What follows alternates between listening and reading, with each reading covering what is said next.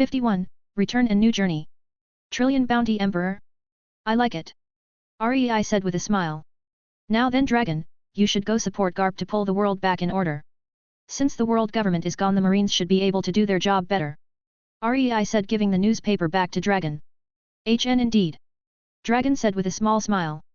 Now, me and Eve have already done what we came to do. So I'll see you later should we meet once. Rei said as Eve stepped out of the room. Eve, let's go. Rei said, holding out his hand. Eve nodded, holding on to the hand. Both of them bid Dragon farewell as Rei uses his space laws to teleport to Luffy's location. Rei said, looking around. Rei. Luffy said, seeing Rei appear suddenly. Rei could see Luffy eating food while he restrained Rebecca. Yo. Luffy, I'm just here to tell Ace that I won't be around to a while, so he should stay in your crew for longer. Rei said as he couldn't see Ace anywhere. Sure, I'll tell him when I see him. Luffy said, continuing to eat. Thanks, I'll leave you two to it then. Rei said as he teleported him and Eve to Shanks' ship. Yo. Rei greeted with a smile.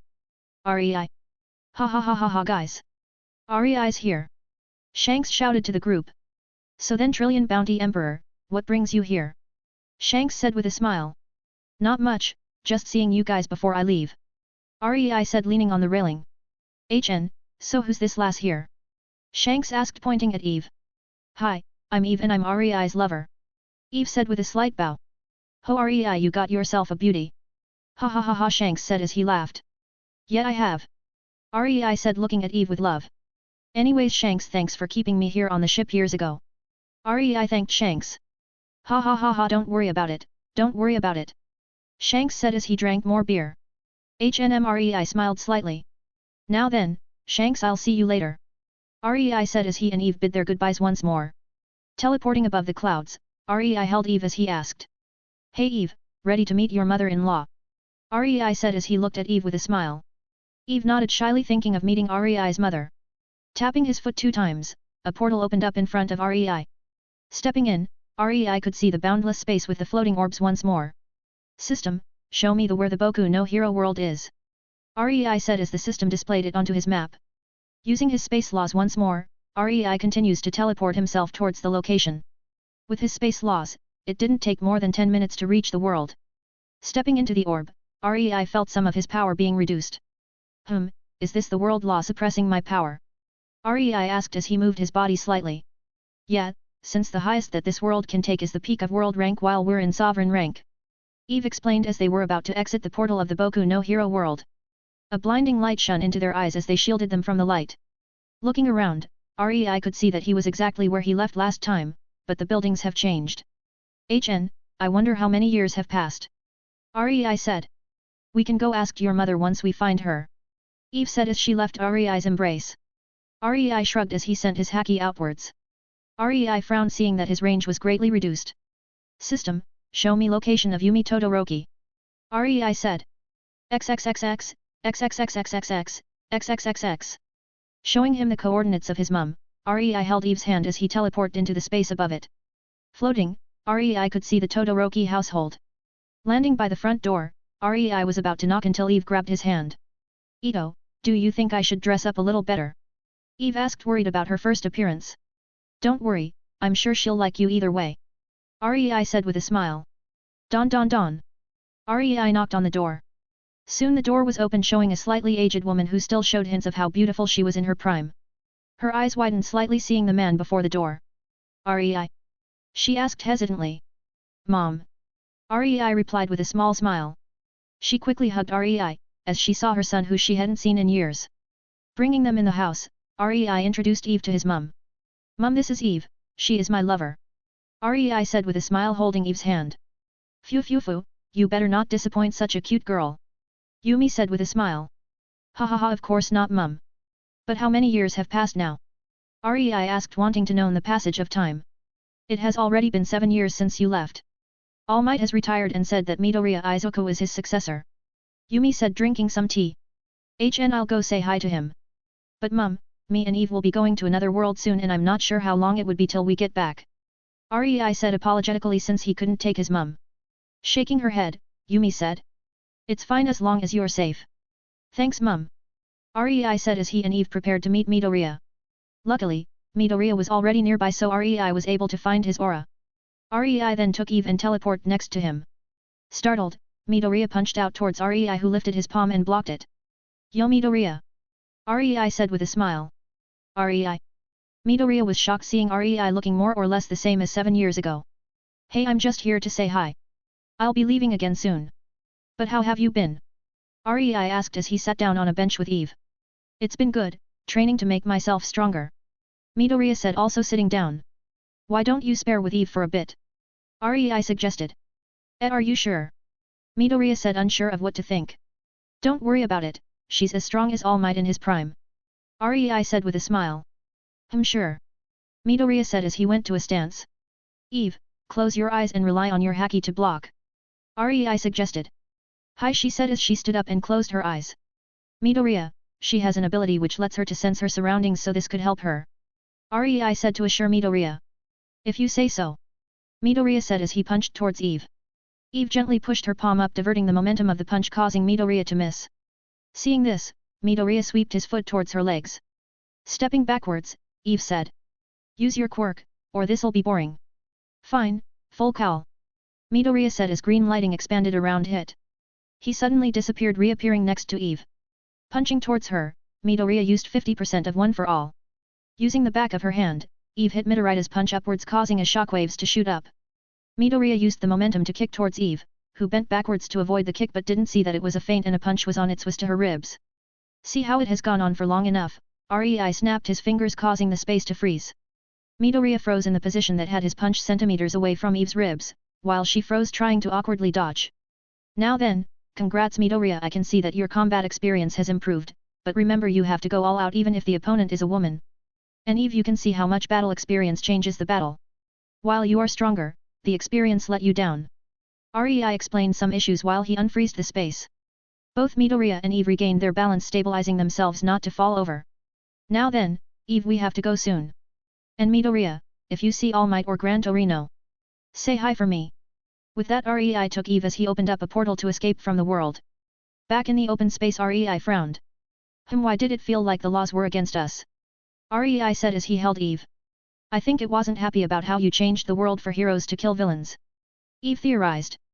If it was, then the world law is a petty little shit. Rei said, slightly annoyed. Suddenly Rei felt a pull towards a orb. What's this? Something is trying to teleport us there.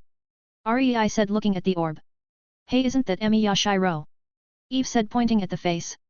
Seems like I'll be meeting Sensei again. Rei said with a smile. Following the pull, both he and Eve went into the orb. 52, Fate/Stay Night. 3 meteor-like objects could be seen crashing into a mansion. Boom. Dust rose up in the room as a voice was heard. Even after all these years, I swear you can't control how you land in a new world. Rei said as he dusted himself off. Well, I suppose you are entering a new world after all. Eve giggled, seeing Rei complain about the entrance they had. Well, who are you two supposed to be? Emiya asked, seeing 2 more people beside him. I suppose you can say we are summoned servants. Yet we also aren't them, Sensei. Rei said, emphasizing on the last word. Sensei? What do you mean by that? Emiya said with a slight frown. Well, let's just say in another world you had trained me for 10 years. Rei said as he looked away. Rin suddenly burst in, seeing 3 people looking at her. What? 3 of them? Father, why did you leave me with this task? Rin said as she clutched her head and kneeled. Well, which one of you is my servant? Rin asked towards the trio. That would be Sensei over here. Rei said, pointing at Emiya. Oi, what do you mean by that, me being her servant? Why isn't it you? Emiya said, slightly annoyed at the stranger calling him Sensei. Oh. Let me answer that. You're controlled by the command seals. We are not. Eve said with a wide smile. Hey, so you're saying this shrimp over here is my master? Emiya said with a sigh. Now then, how can you prove that you are my master? Emiya said towards Rin. Lifting up her hand, Rin shows the command seals. Here, this is enough proof that I'm your master, right? Oh dear, I was hoping you show me how you were worthy to be my master. Emiya said, standing up. Rei and Eve stepped back and sat on a table watching the scene. What? You calling me unworthy? Rin said with slight displeasure. Yes, while I am utterly dissatisfied, I will recognize you as my master on one condition. I will ignore every command you have in the upcoming war. And I will decide all battle policies. Emiya said as he walked up to Rin, staring down on her. I trust you have no objections. Emiya said walking back to the couch and sat down. Rin's hair shadowed her eyes as she said. I see, so you will grudgingly acknowledge me but won't listen to my opinions. Why? Aren't you my servant? Yes, but when fighting I call my own shots. So until the Grail War ends I suggest you sit tight in the cellars so something that should keep someone as inexperienced as you alive. Rin squeezed her hands in anger. Seeing this, Eve went and gently patted her on the head. There. Eve said trying to soothe Rin. My victory is your victory, so don't worry. I will yield any spoils of war to you. That should be fine, right? So just leave everything to me while you take care of yourself. And also, I don't have any expectations for you. Emiya said mockingly. Eve saw Rin get truly mad and decided to back off, sitting next to Rei once more. Now I'm mad. Fine. If that's how you're going to be, I'll use a seal on you right now. Anfang. Rin shouted as she prepared to use the seal. You wouldn't. Emiya stood up quickly in a panic. I would. Rin said as she chanted the incantations for the seal. Wait, are you crazy? Who would use a seal on something so? Emiya said as be backed up slightly. Shut up. You're my servant, got it? That means absolute obedience to everything I say. Rin shouted as a pulse of red erupted from the seal on her hand. Emiya flinched as he felt the seal do its job. Are you really that impulsive girl? Who the hell would use the seal with such a broad order? The broader the order the less effective. Emiya said giving Rin a are you serious face. Rin blushed from the embarrassment she just caused. PFT ha ha ha ha ha ha ha ha. Eve laughed seeing the two have their shenanigans. Stop laughing. Rin said as she felt her embarrassment increase. So what are you two going to do? Rin said trying to change the subject. Rei and Eve looked at each other, blinked and looked back at Rin. No fucking clue. They both said at the same time with a neutral face. The silence continued as the four people in the room looked at each other in silence. Do you want to change rooms first? Rin asked breaking the silence. Sure. Rei replied as he and Eve followed Rin. While Rin and Emiya are talking about how Rin was a decent mage due to the fact that her vague commands still compel Emiya to follow her, Rei and Eve were in a corner thinking about what they should do. Hey Rei, our power is still the same because we were technically summoned so everyone in this world can't beat us. What's our goal in this world? Eve asked watching the moon in the sky. Well, I guess we can have a proper relaxing time this world while we conquer it. What do you think? Rei asked as he held Eve's hand. I think that is a fantastic idea. Eve said as she snuggled up to Rei. The two watched the sky in silence as they felt at peace. Hey you two lovebirds, come on. Rin said cutting off the moment Rei enjoyed with Eve. Rei's face frowned slightly in displeasure. Giggle. Don't worry Rei, we got plenty of time. Eve said as she stood up. Shrugging, Rei followed. So I forgot to ask, but what kind of heroic spirits are you guys? Rin asked. I cannot give you any answers regarding my identity. For the simple reason of I forgot. Emiya said shaking his head. For us, me and Eve aren't heroic spirits since we haven't died yet nor made a contract to be one. I also know who sensei is over here since he trained me for 10 years. Rei said pointing at Emiya. But, I believe it isn't my job to tell you his identity. So you're called? Rin asked not hearing Rei's name. Rei. Rei said simply. So Rei and Eve, you guys aren't heroic spirits, so how were you summoned? Rin asked not being able to understand how Rei and Eve were able to be summoned. Well, my theory is that due to my connection with sensei over here, and the fact that I found it fun to see him again, I was summoned as collateral and Eve here was with me so she joined in. So I guess we are half servants, vampire and demon, not under the Grail's laws, and we have powers stronger than most servants. Rei said looking at Rin. So you are essentially normal people summoned as collateral? Rin questioned. Well, I won't exactly call neither me or Eve normal, but yes, we are people summoned as collateral. Rei answers. Do you want to attend school with me? You can transfer over for the time being. That should keep you two occupied. Rin said to the duo. What do you think, Eve? Rei asked seeking Eve's opinion. I think it'll be fun, no? Eve smiled thinking about going to school with Rei. Then you two can use the guest room while Archer here cleans up the mess he caused. Rin said as she threw a broomstick at Emiya. Oi, what do you think we servants are? Emiya asked with a slight twitch. Familiars, right? Though they talk back and are unruly. Rin said to Emiya. Fuck. Emiya though thinking about the trouble to come with Rin as a master. 53, writer. Yawn. Morning.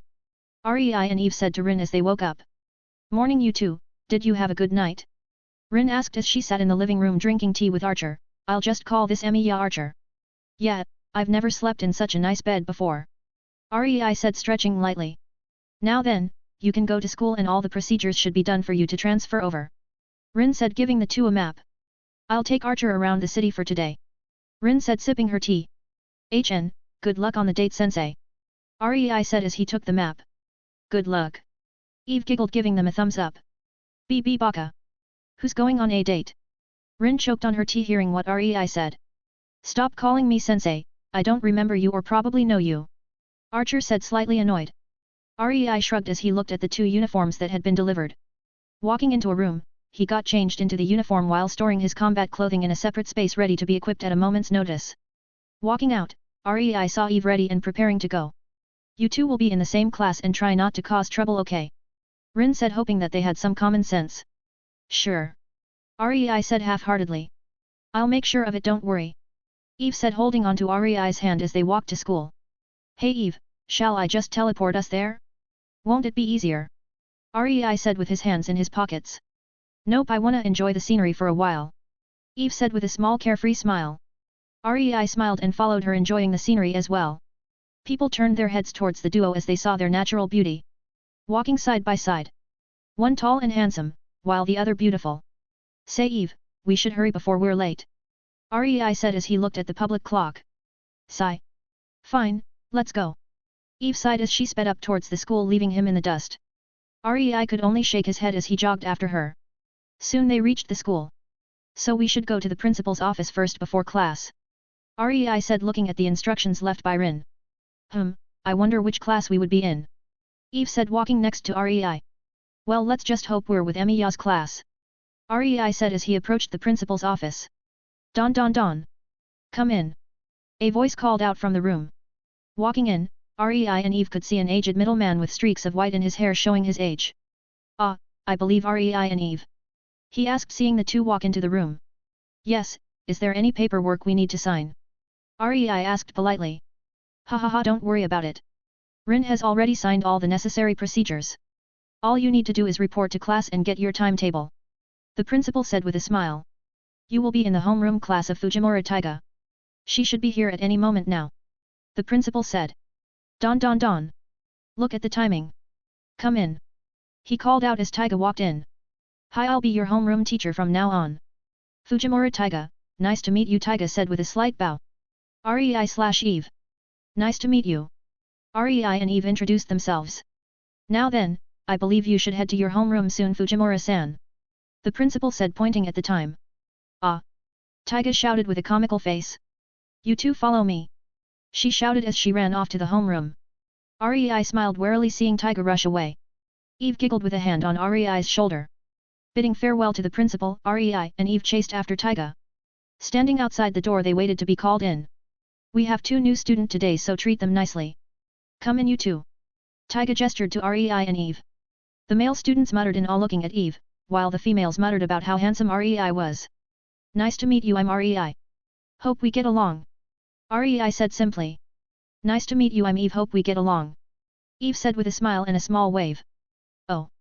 The males started to cheer seeing how friendly Eve was. Quiet. Now you two can sit in the seats behind Emiya Shiro. Hi, Eve replied cheerfully. All the males felt their heart pound seeing her cheerfulness.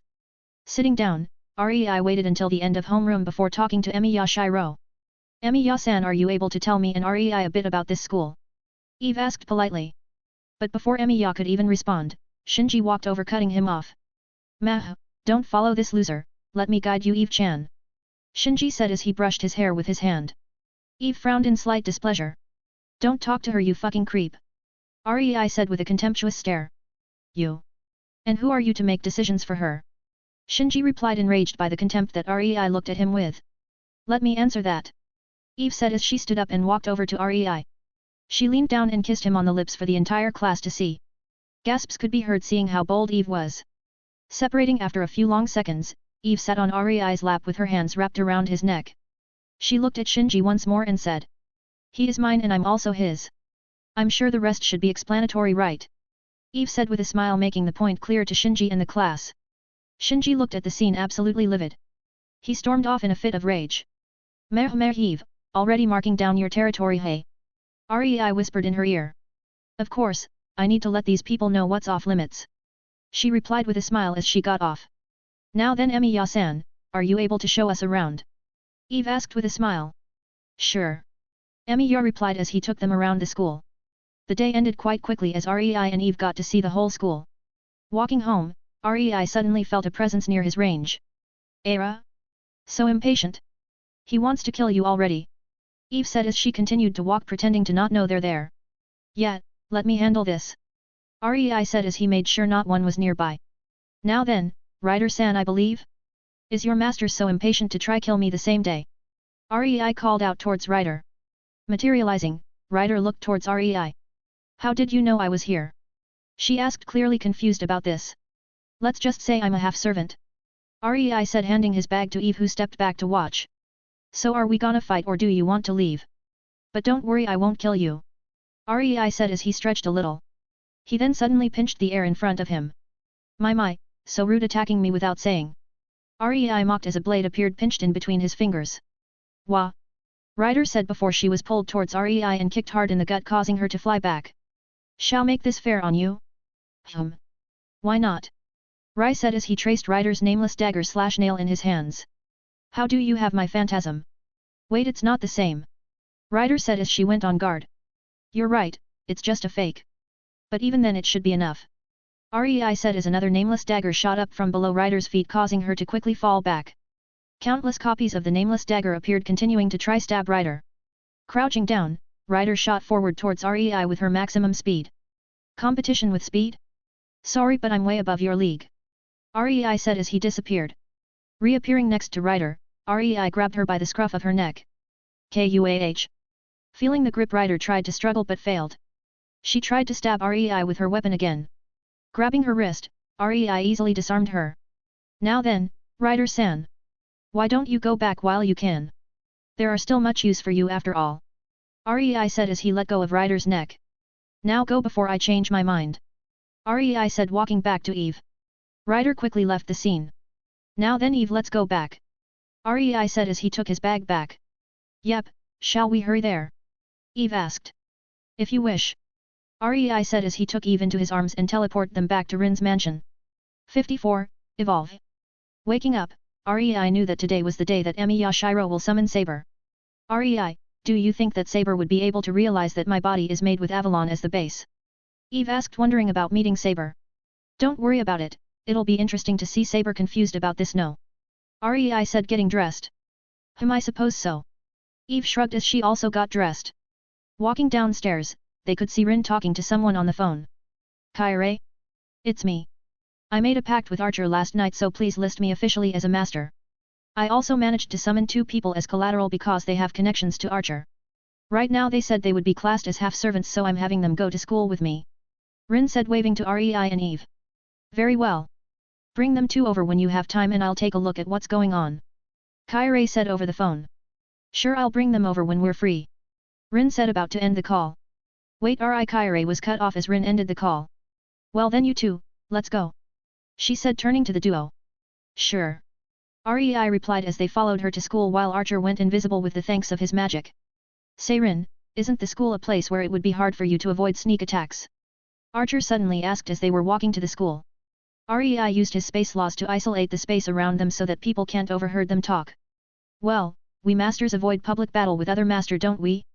Therefore, I think that somewhere like the school with lots of people would have one of the least chances of getting attacked by a master. Rin replied with confidence. Well I would disagree with that actually. What if the master was a complete jackass who doesn't care or is a complete novice? Won't they not care about such things? Rei said correcting Rin.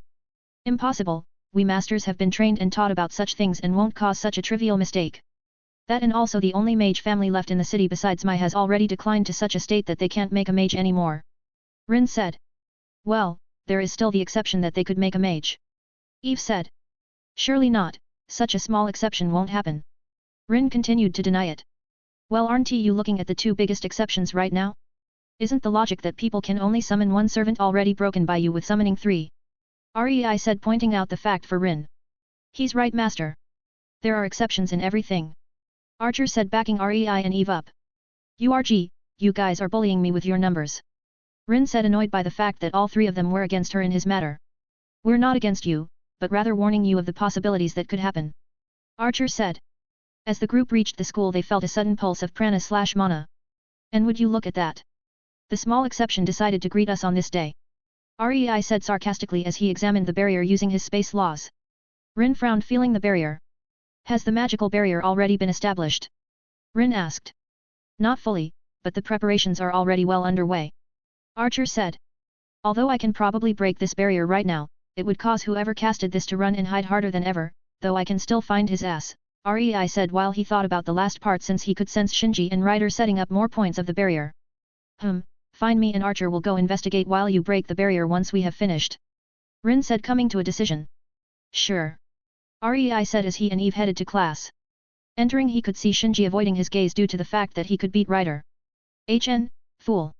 Don't make it so obvious that you're the master of Ryder goodness. Rei though seeing how obvious Shinji was as he and Eve sat down. Since Eve made it clear yesterday that Rei was hers with the kiss. She had been getting some scornful looks from the females while Rei got jealous looks from the males. Homeroom went quickly as Rei and Eve ignored most of it. Yo Emiya, want to eat together? Rei invited Emiya to join him at the cafe with Eve. Sure. Emiya said since he wasn't going to eat in the council room today. Walking over to the cafe, Eve was suddenly approached by a couple of rough-looking students. Oi, cutie, want to join us instead of these losers? One of them asked as the others laughed vulgarly.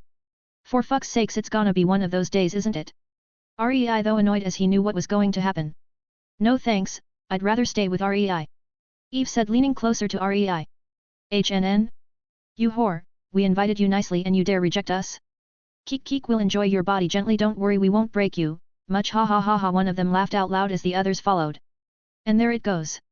Eve said with a sigh as she could see Rei having a vein bulging. You got a problem. One of them said walking up to Rei and was about to spit onto Rei's face when Rei suddenly grabbed him by the throat and threw him across the hall, causing the heart-wrenching sounds. While he was much calmer after 130,000 years of meditation comprehending the law of space, no amount of meditation will be able to calm Rei when his reverse scale is touched. The students stopped laughing as they looked towards Rei whose face was cold as could be. Sending dense killing intent, Rei caused some of students to buckled over. Sigh. Just don't kill them, Rei.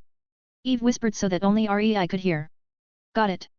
Rei said as he ran forward, punching someone in the gut, causing them to crash into a wall with some broken ribs. Using his momentum, Rei then roundhouse kicked two more students, breaking their arms, causing them to cry out in pain. Looking at some of the fallen students, Rei could see them pissing themselves from fear. Disgusting. Rei said as he stepped onto their legs and crushed them. Some of them quickly got up and tried to run away with tears and snot everywhere. Rei was about to chase after them when Emiya ran in front of him. Emiya, what are you doing? Rei questioned Emiya without any emotion in his voice. That's enough, Rei-san. Don't go any further. Emiya said, shielding the students who are trying to crawl away. Are you really going to help these trash? Rei asked. Emiya nodded. Emiya, you naive fucker. Rei said, looking at Emiya. Tell me, Emiya, if these guys had one day raped someone you love, would you still go as far as to save them? Knowing these failures of humans, they've probably raped someone already, and yet without knowing that you still save them. Rei asked. Emiya hesitated. Sigh. You really are beyond saving, come on Eve. Rei said as he walked away. Eve followed whilst the rest of the students observing the incident quickly backed away from Rei as if he was some kind of demon. Arriving on the roof, Rei and Eve sat down enjoying the view of the city. Thanks Rei, for beating them up for me. Eve said as she snuggled up to him. Of course. They dare think about laying a hand on you in my presence. Rei said as he held Eve. Ha ha ha, then you should do your best to protect this princess in your arms then. Eve giggled sweetly. That is a must, my princess. Rei decided to play along as he smiled. Soon night fell as Rin went up to the roof to take out another one of the barrier points. Yo. Rei said, seeing Rin. Yo my ass. You hospitalist 5 students and traumatist a hell of a lot more. Rin shouted, seeing Rei being so casual. First, stop shouting, second, don't say ass. It doesn't fit your image, and third, they had it coming. Daring to threaten to rape Eve in front of me. Rei said, holding up a finger each time he said a point. Sigh. Forget it, they were garbage anyways. But more importantly, help me take out a small part of this barrier. Rin said as she walked and crouched near the barrier point. Sure. Rei said, snapping his fingers and breaking the point. Well, that makes it 7. Rin said as she counted the points that she broke plus 1 that Rei just broke. But honestly, this barrier is ridiculous.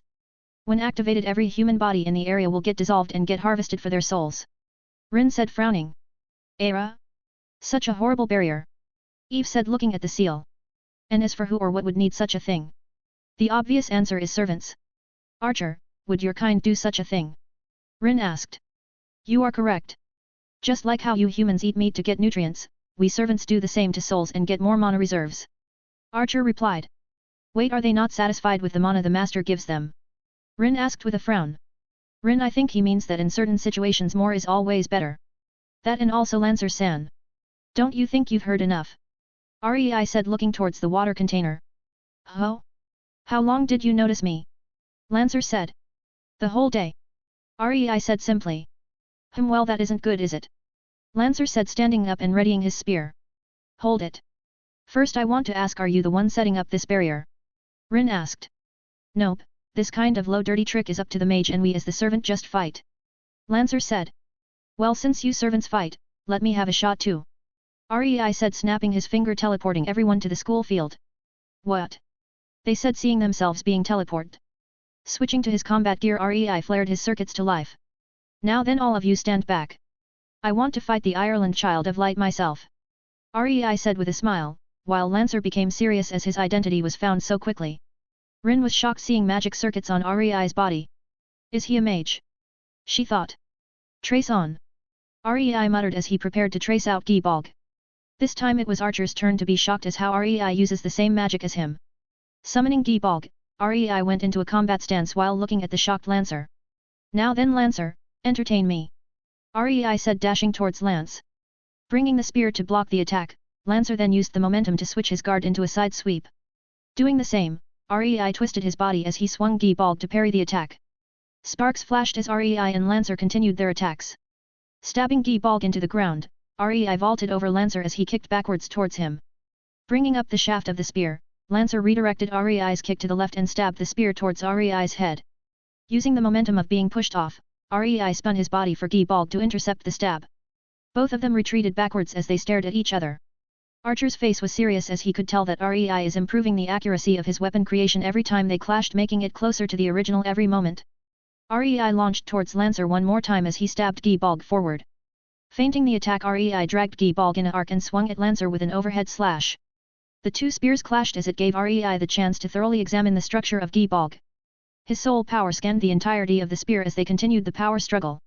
Suddenly, Rei found a component deep within the weapon that he had never seen before and smiled. So that's why. Rei said as he jumped back. Ha ha ha ha ha ha ha ha. Rei suddenly started to laugh, shocking everyone at the outburst. Lank, no, I should call you Siukulane. I thank you from the bottom of my heart. You have allowed me to find what I have always been missing in my creations. And now you shall be the first to witness this. Feel proud of yourself. Rei said as he untraced Gibolg. Unlimited Blade Works, true Unlimited Blade Works. Noble Phantasms are now equal or better quality than the original. Eve smiled at the notification. Come. True Gibolg. Rei shouted as a dark red aura exploded out from his hand. A piercing light caused everyone to shield their eyes as the Gibolg in Lancer's hand shook, feeling another true version of himself nearby. The light died down as they looked towards Rei. Standing tall, Rei had red lightning sparked around him. Now then, Siukulane, let's start round 2. Rei said as a oppressive feeling washed over the area originating from True Gibolg. Jumping at Lancer once more, Rei swung True Gibolg horizontally. Lancer parried the blow but was suddenly launched back as Rei was allowed to put more force into Gibolg without it breaking. Chasing after Lancer, Rei continued his flow of attack, causing Lancer to only retreat. Fuck, fine then, you forced me. Lancer said as he jumped upwards, gathering energy in Gibolg. Seeing they, Rei did the same and gathered energy in True Gibolg. Two similar flashes of black and red stood opposite to each other as they shouted at the same time. Gibolg. Two arrows of red energy collided in the middle, causing the ground to crash and shatter. The two cursed spears clashed while True Gibolg started to push Gibolg back slowly. Nanny. Lancer said, shocked that Rei's Gibolg is beating the original little by little. An explosion happened as the two spears were flung back to their owners. Grabbing his spear back, Lancer looked at Rei. Which heroic spirit are you? I've never heard of a spirit that can copy Noble Phantasms and beat the original. He asked, face serious. Well, I haven't died yet so I'm not a spirit. Rei said with a shrug. Just as Lancer was about to say something, Emiya walked out of the bush seeing the scene and quickly ran away. Well, I'll go take care of the witness. Lancer said flashing away before anyone realized. Untracing True Gi Balg. Rei switched back to his uniform and walked back to the group. Rin, I know you have questions and I'll answer them later. Go save the student first. Rei said pointing over to where Emiya was. Rin quickly ran to help Emiya while Archer followed. Congrats Rei on evolving your skill. Eve said as she hugged him. Yeah. Let's go watch Shiro summon Saber now shall we? Rei asked as he reverted the space back to what it was so that the damage from the battle disappeared. 55, Saber. Rei and Eve sat on top of the nearby building watching Rin trying to save Emiya. Using her pendant, which is what will eventually be used as the link to summon the future version of Emiya. Counter Guardian Emiya now known as Archer. So this is where it would technically start in a different timeline. Eve said as she knew this have to have happened in a different timeline without Archer since he wasn't created yet. Yep, and now Archer hoped to use this chance to kill Emiya and create a large enough paradox to free himself from the throne of heroes. Unfortunately, he doesn't know that there are multiple timelines and that his soul is already bound to the throne of heroes no matter how much he may hate it. Rei said feeling sorry for his mentor of 10 years of his life. The moonlight shadowed their bodies as silhouettes with slightly glowing red eyes could be seen if one looked over at the duo. Rei could see how Emiya with his last breath looked over towards their location. Oh! He could actually look towards us. I'm sure that I set up a space where everyone would ignore this area but it seems like Emiya bypassed it. Rei said with his eyes slightly narrowed. Yeah, like we said earlier. There are always exceptions to everything no matter how small. Just means we've got much to learn about laws don't we? Eve said looking at Emiya with some slight curiosity now. Before, she was curious about him as an anime character, someone whose power Rei wanted first. But now, she was curious of him since he could pass Rei's barrier. Snapping his fingers, Rei dispersed the barrier as he teleported next to Rin. Rin, I'll return slightly later okay? Me and Eve need to check something out. Rei said looking at Rin. Sure, just don't be too late. Rin said trying to save Emiya. Rei nodded before he teleported back to Eve and set up the space once more. They watched as Rin left, leaving the now alive Emiya on the floor. Breathing heavily, Emiya dragged his body up feeling his chest where he was stabbed. Standing up, Emiya had grabbed the pendant the Rin had left before looking towards Rei and Eve once more. Emiya's eyes widened seeing two pairs of glowing eyes. Blinking quickly, he looked once more to see it gone. Dismissing it as a hallucination, Emiya quickly left the premises. This is no longer just an exception. Once maybe, twice? Must be something else I'm missing. Rei said frowning as to why Emiya could see them. Well, maybe it's the fact that Emiya's body has Avalon in it and it created a resonance with my Avalon? After all, didn't Gi Balg do the same when it sensed your true Gi Balg? Eve suggested her hypothesis. Maybe. Rei said teleporting them once more. Landing near the Emiya resistance, Rei and Eve made their way to the shed. So this is the seal used to summon servants. Interesting. Rei said studying the seal due to his concept of seals. The seal first scans the user, then searches to the best matches within the Throne of Heroes database if you would say. Imprint their souls into a puppet and summons it here. So even if you killed the puppet, the main copy is still in the Throne of Heroes so they can make as many copies as they want. Rei said looking at each of the seals carefully. Do you think you'll be able to lock onto the Throne of Heroes with this? Eve asked as she knew Rei wanted to give something back to his sensei, and that something is freeing his soul from the Throne of Heroes. Not from this no. My understanding isn't deep enough yet. But I should be able to follow sensei when the war ends and he returned to the Throne of Heroes. Rei said shaking his head. Soon they heard the sound of glass breaking. Seems like it's time to summon Saber. Rei said teleporting them on top of the main building looking towards Emiya run to the shed. Soon they saw a light explode out from the shed as they knew Saber has just been summoned. Saber and Lancer could then be seen in the open area about to fight. Staring down on each other for a moment, Saber shot towards Lancer as she swung her sword with monstrous speed and efficiency quickly forcing Lancer to retreat. Stepping down hard, Lancer ran in a zigzag motion towards Saber thrusting his spear forward. Tilting to the side, Saber evaded easily and used her sword to hit the spear upwards. Lancer clenched his teeth as he exerted himself to quickly block attack after attack with much difficulty. Saber's sword grinned on Lancer's spear as Lancer pushed the spear downwards and vaulted over her. Coward! What's the meaning of this? Concealing your weapon. Lancer called out annoyed at this fact. Saber not willing to talk, attacked Lancer once more causing him to retreat. What is the matter, Lancer? If you simply stand there, you will give spearmen a bad name. If you will not come to me, then I shall go to you. Saber said about to attack. Clap clap clap clap. Rei clapped his hands causing them to look towards him. Now then, I think this is enough, don't you think, Lancer-san? Or would you like another fight? Rei said looking at Lancer. Sigh. My lord is a coward, you see. He wanted me to take out the witness, but now that you're here he's ordering me home. Lancer said as he walked away. Hold it. Saber said about to run towards him. Eve quickly went in front of Saber as she pinched her sword. Saber-chan, calm down a little, K. Eve said with a smile. You. Saber said looking at Eve as she could feel her scabbard Avalon in her body. Lancer flashed away in the time that Saber was distracted. You have let the enemy escape, state your name. Saber said looking at Eve and Rei. I'm Eve and he's Rei, we can be called half-servants since we were summoned but haven't become a spirit in the throne of heroes. Eve explained as she let go of Saber's sword. Now explain why I can feel the presence of Avalon in you. Saber asked once again. I don't like the tone you're using to command Eve. Rei said narrowing his eyes dangerously.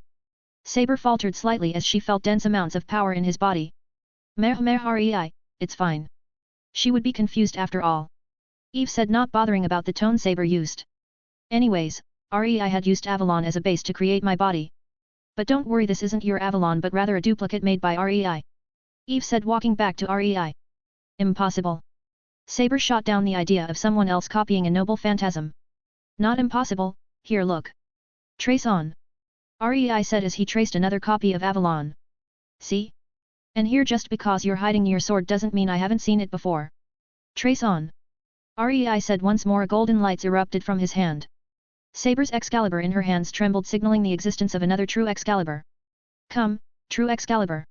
Rei said as Excalibur appeared in his hands. See? Rei said, proving his point as dismissed the two noble phantasms away. Rei, why are you here and who are you? Emiya asked, unable to take it anymore. I'm here because it was interesting and I'm a half-servant. Rei said as he looked over to where Archer and Rin would arrive. Now then, I believe I should go, see. Rei said. See. Eve said as Rei took Eve and jumped towards where Archer would be. Saber quickly explained some details to Emiya before she too jumped towards where Archer would be. Seeing Archer, Saber quickly deemed him a threat before attacking him. Archer, seeing Saber, flinched as he knew who she was. Quickly parrying her attacks, Archer retreated back to Rin, protecting her. Saber was about to attack once more when Emiya accidentally used a command seal. Stop, Saber! Emiya shouted when a pulse of red appeared from the back of his hand. Saber flinched as she stopped, looking back with some difficulty. Saber looked annoyed at Emiya. Are you mad, Shiro, Emiya? I could have defeated them handily, yet you ordered me to stop. Saber said. Hold it, Saber, I have no idea what's going on. I'm your master, right? So shouldn't you fill me in? Emiya said. You would demand such a thing when the enemy is before us. Saber said. Saber-chan, Emiya there is right, you know. Going in without knowing will get him killed easier. Eve said, drawing their attention towards her. Eve, you're here too. Rin said, looking at Eve. Yep, me and Rei were checking out Saber-chan over here. Eve said, pointing at Saber. I see. Rin said before looking towards Emiya. For starters, good evening, Emiya-kun. Rin said towards the shocked Emiya, seeing three of the people he knew familiar with the concept of servants. 56. Plans.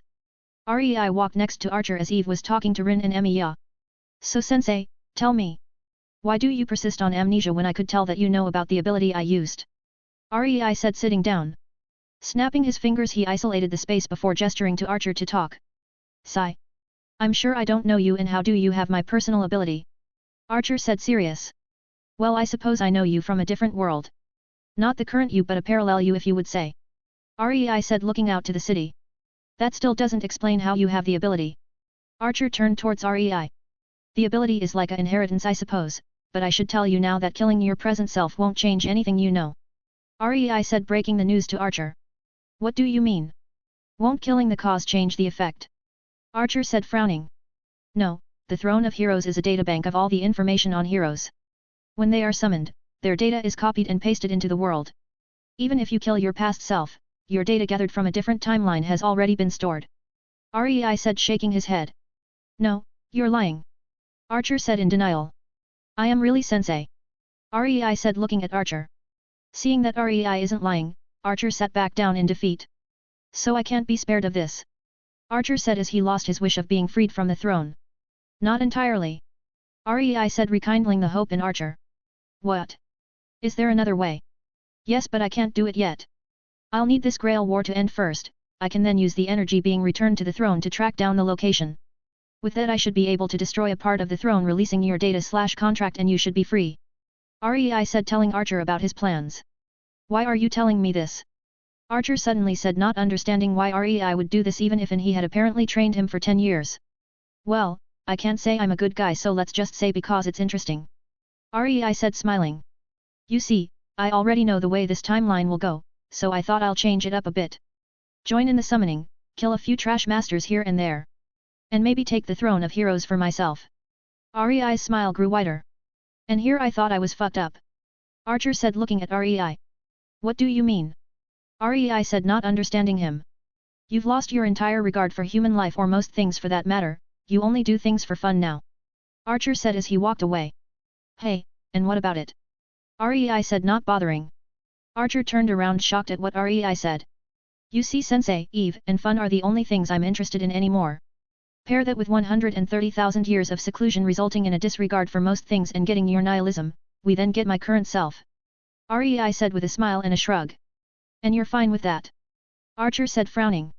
Yes, I am, as long as I have my two main interests I'm fine. Rei said, accepting how broken he was. Silence carried on as Archer stared at Rei while Rei looked at the city. Hey! Archer, Rei! We're heading over to see the fake priest, do you want to come? Rin shouted towards them as they prepared to head over to the church. Sure. Rei said as he jumped down, landing next to Eve. Archer only looked at Rei with a slight frown before disappearing. It didn't take long for the group to reach the church as Saber decided to stay outside and keep watch. Why do you suppose Saber won't come in with us? Emiya asked, seeing Saber stay outside. Well, she did say she was in this time period before, so maybe something happened between her and the fake priest here. Rin said as she walked towards the church. Ignoring Emiya and Rin, Eve pulled on Rei's sleeve. Hey Rei, should we kill Kairi sooner? Eve whispered. Sure, in this timeline he had a small role after all. Rei said back as he dismissed the space. Rin, you have never accepted my repeated invitations, and now, here you are with 3 unusual guests. Kairi said as he looked back. I take it that one is the 7th master and the other 2 are the half-servants. Kairi continued as he examined Emiya, Rei, and Eve. Talk to the 7th master first before us. Rei said as he and Eve sat down waiting for Kairi to explain the war to Emiya. As Kairi explained the war, Rei was thinking about the command seals. The command seals work as soul seals. They take a very small portion of the person's soul before converting it into a seal. The person who uses the seal is able to bend the person affected against their will. But it seems like the seals here allow for 3 commands. Rei continued to think about the construction of the seal. Now then, on to you two. Kairi said as he finished talking to Emiya. Rei stood up with Eve as they walked in front of Emiya and Rin. Let's cut to the chase. Rei said as he traced a few blades to float in the air and Kyoki in its first form in his hands. Feeling that they are real noble phantasms, Kairi's eyes widened slightly. Gate of Babylon. He, though shocked as the only one who has a similar ability is Gilgamesh. Kotomine Kairi, Master of Lancer. Rei said as he walked forward, shocking the people behind him and Kairi. Die. Rei said as he disappeared from view. Lancer, come. Kairi shouted quickly in a panic. Unfortunately, Rei was faster than the speed of summoning. 5 blades including the Kyoki in Rei's hand shredded up the body of Kairi, causing flesh and limbs to be thrown. You. Lancer said as he finished being summoned. Swinging his spear at Rei, Lancer attacked only for Rei to pinch the blade with ease. Your current master wasn't a decent human, so why attack me for him? Rei said to Lancer. Lancer was silent as he knew that Rei was right. Well, either way it is no use now. Would you like to stay in this world for now or leave? Rei asked, giving Lancer a chance. And how would I stay in this world? Lancer asked, looking at Rei. Become my servant. Rei said simply. I refuse, just kill me. Lancer said as he didn't want to be beneath Rei who didn't warrant his loyalty. As you wish. Rei said as he cut off Lancer's head. Why did you kill him? Emiya shouted as he saw Rei kill with ease. He was dead to begin with. By chance he'll probably be summoned again in the future. Rei said as he walked out of the location without worry of what he just did. Emiya could only watch Rei and Eve walk away. Rin-chan, you should know that Kairi was also the one who killed your father. How we know? We know what happened in the 4th Grail War. Eve said helpfully to Rin while they passed her. Rin's eyes widened at the realization. Walking out, REI sensed Berserker nearby. Ho, I do wonder what it feels like to challenge a demigod. REI said with a smile. You know that with your power right now, demigod or not, he will still die, you know. Eve said. Of course, but I want to see how a so-called demigod matches with me right now. 57, Berserker/Heracles. Emiya and Rin soon walked out of the church. Seeing Rei smile they knew something was up. Rei, why are you smiling? Rin asked seeing Rei smile. I'm just excited from the battle to come. Rei said looking towards the direction that Berserker will arrive. Don't worry about it, Rin, Rei is like this sometimes. Eve said with a smile. If you say so. Rin shrugged.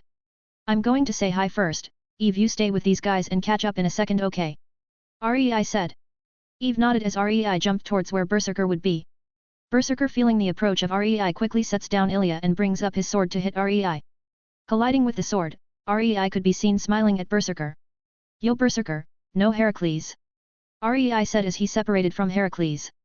Who are you? Ilya said as she stepped backwards to allow Berserker some more room. Rei, nice to meet you. Rei said as he bowed slightly. Now I am going to have a spar with your servant Heracles, okay? Rei said as he had his circuits flare to life. I won't use any weapons, okay? Rei as he got into a combat stance. Don't look down on Berserker. He's the strongest. Go Berserker. Ilya said as Berserker's skin turned a dark red. Ha ha ha ha ha, that's the spirit. Rei said as he launched towards Berserker, who also did then same. Listen to Fate Stay Night Unlimited Blade Works Archer's theme on loop. Link https://youtube.b/snq5qhd6_a. Berserker smashed down with the sword with insane strength, which Rei lifted his hand and caught it with ease. Lifting his leg up, Rei charged it with energy before kicking Berserker in the stomach, launching him away in a series of shockwaves, instantly taking out one of his lives. Ho, this only takes one life? I would have, though it would take two. Rei said as he lowered his leg. That hit was around the level of mid-king. Rei, though, as he could tell from the aura that Berserker releases, that he is around king, which increased to world level in order to try overcome his kick. Berserker quickly charged towards Rei once more as his all-around stats have been increased due to this. Berserker swung his sword with wild yet controlled strikes. Rei dodges easily as he did a handstand and kicked the sword by the blade, causing Berserker to let go of the sword. Using his spare leg, Rei kicked towards Berserker once more, but this time at the strength of low world rank. Feeling the danger, Berserker quickly bent backwards at amazing speeds to dodge the blow. Sweeping out his leg, Berserker tried to kick Rei in the head. Bringing up one of his hands, Rei caught the leg and looked towards Berserker. Child's play. Rei said as he clenched Berserker's leg and swung him upwards. Quickly standing on his feet, Rei looked at the now falling Berserker. Pivoting on his left foot, Rei landed a crushing punch on Berserker's ribs, which caused him to lose 2 lives this time. Berserker's aura raised to peak world to try overcome this challenge/Rei.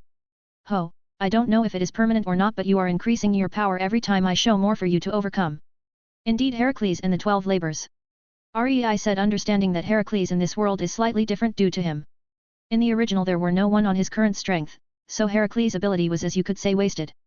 But with an anomaly like Rei who had lots of power in him, Berserker is able to raise his power immensely to try overcome Rei.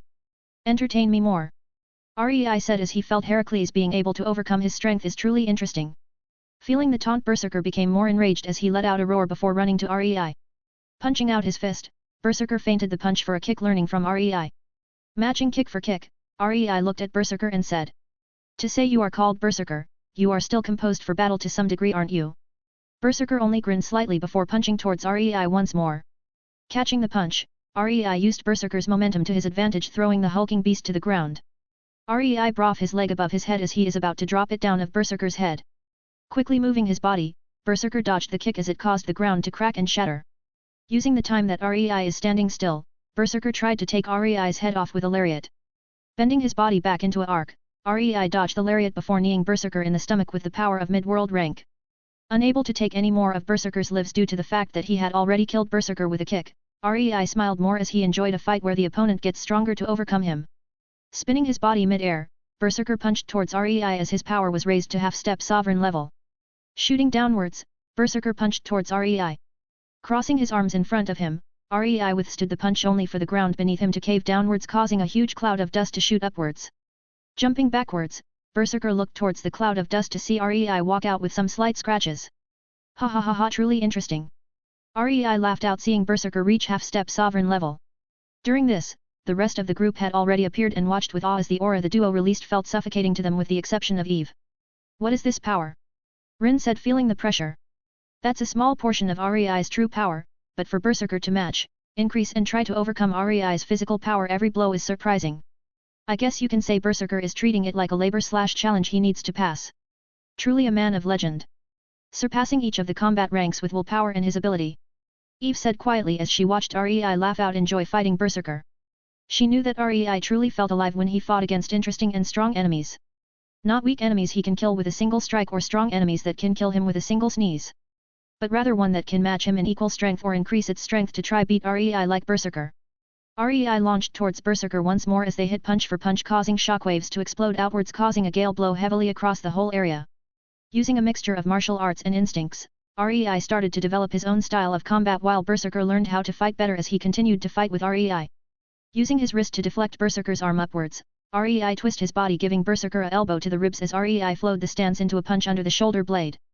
Berserker stumbled slightly as the force behind the attacks were now raised to sovereign level. Raising his own combat level once more, Berserker elbowed towards REI's head. Grabbing the elbow with his hand, REI lifted his body with Berserker's elbow as a pivot and lunged a kick towards Berserker's head, causing him to be launched backwards. Ha ha ha ha ha ha ha! Berserker's voice rang out in battle intent, shocking Ilya as she never heard Berserker being so happy. Stepping out of the dust, Berserker's body glowed a more vibrant shade of red as power flowed through him, causing him to reach sovereign rank. Oh! You can still increase. REI said as he disappeared from Berserker's view. Appearing next to him, REI kicked towards Berserker's body once more.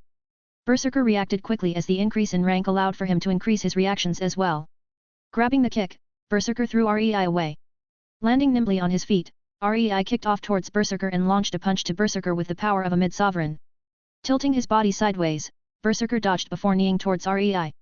Jumping up, REI dodged Berserker's knee before kicking down with his foot, breaking Berserker's knee. Red energy exploded out and regenerated the leg before Berserker put pressure in his step and punched REI hard in his chest, forcing him backwards. Ha ha ha ha ha ha! REI laughed before increasing his physical power to peak sovereign. And punched the air in front of him. The sheer force of the punch caused a blast of wind to smash into Berserker's body, destroying half of him, causing Berserker to lose 5 lives. Being down to only 4 lives remaining, Ilya watched in worry while muttering, Berserker is the strongest, to herself. At this point, Berserker had his hair flow upwards from the energy he's releasing, reaching the level of peak sovereign. His body compacted slightly while his flesh became scarlet red, looking like the adult version of Gone from Hunter x Hunter but Berserker style. REI increased his physical power to low ascendant, which is his current max. Walking forward, Berserker did the same till they met in the middle. Looking at each other with a grin, they both punched out as they became a blur for the watching eyes. Craters appeared around the floor as REI and Berserker continued to trade blows with pure physical strength. This is on a whole other level. Rin said as she kneeled down watching the fight. Incredible. Saber said, looking at the devastation caused by pure physical power. However, Eve was more surprised at how the world hadn't shattered from their power. She could only concluded that with powers such as the Holy Grail and Gaia, the current world has been reinforced many times to withstand the power such as this. Even with REI creating an independent space reinforcing the area even more, the damage should be even higher. Soon, both REI and Berserker could be seen looking at each other once more. REI had more visible damages on his body, which is being healed by his Alucard bloodline. Berserker on the other hand had flesh bruised and ripped, which could be attributed to both REI's power and his body not used to the increase to peak sovereign. They both crouched slightly before shooting off to each other once more. Earthquakes erupted as the pressure from the fight became out of hand. Eve could feel the world energy trying to stabilize the area as much as it could to prevent total destruction. Suddenly Berserker could be seen crashing downwards towards the ground as it shattered.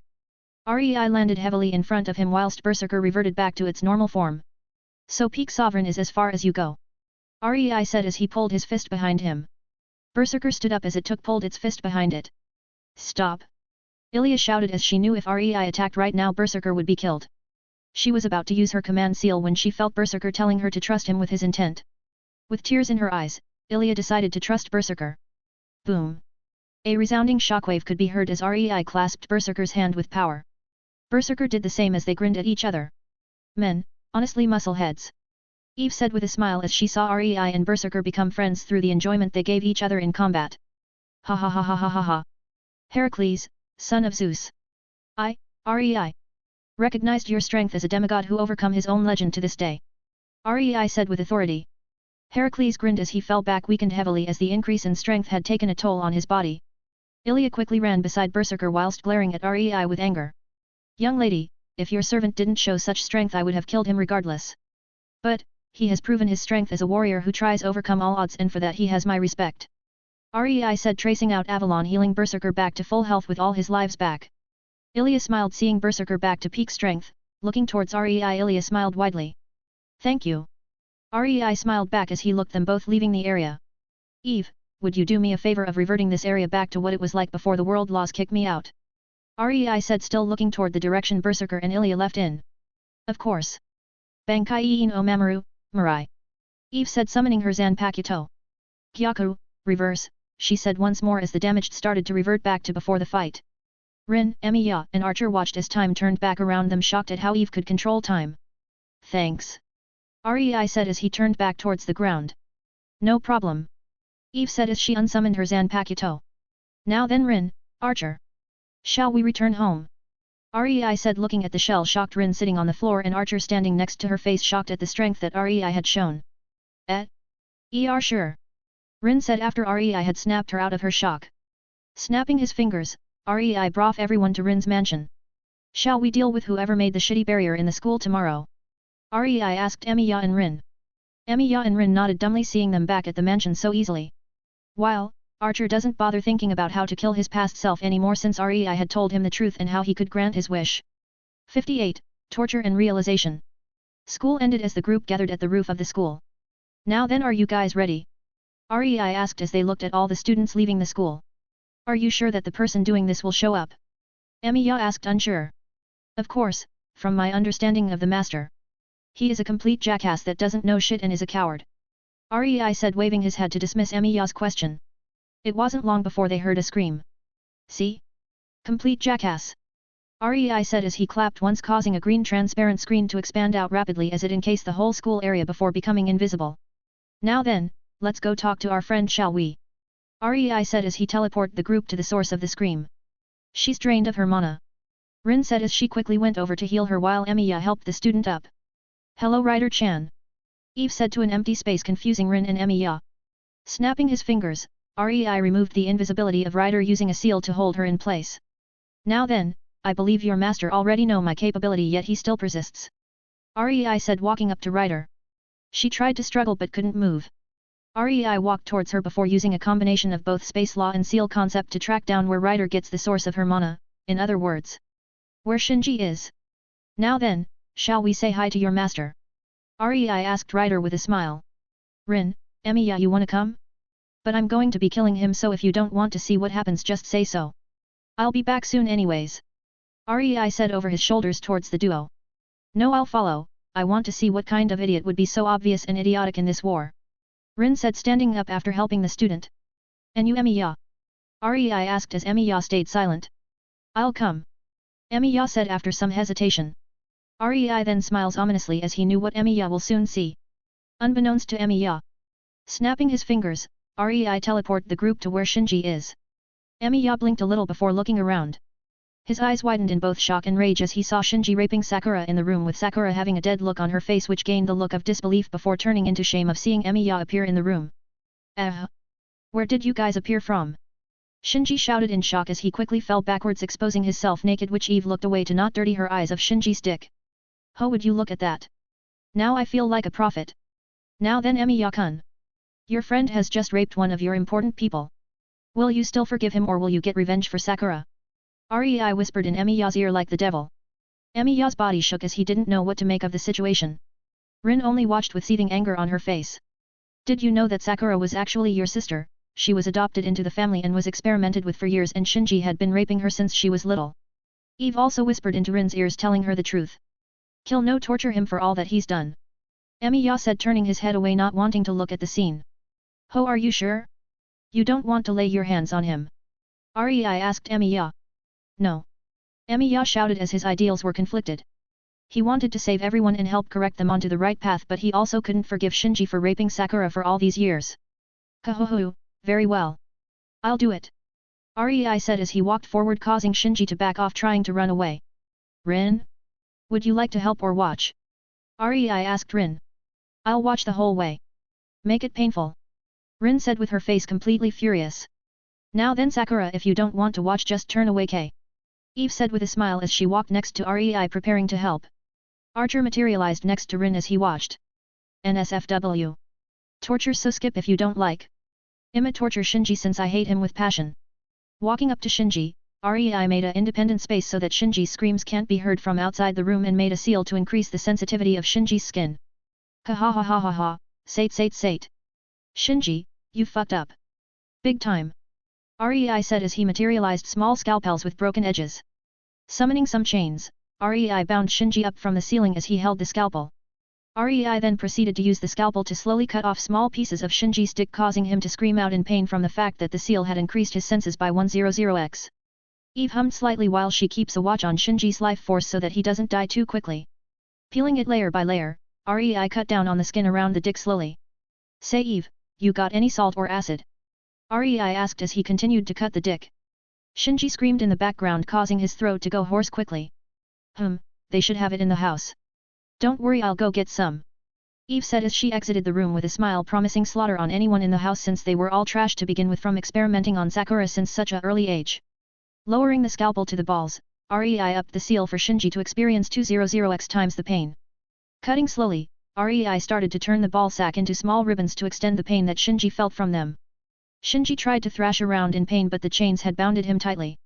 Rei then used his fire demon powers to heat up the chain, causing Shinji to thrash around more. Rei had made sure to keep a seal, keeping Shinji conscious the whole way. Using the scalpel, Rei then continued to cut lightly on the nerves in the balls, making sure not to sever them. Using his space laws, Rei then created a small space around the balls which constricted slowly. Feeling the pain on his balls, Shinji begged with tears and snot everywhere. Please stop. I'm sorry. I won't do it again, please. Don't kill me. Shinji shouted mid-sentence as the pressure increased, threatening to burst his balls. Rei used some of his magic to reinforce the balls so that they won't burst so soon. It wasn't until the space had shrunk down to 1/2 the size of the pinky finger did the balls then exploded into a mass of blood and flesh. Shinji slumped down as the pain overwhelmed him. Eve returned just in time with a bag of salt while there were some specks of blood on her body. Sorry it took so long. They had more people than I thought. Eve said with a smile as she handed Rei the bag. Actually, you're just in time. Rei said, taking a handful of salt before throwing it onto Shinji's lower body, which caused him to quickly spasm furiously as the salt increased the pain he felt and timed that by a factor of 200x. Shinji was woken up by the sudden increase in pain. Rei then brought the scalpel towards the upper abdominal area just below the chest. You know, Shinji, the most sensitive areas of a male body starts with the penis and balls. Next are the inner thigh, inner bicep, front and back of the knee, side and upper area of the abdominal and the neck. We have plenty of time for you to try them all out. Rei smiled as he cut the upper abdominal area slowly. Rei repeated the process of cutting the sensitive areas into small pieces to increase the pain and added salt to every wound, causing chemical burns to appear in certain areas. Soon, Shinji had cuts, burns, ripped flesh, and bones show all across his body. As a final touch, Rei scanned Shinji's whole body as he then proceeded to set small white flames to all of his nerve endings, causing a great influx of pain. Shinji shouted out in absolute pain for the final time before Rei stopped it. Shinji had only managed to hold on because Rei kept a seal to stop his spirit from breaking. Kill me, please. Kill me. Shinji begged. Sure. Rei said, giving Shinji some hope. Rei then smiled sadistically before saying, just kidding. And gestured for Eve to turn back time.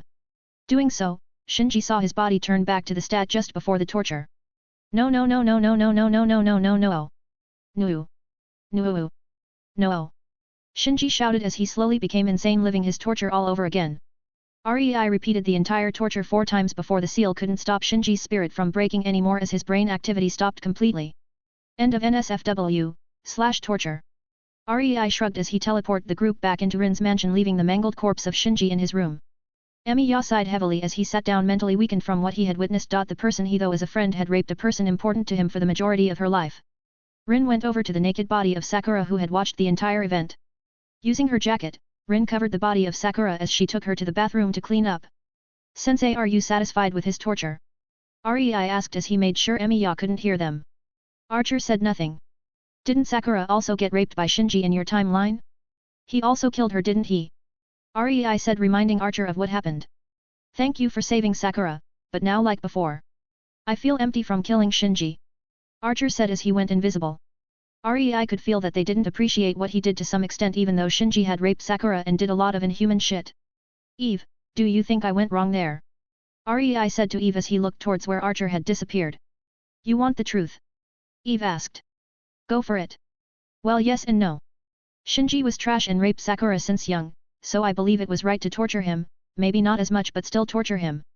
Maybe letting Emiya here see that wasn't so good. But I guess that just means we got much to learn, no? I still need to fully understand other types of human interactions while you are admittedly broken. We're both broken in some aspects so we just need to learn together. But no matter what, I'll always support you. Eve said hugging Rei from behind. Rei was silent as he though about his current broken condition which he didn't mind before but now having some second thoughts. I suppose I shouldn't completely disregard the importance of human life, right Eve? Rei said. Yeah, we'll sort ourselves out step by step. Eve said to Rei. 59. Magic Association. Later that night, Rei was walking in the empty streets with Eve. Sigh. Rei sighed softly as he walked. So then Eve, I believe that leaves us with only Archer, Saber, Berserker, Assassin, Caster, and Gilgamesh. Rei said as he walked around aimlessly. Yes, this war should be ending soon. Gilgamesh should be making his move soon as we killed Shinji who would have been his next master. Eve said watching Rei walk around aimlessly. They walked for an uncertain amount of time. Rei felt lost. He felt lost mentally. He though that his broken self was not too bad, but seeing the result of this made him lost. He started to think back to all the things he done. He destroyed the world government. Killed thousands of marines even though some were admittedly good. He turned the world of Boku no Hero onto its head. He then started to think back to his past life. The dreams he once had. They felt fickle to him now. Being a hero was a matter of perspective, he could be a hero to the people he saved but also a villain to families he's broken. Until he had a sudden realization. Didn't I not care about what people thought of me before? So why am I bothering about them now? Rei thought suddenly which caused him to open his eyes wide. Eve smiled widely as she saw Rei slowly regain his path by himself.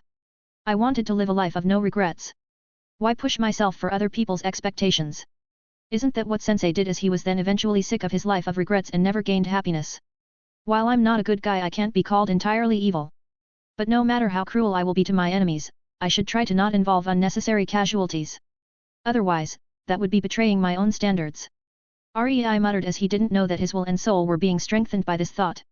I can't believe I fell into such a state. Ha ha ha ha ha ha ha, as a person wanting to become God I almost lost myself to such depressing thoughts.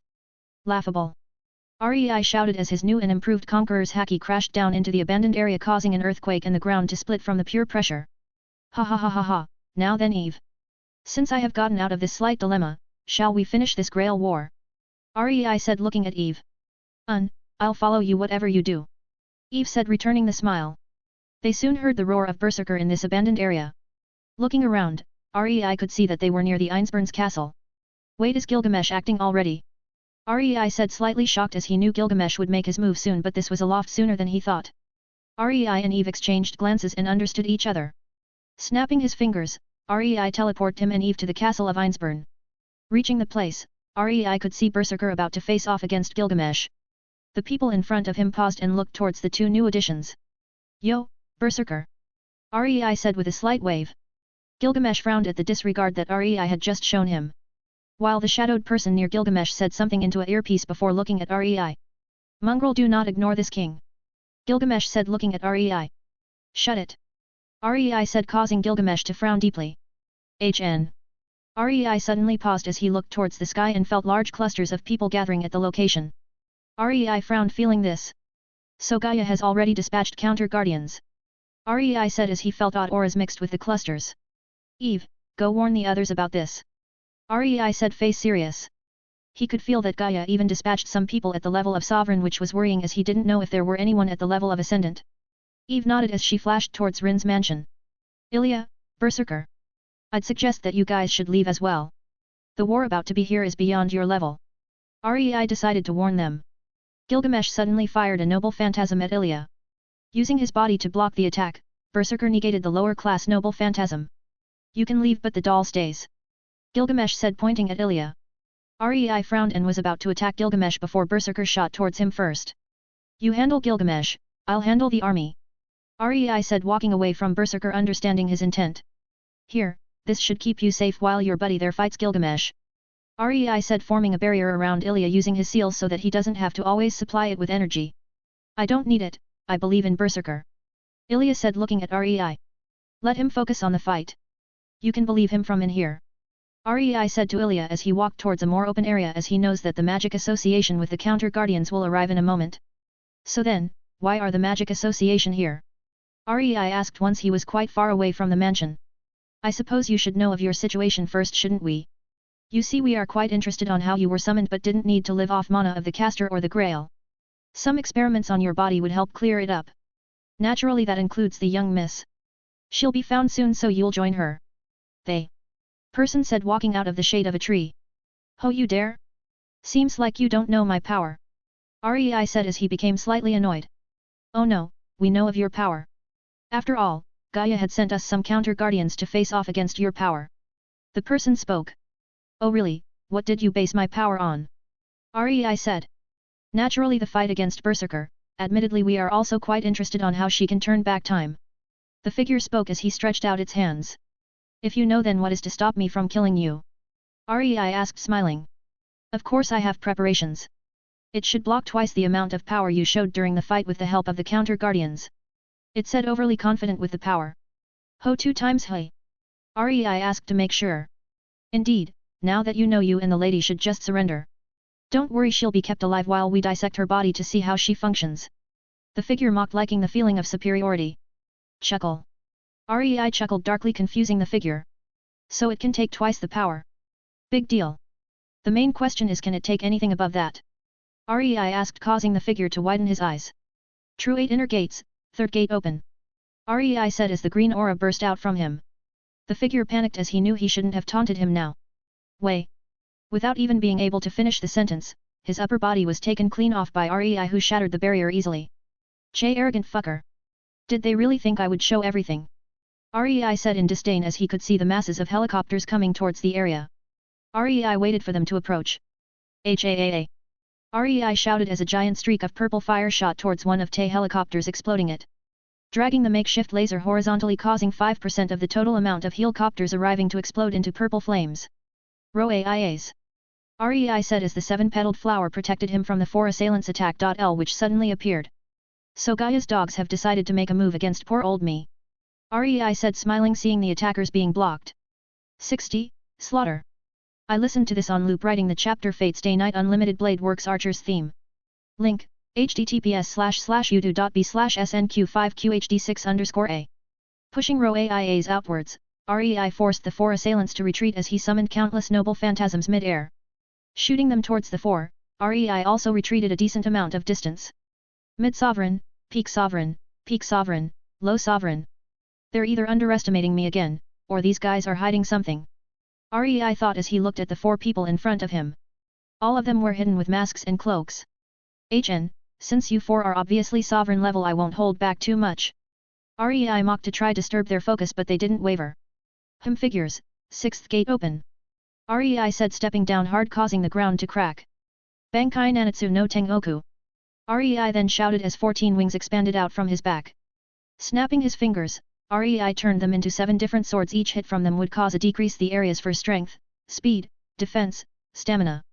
Rei did this utilizing his concept of seals. The swords hummed with neon red runes and seals on the blades. Using his left hand to control the blades, Rei summoned the base form of Kyoki on his right hand.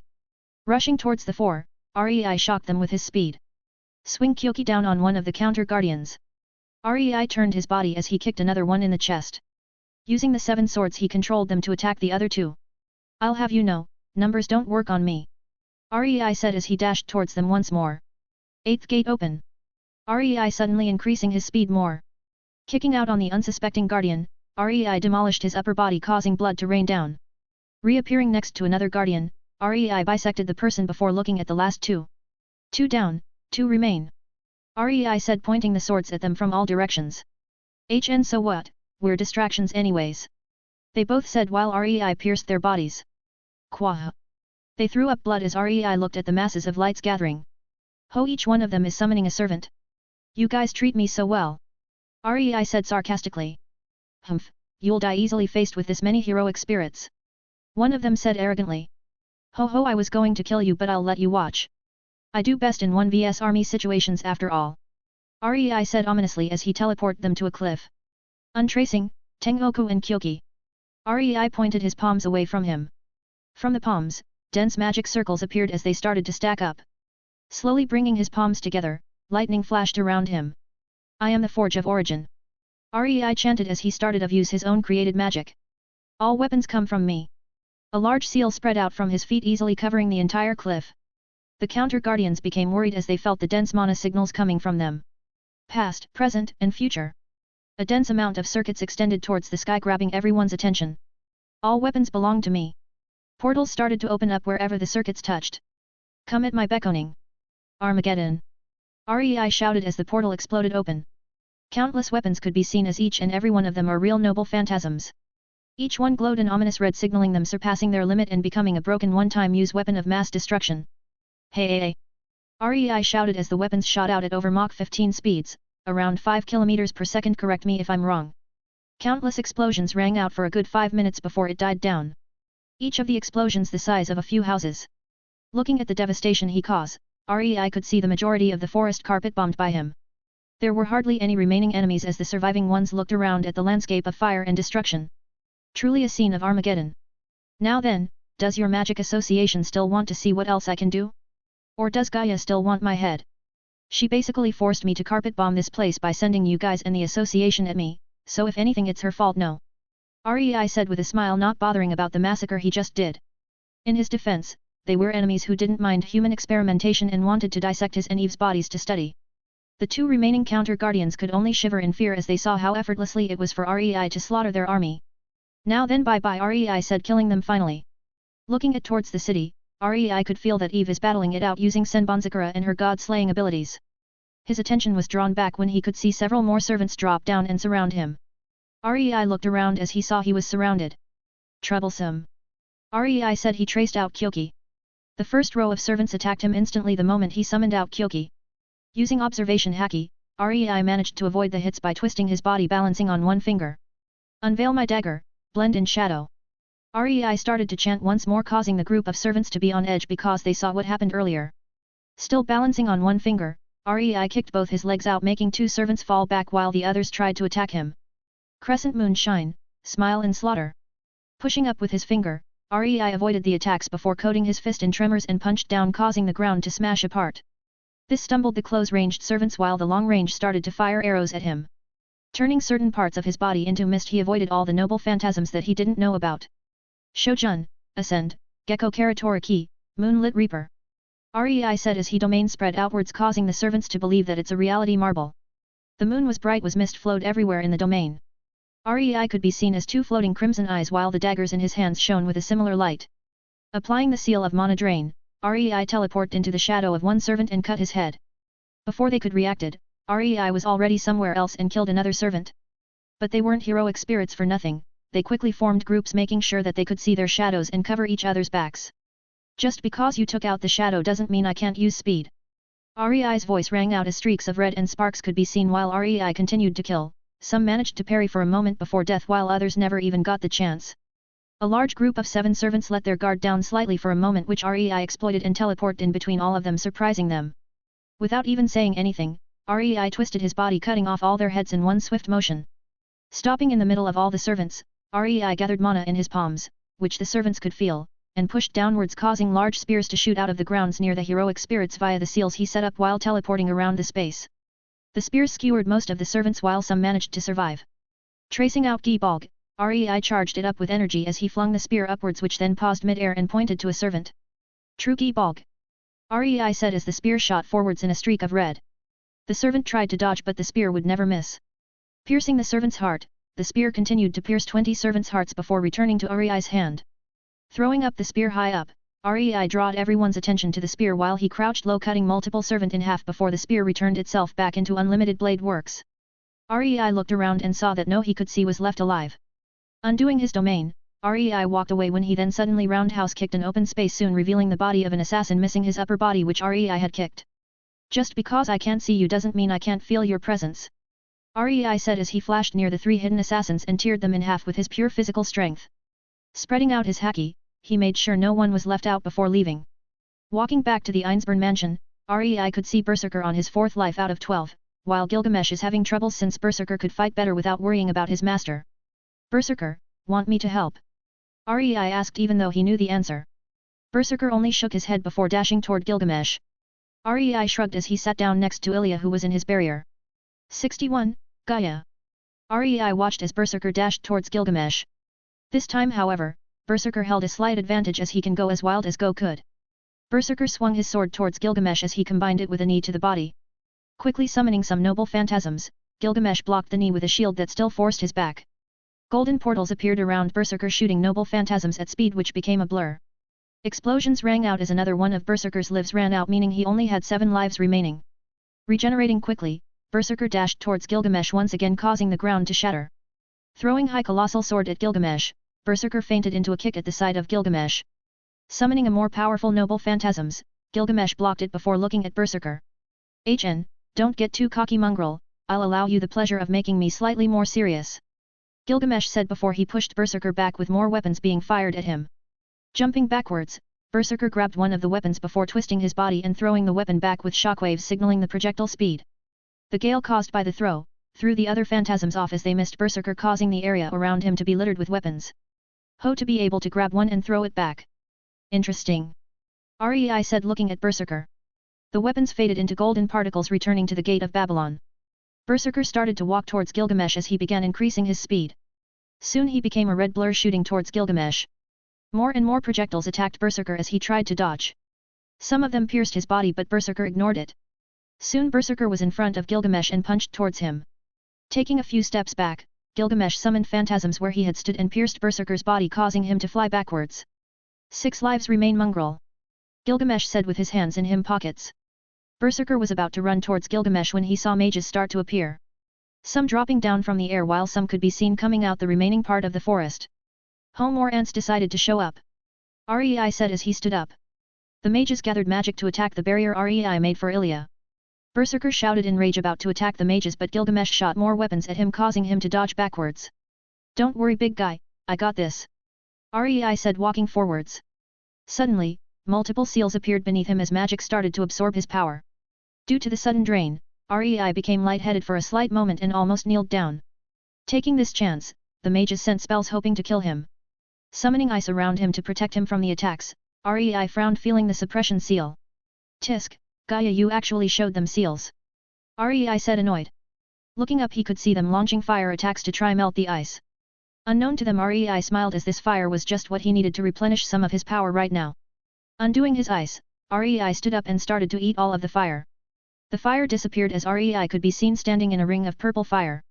He had fire flickering around his body as the mages could tell the fire elements dance around his complete control. Ha, you guys made a few mistakes that would cost you your life. But I'll tell you 2 of them. Rei said as the fire started to grow. First mistake, using fire against me is the worst element that you could have chosen. Rei said as he condensed 2 flaming purple chains in his hands and smacked down on the ground causing it to crack. And second, the mere though of wanting to kill me. An immortal. Rei said ominously causing the mages to step back unconsciously. Suddenly, Rei flashed towards them causing a trail of fire behind him. Swinging the chains, everyone that it touched had the certain body part turned to ash. The 2 chains dances around in purple streaks of light reaping the lives of the mages. Ilya watched in slight awe as she could tell that none of the mages stood a chance to begin with. Seeing that there were still many of the mages left, Rei crouched his body before catapulting towards the biggest group. Jumping up just before he hit, Rei twisted his body sending the chains towards the group easily killing them. Kicking down his heels on the ground, Rei caused the earth to crack with purple flames surrounding all of the mages. Snapping his fingers, Rei manipulated the fire causing the flames to shoot upwards and grab the remaining mages turning them to ash. Rei looked around at the purple hell that he had just caused and nodded at its effect. Rei snapped his fingers once more putting out the fire before he went back to Ilya and sat down. Rei-chan, what was that fire? Ilya asked unable to retain her curiosity. Oh this. Rei said summoning a small speck of purple fire on his fingertip. Ilya nodded. This is the flames of Lucifer, flames of the origin demon or Satan I suppose. This was one of my first powers that I had and one of the most destructive. Rei said playing around with the flame. Ah, how nice of you. Lucifer suddenly said in his conscience. You're healed up? Rei asked in his mind as he put out the fire. Nope. No yet. CA. Lucifer said, cutting off the communication. Random motherfucker. REI though, as he looked back at Ilya, who had focused of his fire until he put it out. How do you have the flames of Satan? Ilya asked. We have people from Legends, why would you be surprised at this? REI asked. Because could you be actually Satan? Ilya said, tilting her head. What made you think that I would be Satan? REI said, looking slightly confused. Well, actually Satan. Actually is important, and you were summoned by Rin, summoned blades from nowhere, rained hell on the forest, and you have Satan's fire. Why wouldn't you be actually Satan? Ilya asked. I can't help but feel like I heard that somewhere. REI though, hearing her. Well, I'm not actually Satan. I'm me, REI, and I just have his fire under my control. REI said, clearing it up with Ilya. Before he could even respond, she heard Berserker shout in rage as chains suddenly restrained him when he was inches away from hitting Gilgamesh with his sword. Berserker! Ilya suddenly shouted in a worried tone as she saw him bound. Quickly trying to take him back using command seals, Ilya didn't understand why it didn't work. Why isn't Berserker coming back? Ilya said, looking at the still bound Berserker. Inkiju, chains of heaven. These chains are meant for restraining gods. The more divinity they have, the tighter they bind. Gilgamesh said, looking at Berserker with a cocky look. Hearing this, Ilya sent REI a pleading look as Berserker was down to his last 2 lives. REI though for a moment and decided to not disappoint her. He smiled at her, before he walked over to the battlefield and also summoned Inkiju to restrain Gilgamesh. Oi! Gilgamesh, like this. REI said as he pointed to the chains locking him up. Gilgamesh widened his eyes in shock and rage before shouting out. Mongrel! How do you have Inkiju? Only I should have it. Let's just say I made another one. And I can make more as well. REI said, making multiple Inkijus float mid-air. Gilgamesh looked in horror as he saw one of his most beloved weapons being copied by some unknown individual, and worst of all, they were all real versions too. Mongrel! Gilgamesh shouted in rage as he summoned out EA. Red energy twisted together as EA appeared, breaking off Inkiju. For this, you shall die. Gilgamesh shouted as the energy gathered on EA. REI frowned as he felt threatened by the aura EA let off. The resulting energy had also destroyed the chains on Berserker as he quickly stood in front on Ilya, hoping to use his body as a layer of additional defense. Not wanting to see Berserker die, Ilya used one of her seals to take Berserker back while he himself tried to protest to no avail. REI's eyes widened slightly as he knew his barrier won't hold against EA's attack. Enuma Elish! Gilgamesh shouted, firing the energy towards him and Ilya. Tisk! REI clicked his tongue and he summoned Tengoku and started to quickly chant. Kneel in awe, weakness revealed. Power taken, mortal shell unveiled. Shojun, ascend, Tengoku no Fon, seal of heaven. Golden light covered the area as the illusionary temple of heaven could be seen above REI. 7-layered protection array, rotation. ROAIAS. Seal of defense X50. REI shouted in quick succession as the countless measures of defense stacked on top of each other. A large array of blue seals could be seen stretched across the area. Layers of a golden dome could be seen rotating around where REI and Ilya as it protected them. Ilya looked at the back of REI, who was trying to protect her even against an attack like this. Beboom! A huge collision of energy erupted as the streaks of red attacked the dome. The energy almost acted like multiple dragons coiling around and striking the dome. The ground was torn asunder as deep trenches could be seen. As the attack was focused on where REI and Ilya had been, the nearby city was left relatively safe. Though the energy did destroy some of the outer areas as collateral. The collision eventually died down as the dust left behind started to clear up. Gilgamesh returned EA away as he smirked at the destruction with arrogance. However, it soon faded as he could see REI still there protecting Ilya. REI coughed up blood as he could be seen in front of Ilya using his body to shield her during the last moments of the attack. REI fell forward as the majority of his left side had been evaporated. Kahohu, goddamn, haven't he had an attack like this in a while? REI said as his blood flowed out in large quantities. Are those your last words, mongrel? Gilgamesh said with disdain. No, but what about your last words? REI mocked back. Those aren't the best words to leave out on. Gilgamesh said as he started to walk towards him holding a sword he summoned with the gates of Babylon. Right back at you. REI said as his blood started to move around, shocking Gilgamesh. REI regenerated his entire body as he flashed behind Gilgamesh, taking the chance of Gilgamesh being frozen. Coating his arm in haki, REI pierced Gilgamesh's body, ripping out his heart as Gilgamesh looked down on the hand through his body. Gilgamesh was cut off as REI ripped his head of the body whilst crushing the heart. Throwing the body away, REI looked up before saying. Gaia, you've been watching for a while. Not a very good hobby, I would say. Ha ha ha ha ha ha, more to know I should say ascendant. You were naive to think that you can go against me. Gaia. A female voice rang out as light descended, revealing a woman in a green dress and long blonde hair with the pointed ears like an elf. Decent bust, thin waist, and a pair of green eyes. The woman in front of him is definitely a beauty, but Rei wasn't distracted as he became serious and fell into a combat stance with blades ready. Cold sweat flowed down his back as he could feel her power and the gap between them. Divine Combat Rank 62, Fight against the Divine. Rei looked at Gaia, who stood in front of him carefully, as he could tell that if he let his guard down he would have no chance of fighting back. While he can't die due to Alucard's bloodline, he doesn't know if she could seal him or worse, actually having a way to kill him. Ilya, run as fast as you can. Rei whispered as he crouched down preparing to attack Gaia. Why?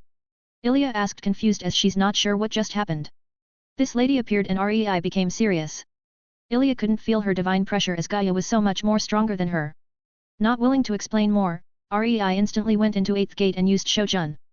Shoujun, Gecko Karatora Ki. His two dark red and black daggers appeared in his hand as he teleported behind Gaia, aiming for her neck. A fist of earth suddenly shot out of the ground behind her, hitting Rei with tons of force applied. Tisk. Rei clicked his tongue as he guarded against the incoming fists.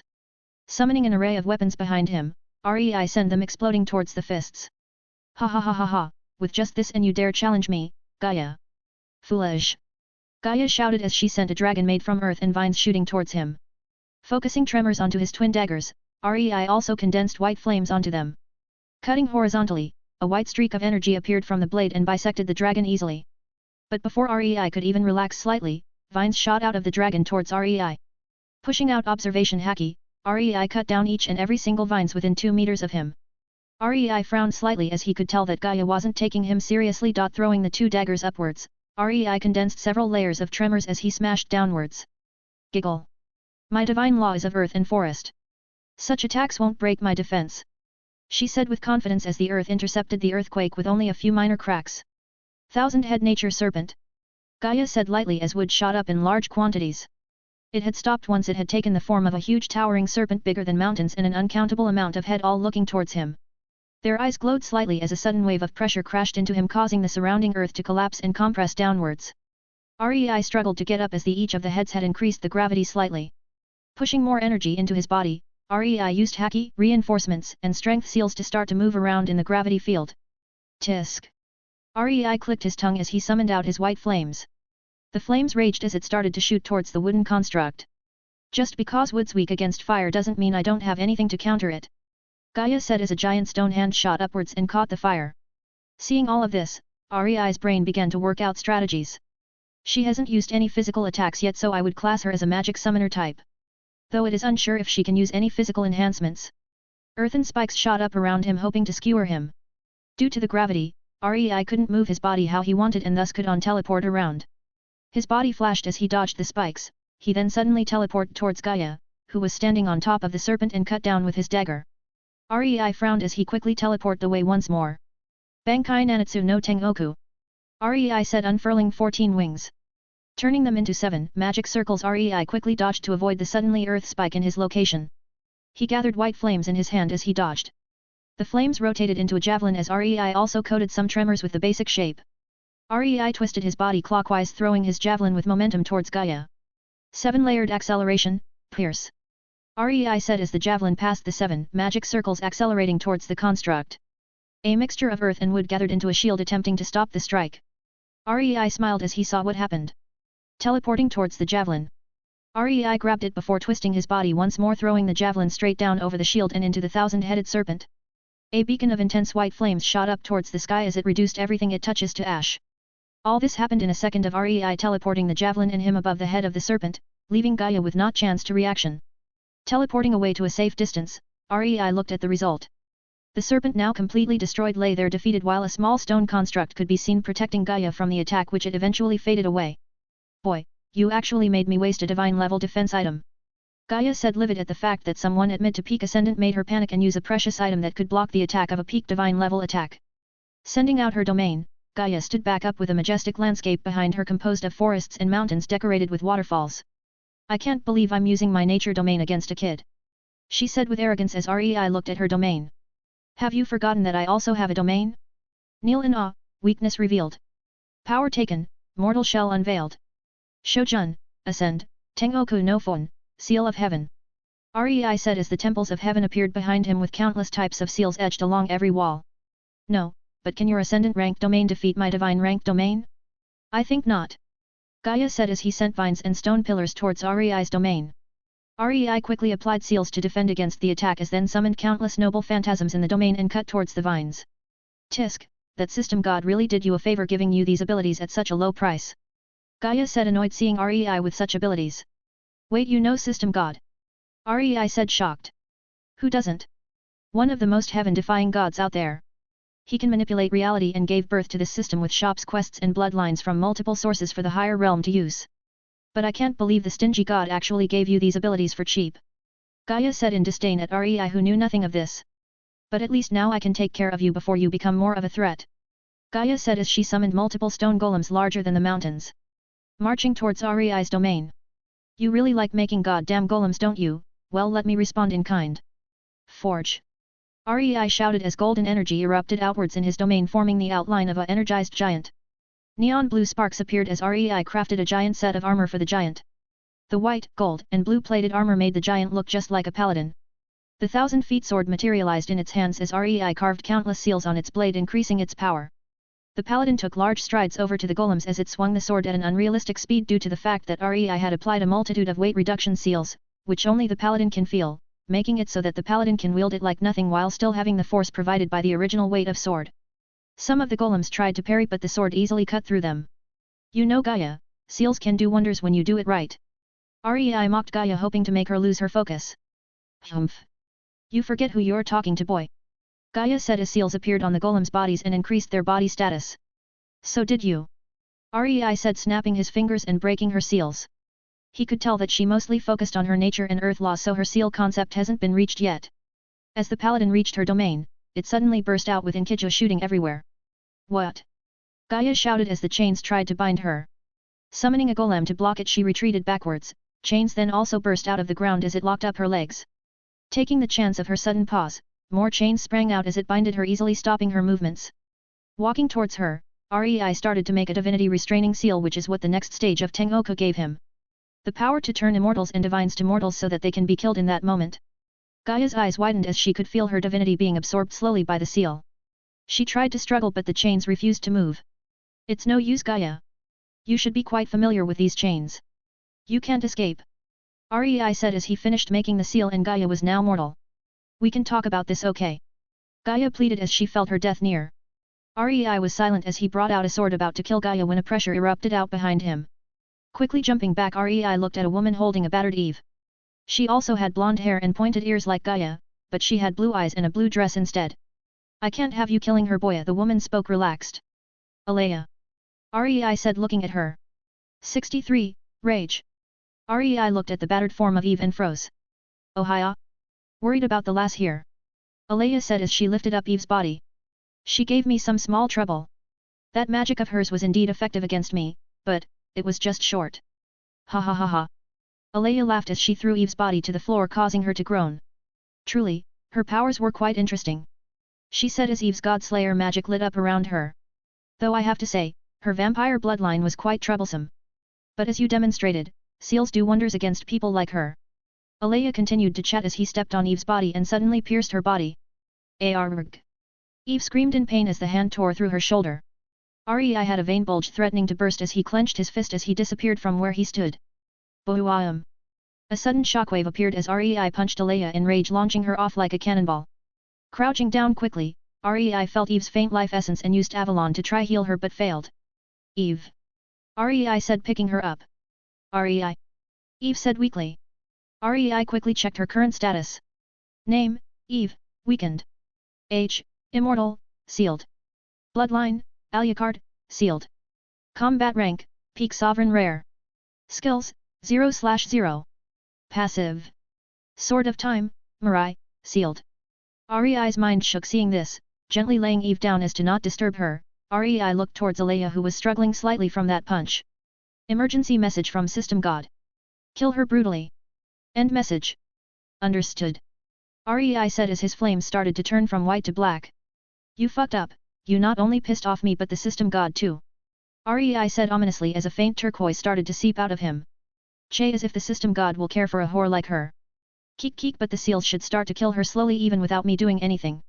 Alea said, not believing in Rei. She stood up as a clutched her bleeding arm.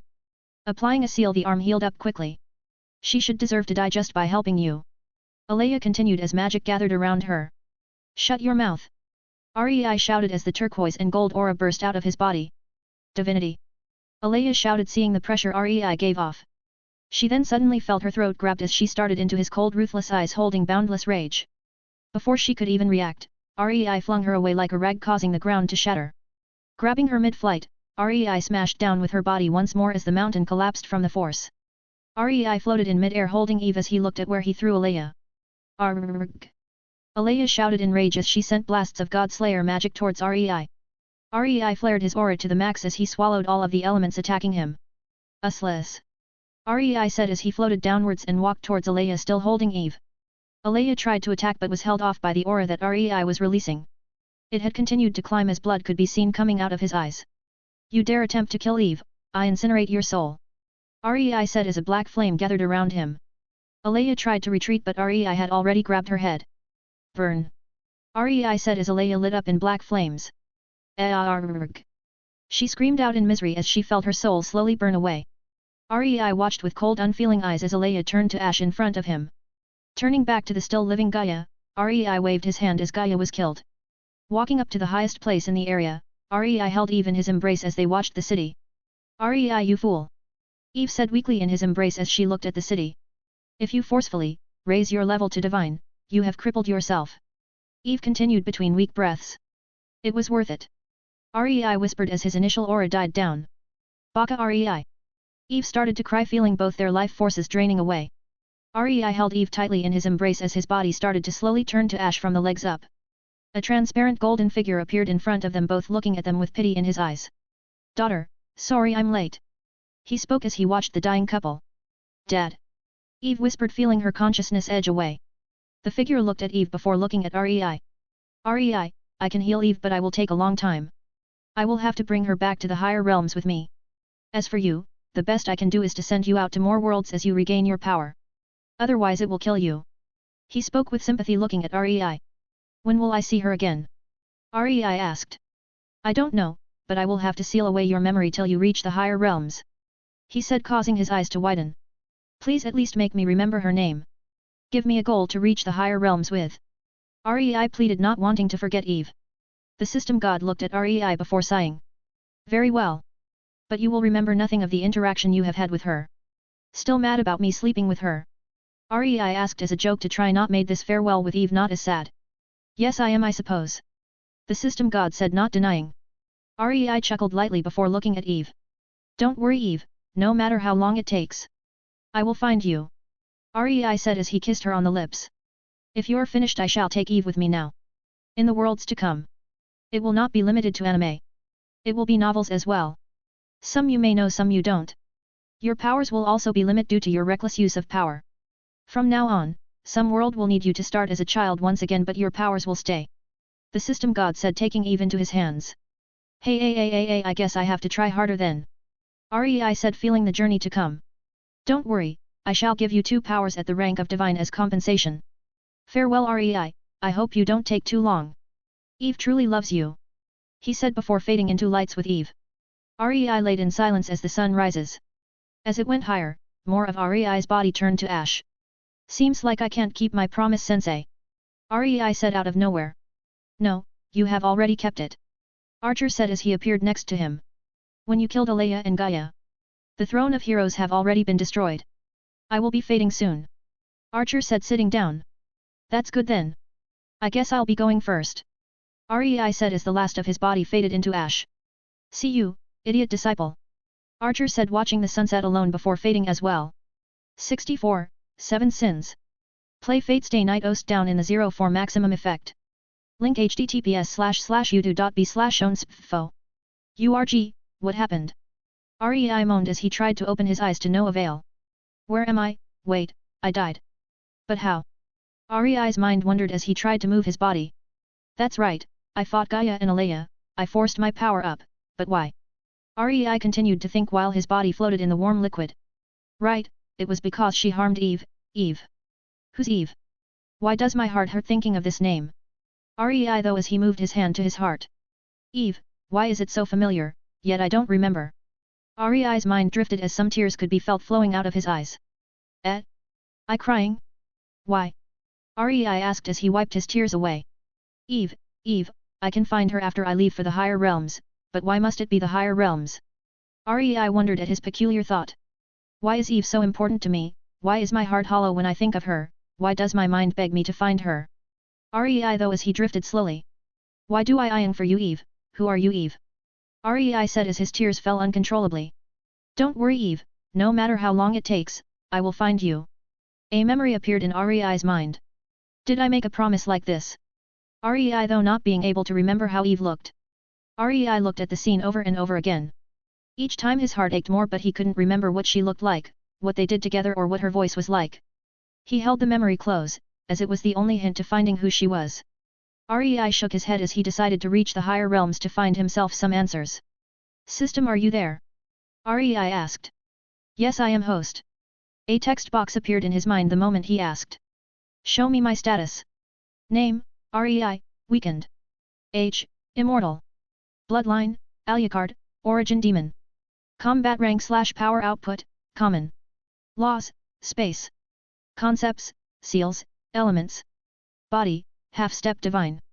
Soul, half-step divine. Will, half-step divine. Skills. Fire demon, frost domain, all demon / god slayer magic. True unlimited blade works. Haki. True tremor fruit. The end, Medaka box. Number percent at percent number percent dollar at percent dollar. Passive. Kyoki Tengoku, Stage 2. 8 Inner Gates, Divine Inner Gates. The end, show details of the end. Rei called out to the system. The end, Divine. Allows the user to copy people's abilities that you see and use it to 120% of its power maximum. The percentage you can use depends on how strong the host is. Maximum is upgradable when host gets stronger. Okay, what about the one beneath it? Number percent dollar at percent dollar at percent at, divine. At percent dollar at percent at dollar at percent at dollar number percent at percent at percent at percent dollar at percent at percent at dollar at percent dollar at percent at dollar at percent at percent at percent at percent at percent at percent at percent at percent at dollar at percent at slash. Wait, I can't understand any of that. Rei said, seeing the description. Host isn't authorized to know just yet. When will I be authorized? Information is N/A. Che stingy. But where am I? A womb. I fucking know that, I mean what world I'm in currently. Rei retorted. Seven Sins world. The one with demons, angels, fairies, giants, and the human. Yes. What part of the timeline? Before the destruction of Danafor. I see. Rei muttered as he felt a wave of fatigue wash over him. Time passed quickly as Rei slept and soon it was time for his birth. The sudden change in temperature caused Rei to wake up. Before he could even cry out, a sudden wave of dark energy crashed into the kingdom of Danafor. Rei opened his eyes as he saw the people around him disintegrate. What a great fucking way to wake up. Rei though as he began to eat only the energy around him. Soon, the only place in Danafor that wasn't destroyed was where he had stood. Rei could feel his body replenish in energy after he had eaten the attack. Looking up, Rei could see Meliodas holding Elizabeth, who was in child form. As Rei looked at Meliodas, he also looked at Rei and was surprised that someone survived his outbreak. He jumped down, landing on the platform looking at Rei. Meliodas watched in silence as he could suddenly feel his demon bloodline wanting him to kneel in front of the baby. He was confused as he only found this when he was in front of the demon lord. His father, yet he has the same feeling in front of this child. You're a demon. Meliodas said with his eyes slightly narrowed as he still has some pent-up wrath against the demon who killed Liz, his lover. Using dark demon magic, Meliodas made a sword and cut towards the baby. Rei, seeing the sword coming for him, quickly opened his mouth and ate all the energy. Meliodas' eyes widened as he never heard of a demon eating another demon's magic power. Ha ha ha ha ha! Rei's baby-like voice rang out in laughter as he pretended to find it fun and look at Meliodas with innocent eyes. However, within his mind, Rei was cursing at the fact that he had to resort to acting cute to not let Meliodas kill him. Meliodas looked at the child who, though eating dark elements was fun. Sigh. Meliodas sighed as he picked up the child with his spare hand. I'm sorry for killing your parents at your birth. You can hate me, but I'll look after you until you are strong to protect yourself. Meliodas said as he looked at the two babies in his hands. Shaking his head, Meliodas walked towards the kingdom of Lyonesse. Rei watched as Meliodas continued to walk with both him and Liz in his arms. Rei's eyelids felt heavy as he tried to keep them open, his vision darkened as he fell asleep. Waking up, Rei looked around his surroundings. The room held a noble feeling as it was decorated in linings of gold. Looking to his side, he found Elizabeth in her baby state. Where is Meliodas? Rei though as he spread out his haki to find him. Before, his haki could reach past the room, Rei had already felt a slight strain. Why is my haki so weak? Rei thought. Host has just been reborn, so your power has been restrained for now. More will unlock as you grow older. The system responded helpfully.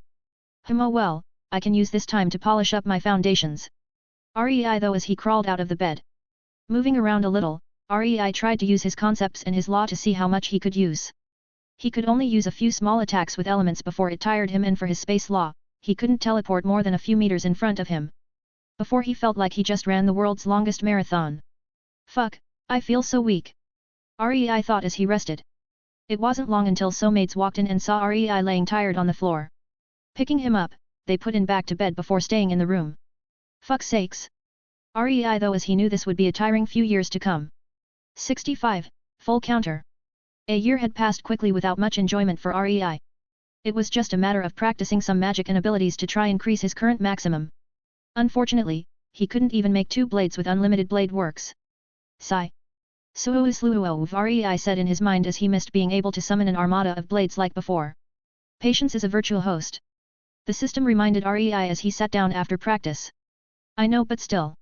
Rei moaned. Rei suddenly sat up as he felt Meliodas' presence nearby. Standing up onto his small chubby feet, Rei waddled over to where Meliodas' location.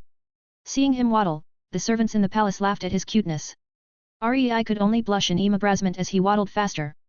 Won't be laughing when you realize that I could have ended you with a sneeze before.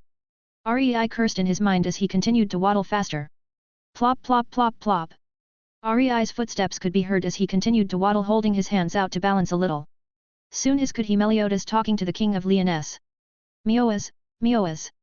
Rei's childish voice rang out as he plodded over. Rei cursed his current body as he couldn't fully pronounce Meliodas' name. Mn?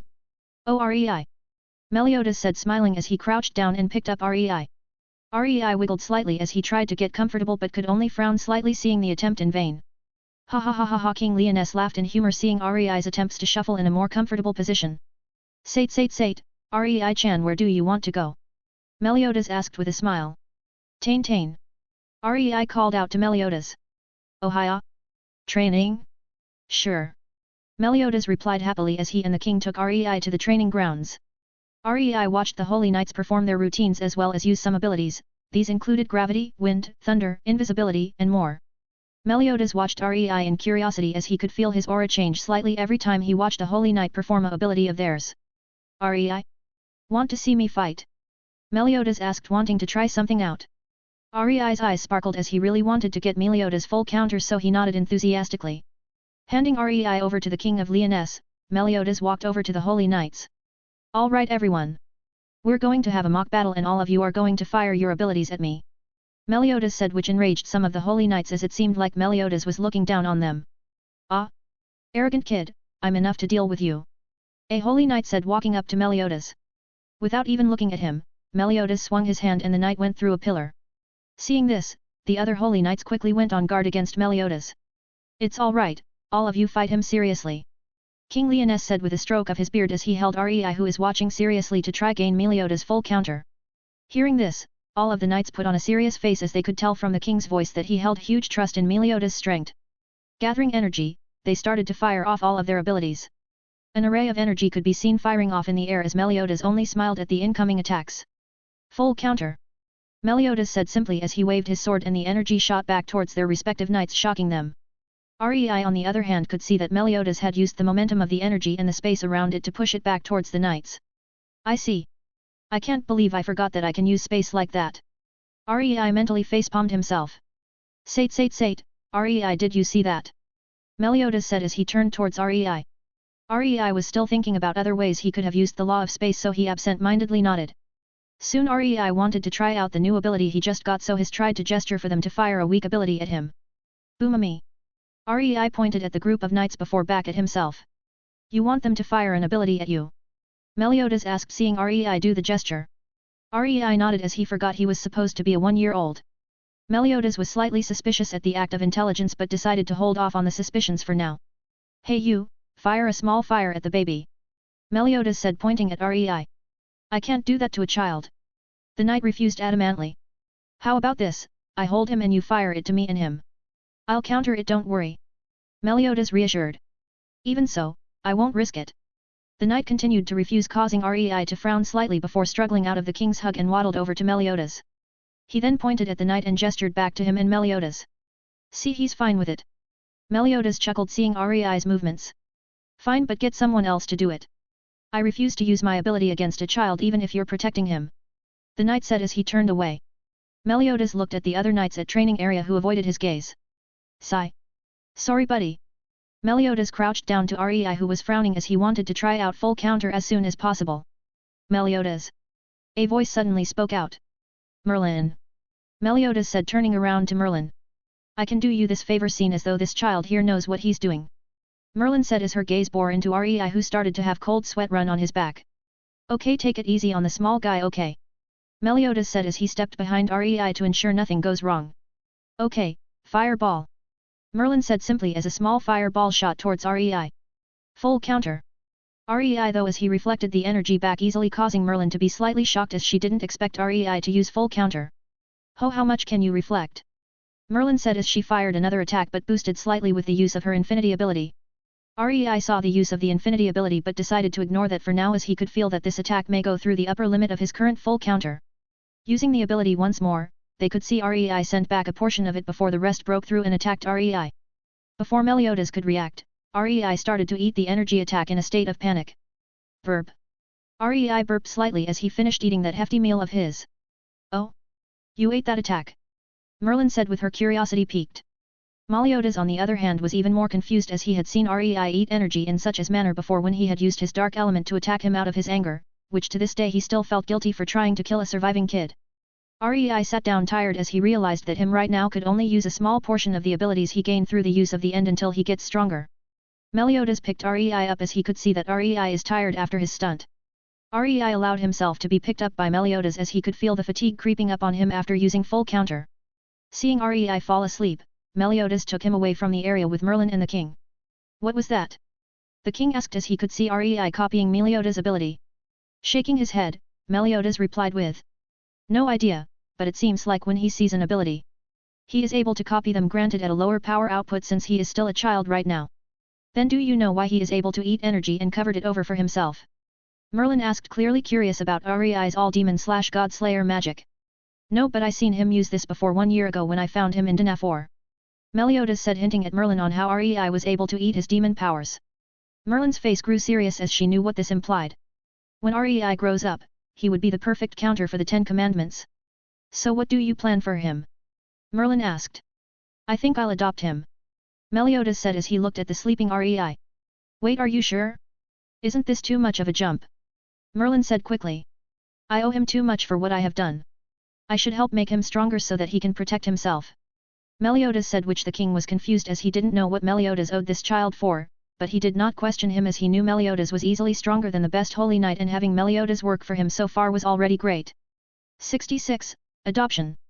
After Rei's stun in the training grounds, a rumor spread about the young boy in the king's castle who could devour abilities. The knights started to fear this boy as they knew that in the future, no holy knight could go against him. Meliodas on the other hand was showing Rei around the place as he told him about his intentions. Rei, I want to adopt you, will that be okay? Meliodas asked, looking at Rei who was in deep thought. Adopted by Meliodas, could be fun. Rei though before turning to Meliodas. He nodded enthusiastically. Kishishishishi, then call me Papa. Meliodas grinned, seeing Rei's face of slight disbelief. Why the fuck do you want to make me call you Papa?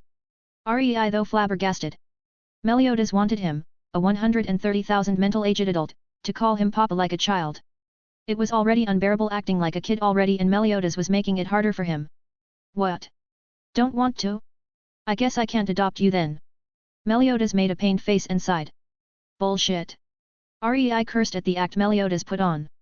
PP Papa Rei managed to squeeze out despite his overwhelming embarrassment. Rei mentally screamed at this. Kishishishi. See? Wasn't so hard was it? Meliodas asked with a smile. Rei could only turn his head away from Meliodas to hide his embarrassment and anger. Meliodas-san. Dreyfus and Hendrickson called out as they saw Meliodas. Yo. Meliodas replied with a smile. Is that the kid rumored to be able to devour abilities?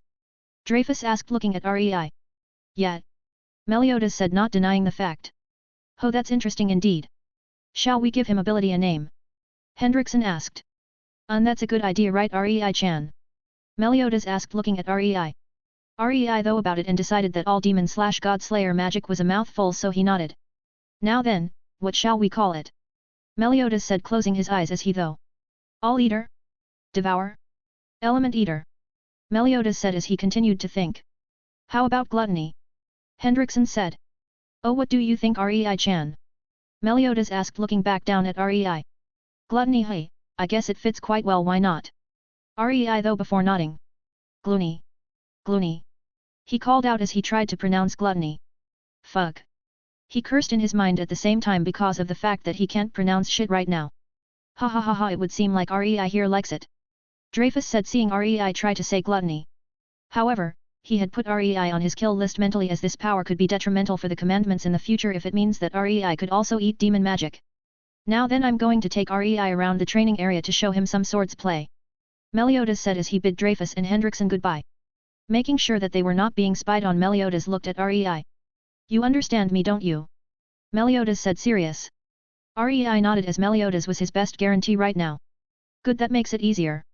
You know that you're a demon, don't you? Rei nodded once more, telling the truth so it doesn't get complicated in the future. Do you want to help me fight against the 10 Commandments in the future? In case you are wondering, the 10 Commandments are the elite warriors that the Demon King himself chooses and grants a commandment which is a portion of his power. Meliodas explained to Rei as he could tell that Rei wasn't sent by the Demon King due to the fact that with his level of demon bloodline. If he was sent through, the seal by the goddess clan would have already rejected him from entering. Fight. Rei said, ignoring the fact that he messed up the pronunciation of fight. Meliodas smiled as he knew how much of a help Rei would be against the 10 Commandments. Well, let's go to Merlin, shall we? Meliodas said as he walked towards Merlin's tower. We have already found everyone that will be in the Seven Sins group, now we just need to gather them all. Meliodas said while he walked. We'll be visiting Immortal Ban after we see Merlin. Soon, they reached the tower and saw Merlin working on a spell. Yo! Meliodas greeted. Oh? Captain, Rei. Merlin greeted back, pausing her experiments. What brings you here, Captain? She asked looking at the duo. I'm including Rei into our group to fight the 10 Commandments. He said as he placed Rei onto the table. Is that so? Any reason why? Even if he could eat energy, it may have a limit we don't know, and with monsters like the 10 Commandments, we don't know what could happen. Merlin said as she looked at Rei, who was staring at the seals in the room with great curiosity. He crawled closer to the seals as he studied them and tried to decode some of them. Merlin and Meliodas watched Rei as he studied the seals. Soon Rei understood that the seal was meant to freeze time within this space for a short period, allowing Merlin to pause his experiments at any time and for it to not be detrimental. Picking up a spare test tube, Rei held it in his hands as he started to work on the seal. He worked as he ignored Merlin and Meliodas, who was watching in curiosity. What Rei didn't realize was that he was no longer as powerful as before and he can't do whatever he pleases anymore. A highly detailed seal was drawn out as Rei threw the tube upwards and activated the seal. Rei looked at the seal, which drained a lot of magic power from him. The tube floated for a slight moment before showing signs of moving once more, causing Rei to frown. Infinity. Rei though, as he tried to use Merlin's magic, which drained even more from him, causing him to stumble, and the test tube fell towards him.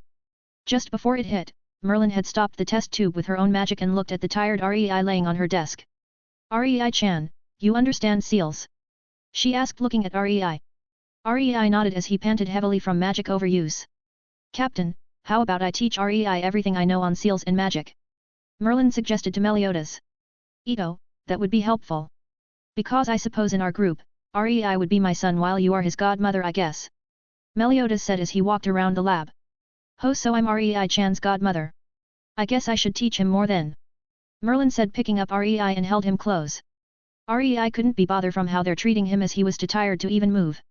Let's go see Ban now. Meliodas said as they made their way to the prison cells. I wonder what'll happen if they knew I was also immortal like Ban.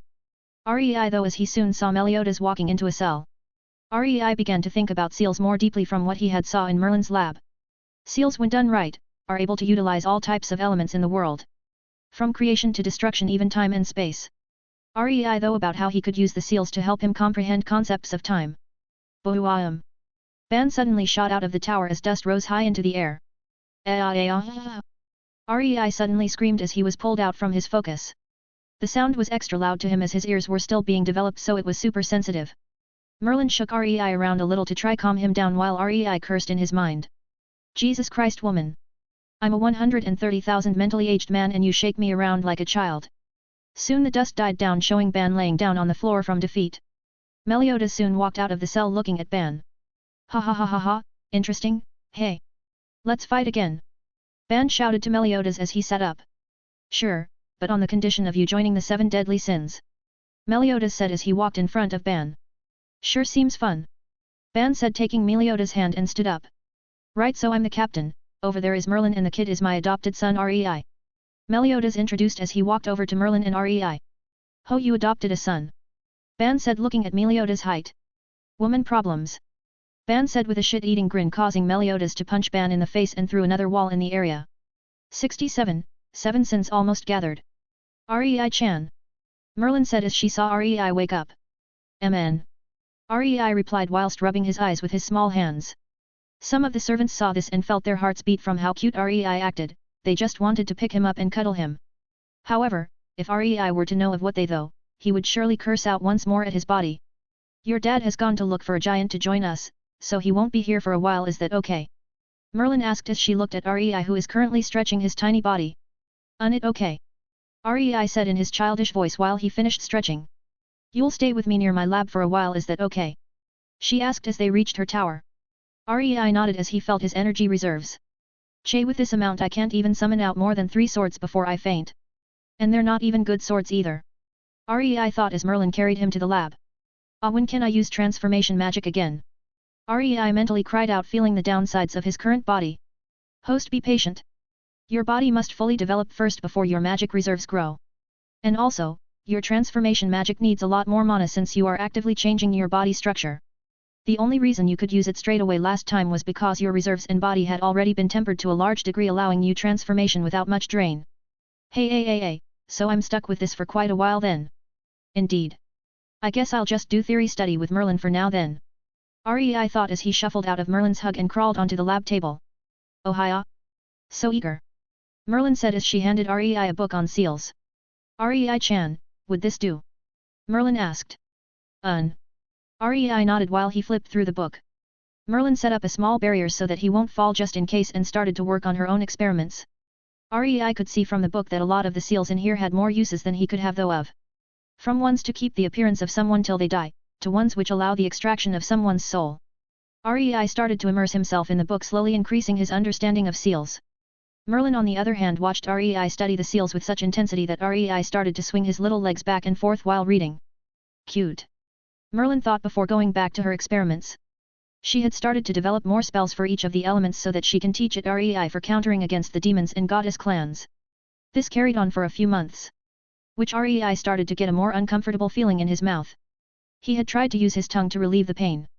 Checking in the mirror, Rei could see that his fangs are starting to grow out. This isn't good. Soon I'll need to feed again.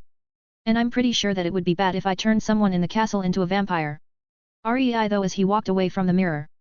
Wait, can't I just ingest some blood? Rei thought as he slapped himself on the forehead.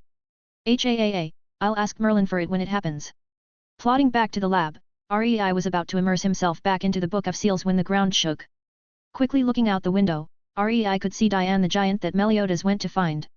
Turning around to Merlin, Rei gestured out the window. Rei-chan? You want to see the giant and your dad? Merlin asked as she also looked out the window. Rei nodded as he started to climb onto the table. Merlin was it. Grabbing Rei before he could fall, Merlin then flew towards Diane and Meliodas with Rei in her arms. Captain, welcome back. Merlin said as she landed near them. Yo. This is Diane, a new member. And Diane, this is Merlin, also a member of the Seven Sins. Meliodas introduced Diane and Merlin to each other. Oh, and the kid here is my son. Meliodas said, not forgetting Rei. Yeah.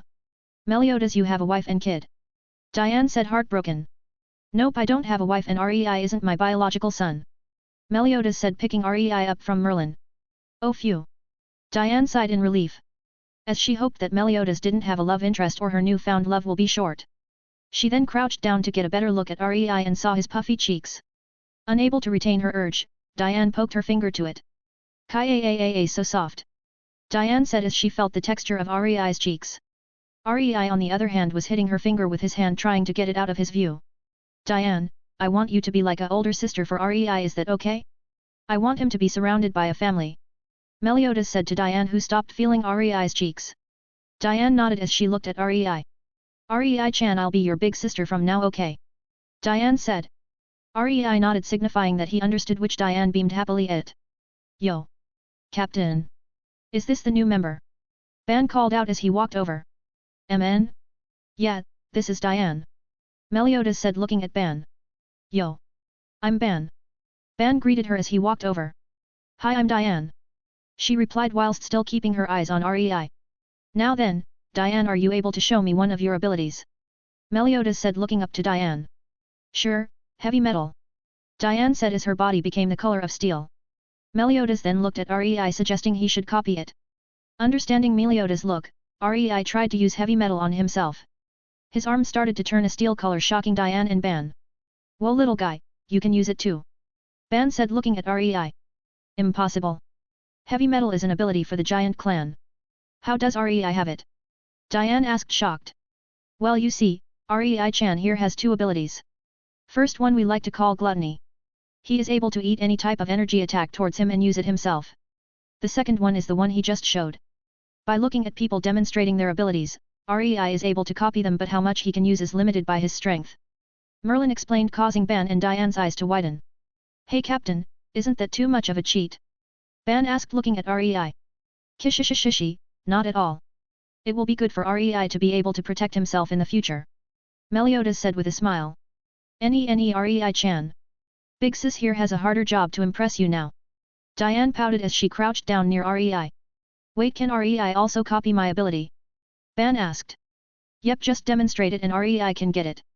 Meliodas grinned. Ho, Captain, want to help me demonstrate to Rei? Ban asked. Sure. Meliodas handed Rei over to Merlin as he walked in front of Ban. Snatch.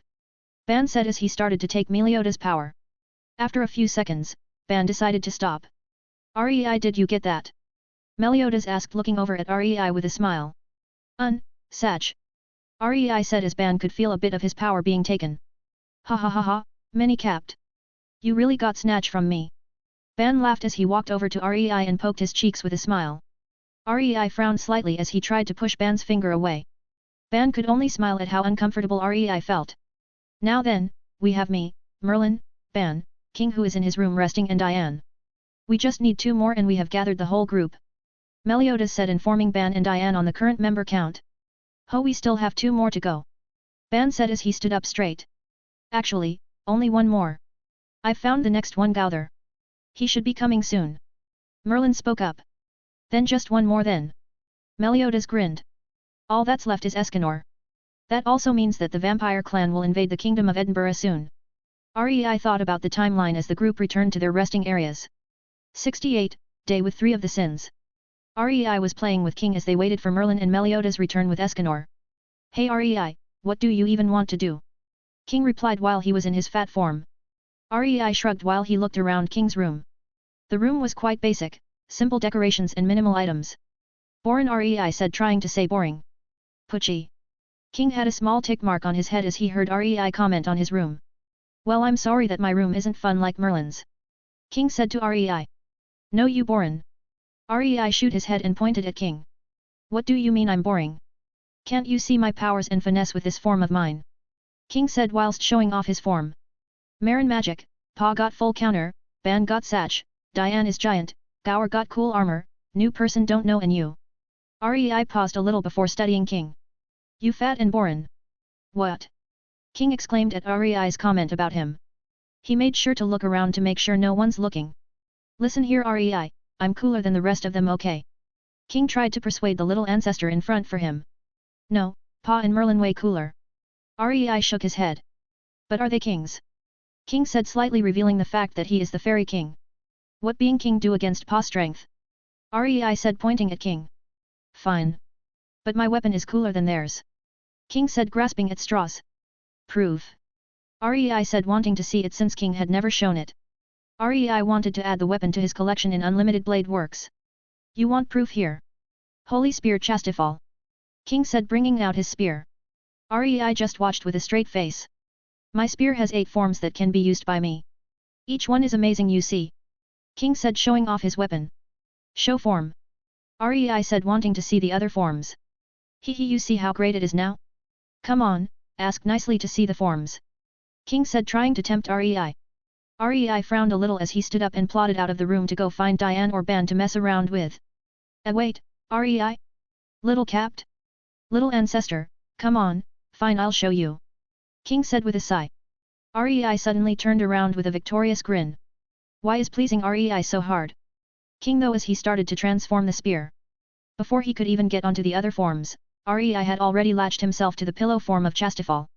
Rei started to snuggle up into the pillow and roll around enjoying its softness. Ho ho even you have these baby-like moments.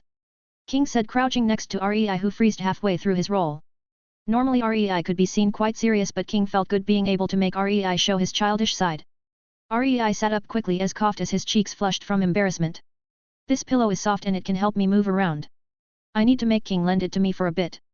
Rei though as he doesn't have enough mana to trace the holy spear Chastifal out just yet. Pillow, I want, please Rei said pointing at the pillow before back at himself. However, he had bit his tongue when he had tried to say please. Rei screamed internally as it hurt so much more as a baby. He had a small bout of tears gather from the corner of his eyes as he doesn't have full control over his body yet. Badum. King felt his heart warm up seeing a baby Rei hold its mouth with tears in his eyes as he tried to say please but bit his tongue. You can have the pillow.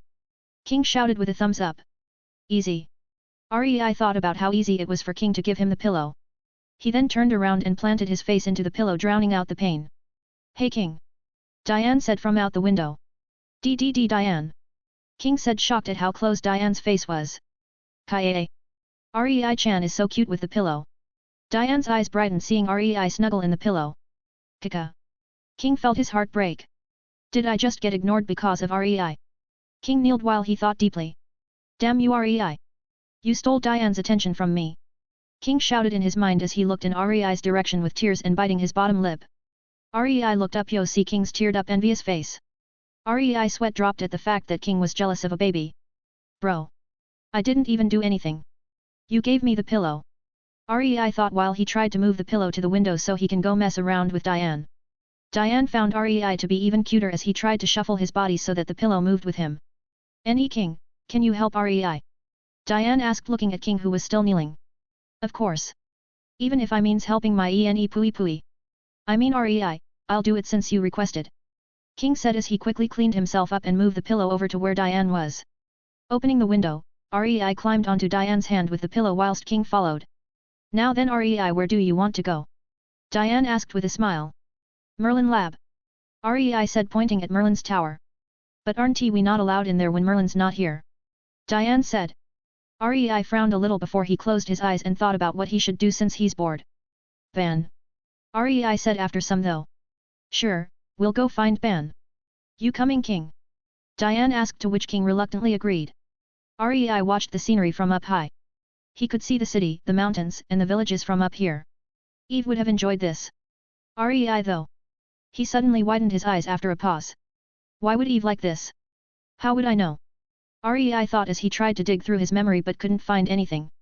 Should I ask Merlin to help me? No, that's too risky if she found my memories of other worlds. Rei thought eventually shaking his head. Why are you constantly on my mind Eve? Rei thought while they arrived near where Ban was. Ban walked out as he looked up and smiled. Yo! Ban greeted jumping up to the top of the building to get a better view. Hey Ban, Rei wanted to play with you for a bit. Diane said as he moved her palm near Ban. Yo mini capped, what do you want to do? Ban asked as he walked up to Rei with a smile. Rei shrugged as he snuggled on the pillow. How about I show you around the forests? Ban suggested. Rei looked at his pillow with reluctance before sighing and climbed onto Ban's back. Hey mini-capped, you should be in front of me so you don't fall off. Ban said as he grabbed Rei and brought him in front of him. Diane, King. I'll look after the little guy, you two have fun. Ban grinned at King, clearly suggesting something which King became red at. Okay, see you guys in a while. Diane said with a smile and a small wave. See ya. Ban said, jumping down from the tower before using different buildings to travel quickly. Rei smiled brightly as he had missed this feeling of rush and speed. Yeah!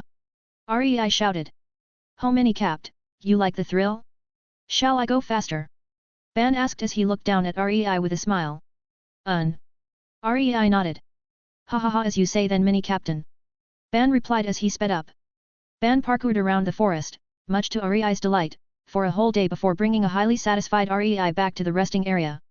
It was also just in time for Meliodas and Merlin to be back with Escanor too. 69. The most dangerous sin. Soon Meliodas and Merlin could be seen with a man behind them. That man was Escanor. He had orange hair and a thin body shape. Captain! The group said as they approached. Pa!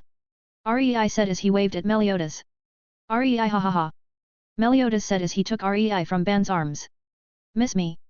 Meliodas asked with a smile as he held Rei up. Rei nodded as he let Meliodas lift him.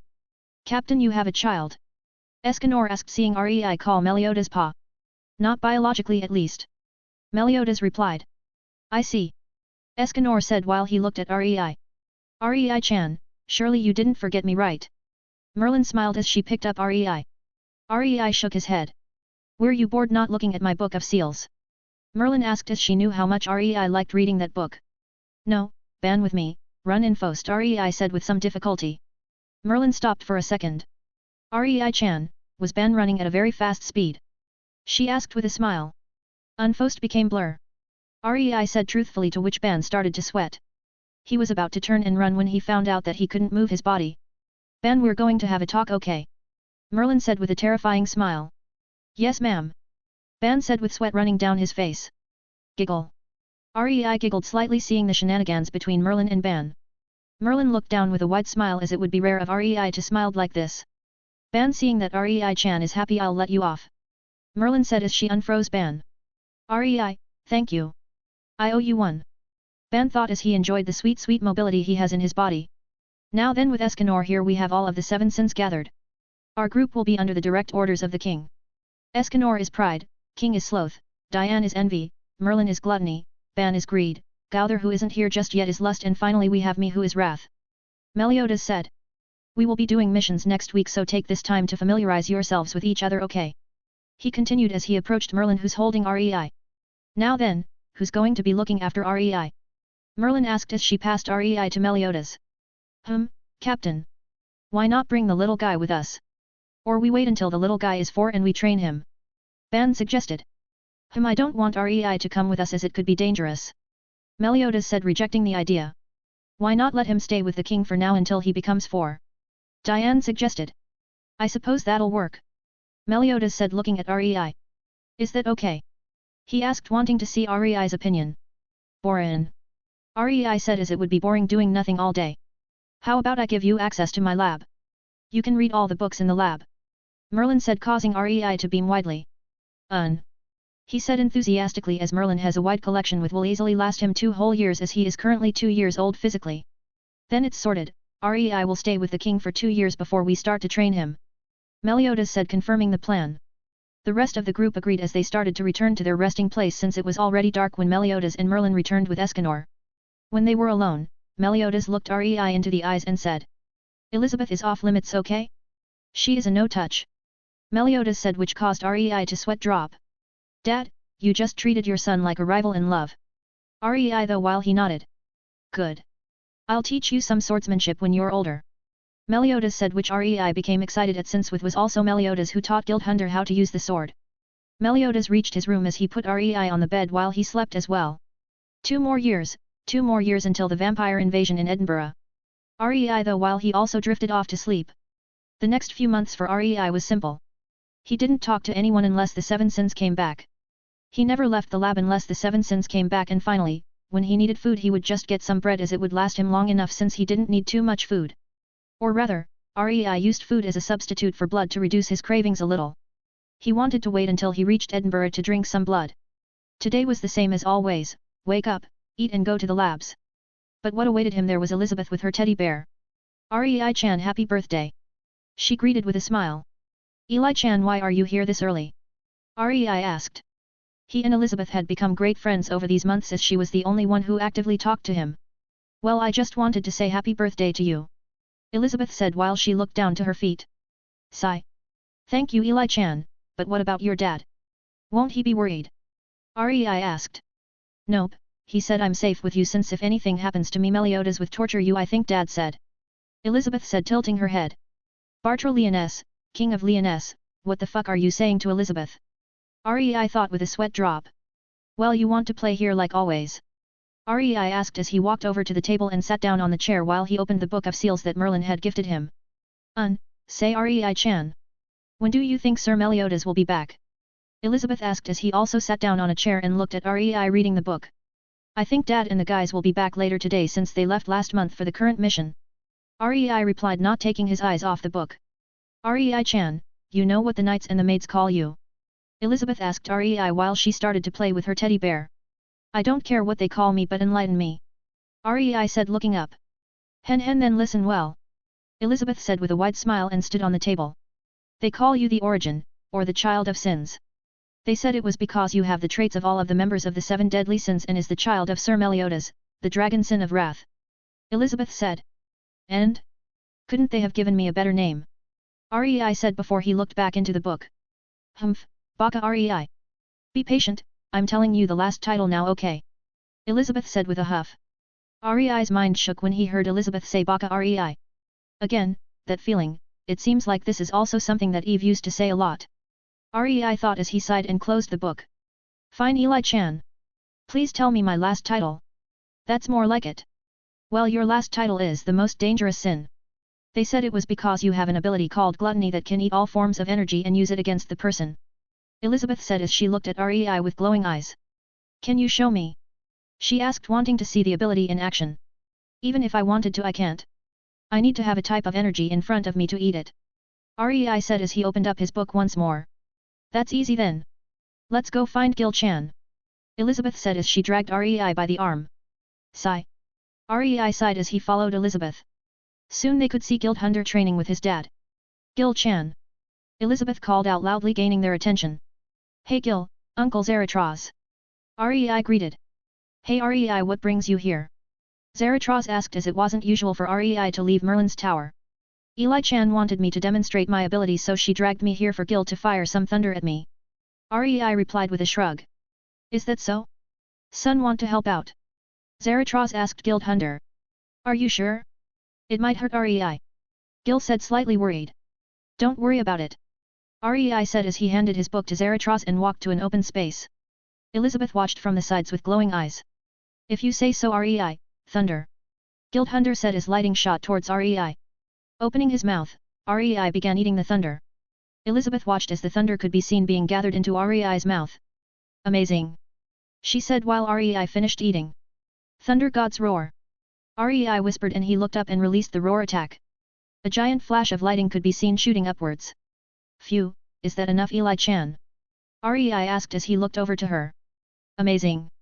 Elizabeth shouted as she ran over to him and jumped onto his back. Zaratraz watched with a smile as the 3 kids talked to each other. Rei, you'll play a huge part in helping Meliodas in the future. Zaratraz thought as he knew what would happen in the future. 70, Vampires of Edinburgh Part 1. Rei was walking around the castle as he was 4 now. He was holding the Book of Seals like always, which has now become a common scene in the castle. I wonder when the vampire invasion in Edinburgh is going to happen. Rei though as he tucked the book under his hand. At this point, his features have become more defined as one could tell he would be extremely handsome. However, to Rei's demise, he still looked more like a girl growing up. If I didn't know I'll become more handsome once I reach the age of 18, I would defiantly hate being like this again. Rei though as he walked towards where the 7 sins would be soon. Through these years of being adopted as Meliodas' son, Rei had started to see Meliodas as a father figure for him. In fact, he saw the 7 deadly sins as his new family. Meliodas was his dad and Merlin was like a mother. The rest were big siblings that took care of him. Just thinking of them brought a radiant smile to his face which made the surrounding servants blush from his smile. Rei continued to walk when he saw a holy knight block his path. Holy Knight-san? Do you need something? Rei asked seeing the knight with no intention to move. The knight removed his mask and Rei could see the vampire drooling at him. Ito Knight-san, you know you're drooling right? Rei said backing up slowly as he could feel his danger signs ringing out. Ha ha ha ha ha, I didn't think that there would be another vampire here and with such a pure bloodline too.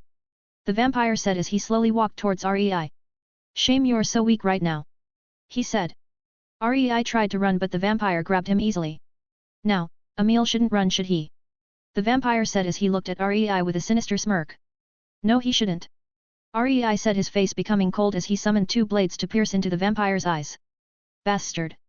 The vampire shouted as he pulled the two swords out and stumbled in pain. Taking this chance, Rei gathered magic into his hands as he used his demon slayer powers. A small purple ball of fire appeared in Rei's hands as he sent it towards the vampire. Arrgh! The vampire cried out loudly as he rolled around in a purple ball of flames. Rei stumbled from the lack of mana in his body. Really, 2 blades and a ball of demon fire emptied me out, fuck. Rei thought as he fell forwards. A pair of hands suddenly grabbed him by the neck and lifted him up. Rei could see the vampire still having burn marks look at him with hate in his eyes. You little shit! He growled as he opened his mouth and bite down on Rei's neck abruptly. Fuck. Rei thought as he could feel his blood getting drained. His immortality from the Alucard bloodline was trying to heal him but it was slow since Rei was still too weak.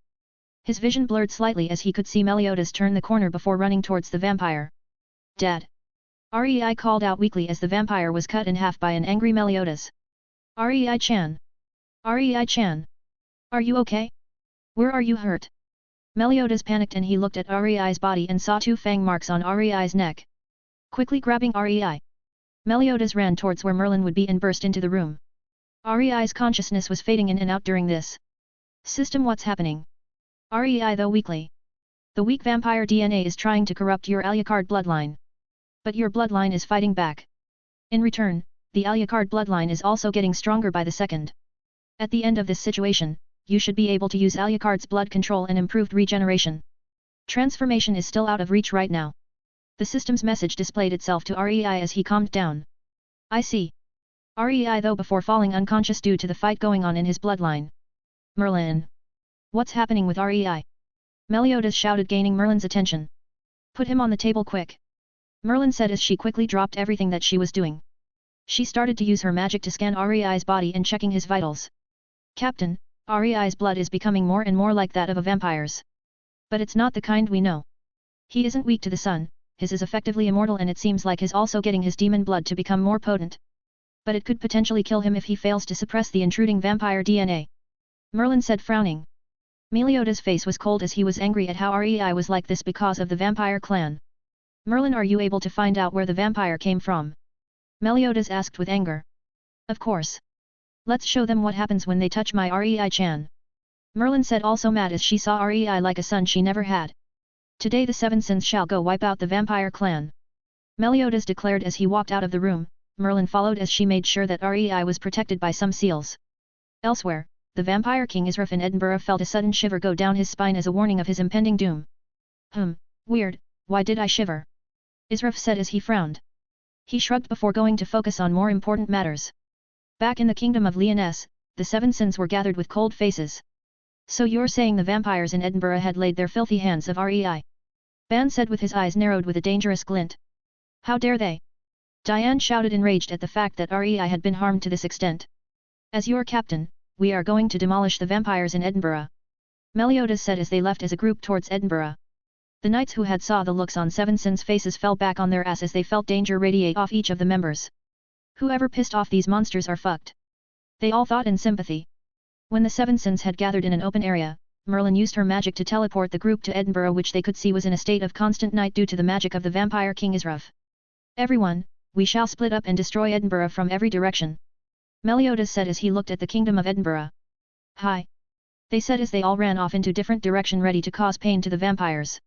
Meliodas, Merlin, and Escanor remained where they were as they set their eyes onto the main castle. Escanor, Merlin, we shall raid the main castle, which should be where the king is. Once we take out the head, the rest should follow. Meliodas said as Merlin and Escanor nodded in understanding. The three of them flashed towards the castle. Meanwhile, after the seven sins had left, Rei started to writhe around on the table from the pain he felt in his veins as the Alucard bloodline started to overpower the invading vampire DNA. When the invading DNA was finally destroyed completely, Rei's eyes snapped wide open. Blood. He muttered as he wasn't in full control. He needed to have his first feeding after his Alucard bloodline had been strengthened slightly. With the remainder of his willpower, Rei carved a seal to teleport him to Edinburgh and rewired the mana going into the existing seals in the room to power his. With a flash, Rei was gone from the room. 71. Vampires of Edinburgh Part 2. Rei appeared not far from the city, his eyes were bloodshot. Blood. He whispered as he started to walk over to the city. Rei suddenly jumped up and formed blood wings on his back while he flew towards the city. His consciousness was all over the place as all he could think of was blood. Bayonug. A sudden cloud of dust rose as Rei landed in the middle of the city. The surrounding vampires looked over at him and started to cower from the bloodline suppression. Some seeing how Rei looked decided to take a chance and launched themselves towards him. Changing his blood wings to two long swords one of each hand, Rei easily cut through one of the attacking vampires. Using the blood in the vampire, Rei sent a wide slash using the blood easily cutting through the body of the vampires and the buildings. Gathering all of the blood in the area into a small condensed pill, Rei ate it before frowning. Low-quality trash. He growled as he shot towards where he could feel the most powerful bloodline in the Kingdom of Edinburgh. Through the streets Rei had to cope with countless attacks from the enemy vampires who were lusting over his blood. Rei growled in annoyance as he was getting sick of the endless horde of vampires. Gathering blood into a spear, Rei threw it up causing it to leave a streak of light catching every one of the Sin's attention. Clenching his hand, Rei caused the spear to explode into a rain of blood, each droplet became arrows as it covered the entire Kingdom of Edinburgh. Screams rang out as the vampires had their body pierced and unable to regenerate. Using the arrows as a medium, Rei drained everyone that the arrows touched of their blood. A river of blood soon appeared in the Kingdom of Edinburgh gathering into one single point. Rei. Merlin was curious as she saw what happened in the span of a few seconds. Using her magic, Merlin looked over to where the blood was being gathered and widened her eyes to see Rei drinking all of that blood. Captain! Rei-chan is over there. Where the blood is being gathered. Merlin shouted towards Meliodas. Why is he here? I thought you put him in your barrier. Meliodas shouted out. He must have rewired it to take him here. I think that's the last thing he did before losing himself. Because right now, he wants blood. A lot of blood. Merlin said as she was both proud and worried. Proud because Rei was able to utilize her seals as well as the fact that he left Lyonesse so that the people won't get killed. Worried because he is losing himself more and more. Fuck. Escanor. Come. The sun should be rising soon so you should help restrain Rei. Merlin take Escanor, I'll need to deal with two guests that have arrived. Meliodas said as he looked at the two new arrivals. Gelda and Ren. Got it. Merlin said as she teleported her and Escanor with his axe to where Rei was. When they arrived at the location, they could see Rei drinking away at all of the blood while his scarlet eyes moved towards Merlin and Escanor. More blood. He whispered before launching himself towards Merlin. Quickly forming a barrier, Merlin stopped Rei's approach. Frowning slightly, Rei opened his mouth before he started to eat away at the barrier as it was made from energy. Merlin was shocked as she didn't expect her barrier to be on the list of things Rei can eat. Quickly, retreating with Escanor. They managed to avoid Rei's bite right after he finished eating the barrier. Merlin could see Rei crouching as his fangs were longer than usual. Rei-chan. Merlin said worried for Rei. Rei suddenly smiled as he could feel the approach of the vampire king Israf. I didn't expect to see someone with such a high purity of the vampire blood. But to think that it belonged to a child. Israf said while he looked at Rei who was having his blood crave. I see that this is your first feeding. Israf said as he looked around before looking back at Rei. And you're still not calm yet. Truly a powerful bloodline purity you have. I know you can hear me so tell me. Would you like to join the vampire clan and rule the world? You can have all of the blood you want. Israf said trying to tempt Rei. All, the blood. Rei repeated as his craving for blood was taking over his consciousness. Rei quickly shook his head trying to get the though out before looking at Israf and launched towards him. Che you will regret that. Israf said as he launched his dark element towards Rei. Rei only grinned and opened his mouth eating the energy easily. What? Israf shouted seeing this.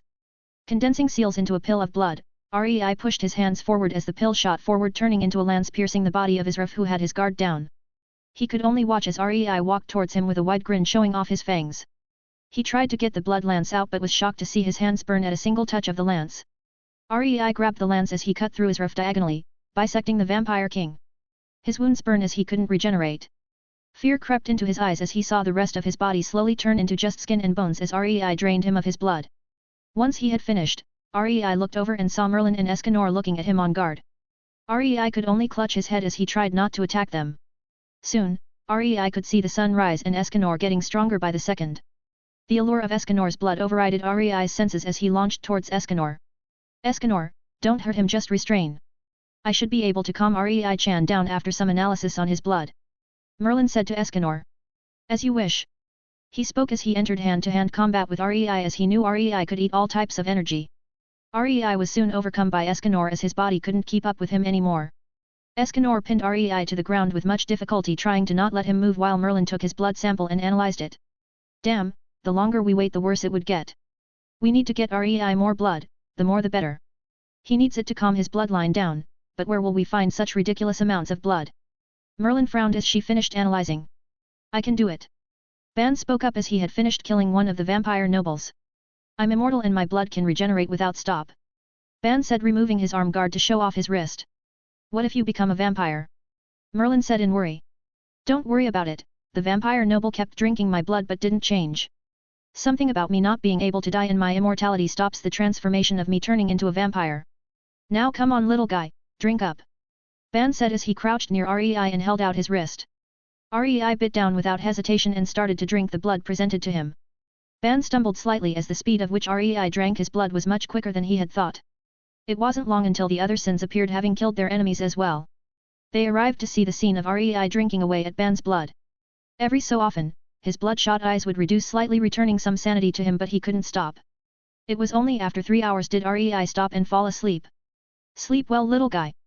Ban said as he patted Rei's head and put his arm guard on once more. 72, Training Plan. URG. Rei opened up his eyes. Looking around, Rei could see that he was in his room. Sitting up, Rei held his head as he tried to remember what happened. He could remember rewiring the seals in Merlin's room, and then he could remember biting into Ban's arm and drinking his blood. Remembering how he had drank Ban's blood for such a long time, Rei quickly jumped off the bed and ran towards Ban's room. Rei ran past a mirror to which he paused and walked back. Looking into the mirror, Rei could see that his skin had become smoother and then his hair became longer. You're kidding. Rei said as he looked at his face. His hair is around the length of his shoulders, pure white in color. His eyes are scarlet red with a slightly viable slit down the middle. Remembering that he can use blood manipulation, Rei made a small cut on his fingertips and made a small blood blade. He then proceeded to sit down and cut his hair. The servants watched as Rei started to cut his own hair. His concentrating face as he did this brought a smile to their faces. Rei was soon finished as his hair was back to how it was like before. Better. He said as he looked at the mess he made. Maid-san? Are you able to help me clean this up? Rei asked, looking at the maids. No problem Rei-sama. They bowed as they cleaned up for him. Don't call me Sama, I don't like it. Rei said as he didn't like the honorifics. We cannot Rei-sama. We have to respect the rules. The maids bowed. Sigh. Rei sighed as he understood this fact. He could only continue his way towards where Ban stayed. Yo little guy. You feeling better now? Ban called out as he was also walking to Rei's room. Sorry for drinking your blood. Rei said with some hesitation as he fidgeted a little. Ha ha ha ha, don't worry about it. Hey, at least you can't drink my blood dry, right? Ha ha ha. Ban laughed as he placed a hand on Rei's hair and ruffled it. Rei let Ban ruffle it as Ban was like a big brother to Rei. Rei then climbed onto Ban's back and onto his shoulder. Ban only smiled at this as he took Rei with him on a walk around the castle. Hey Ban Naizen, did you know that I'm also immortal now? Rei said as he glanced at Ban. Yeah, I do. Now we're both immortal now, ha ha ha ha. How long do you think it'll take them to make a nickname for us? Ban said, grinning at Rei. It shouldn't be long, should it? Rei smiled back. Oh yeah little guy. How often do you need to drink blood? Ban asked as he was most worried about this. I should be able to last 5 to 10 years with the amount I drank. Rei said after some thought. Whistle. Well, if you need any more blood I'll be there, okay? I know that even though you can last for 5 to 10 years it's like having beer.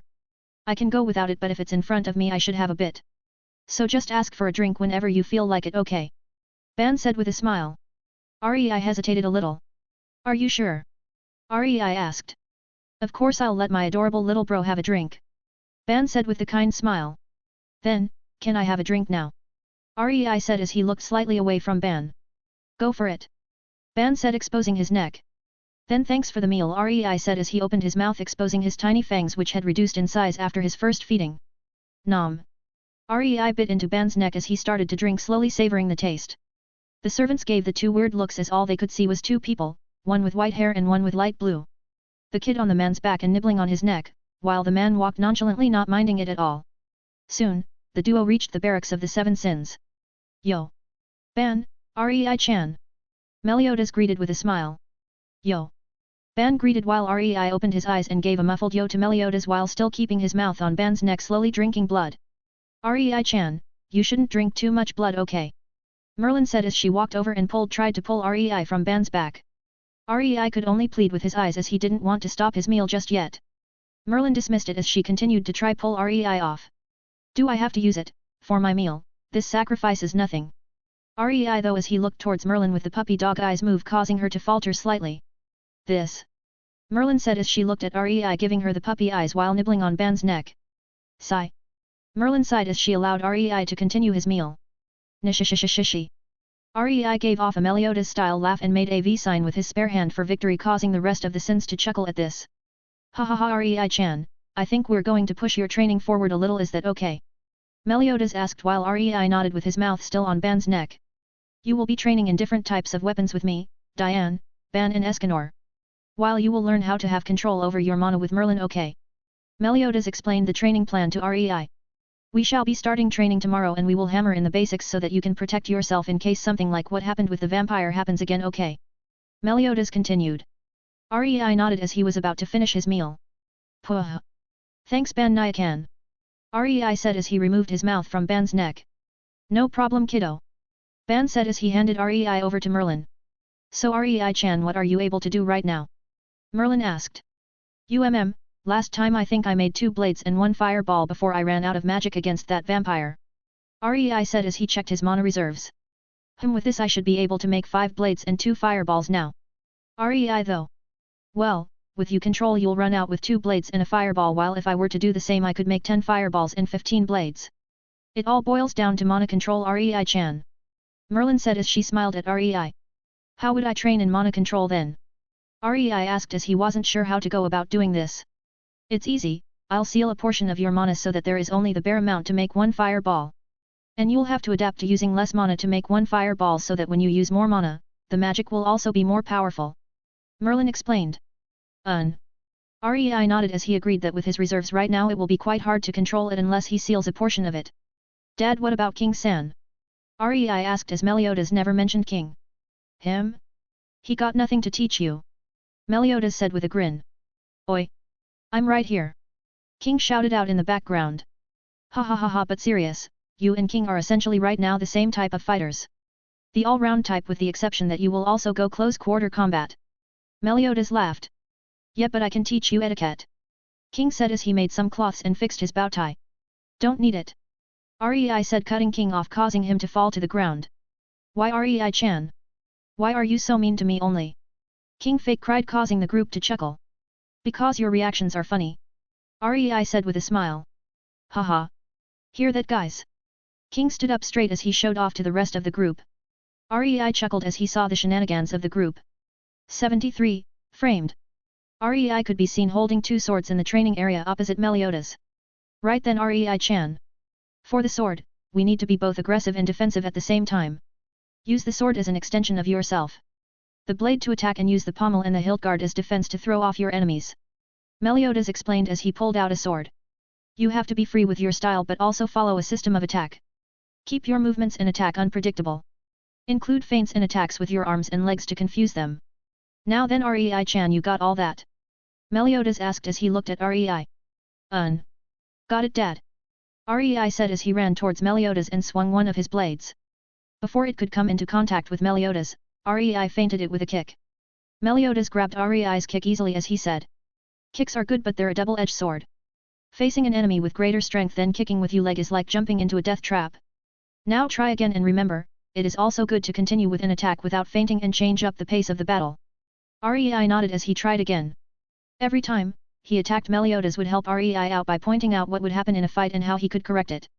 3 hours passed as Rei was on the ground tired and could barely move. Panting. Dad, it's a lot harder than I thought. Rei said between breaths. Ha ha ha, of course.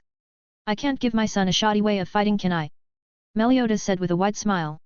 Then I should live up to your expectations then. Rei said as he sat back up. Go for it, next should be Escanor. Meliodas said as he could see Escanor walking over with a training axe. Rei-chan, are you ready? He asked looking at Rei. Rei nodded as he grabbed a training axe. The prideful way of the axe is to obliterate everything in front of you with unstoppable strength. As a user of the axe, we are the perfect people for dealing heavy or even mortal damage. The axe is all about momentum, move your body to increase the momentum which results in the increase of power. Escanor explained while showing different sets of movement. We should always be on the offensive as an axe user. We are the vanguard who plow forwards with no equal in strength. Escanor continued his lesson while Rei listened seriously and tried to follow Escanor's movements. Rei started to train with each of the members every day, excluding King much to his sadness, and learnt their ways of combat. Ban required Rei to be fast on his feet and adaptable to all situations with superb control over all of his body part, and Diane required Rei to be able to flow through all of his movements without flaw as well as to use magic during the combat. Rei was now 6 without much change to his appearance except for the increase of height. He was currently sparring against Meliodas again, trying to improve how he uses a sword. Come on Rei-chan, you have to flow through your moves more. There is a pause every time you move, it is fatal if the opponent can take advantage of it. Meliodas said as he pointed a finger at Rei's heart. Sigh. But it's hard, Dad, I have to think about if I should faint or not. And with someone of your caliber I have to think about every move. Rei said truthfully as he sighed. Nishishishishi, then just don't think about it. Engrave the movements into your body as move of instinct. Meliodas said as he put the sword away. I'll try. Nope, don't say try, what have I told you to say? Meliodas said, cutting Rei off. Fine, I will do it. Rei said as he put away the swords in his hands. So what's your progress with Merlin? Meliodas asked as they walked away from the training area. My control and efficiency only increase by a small amount.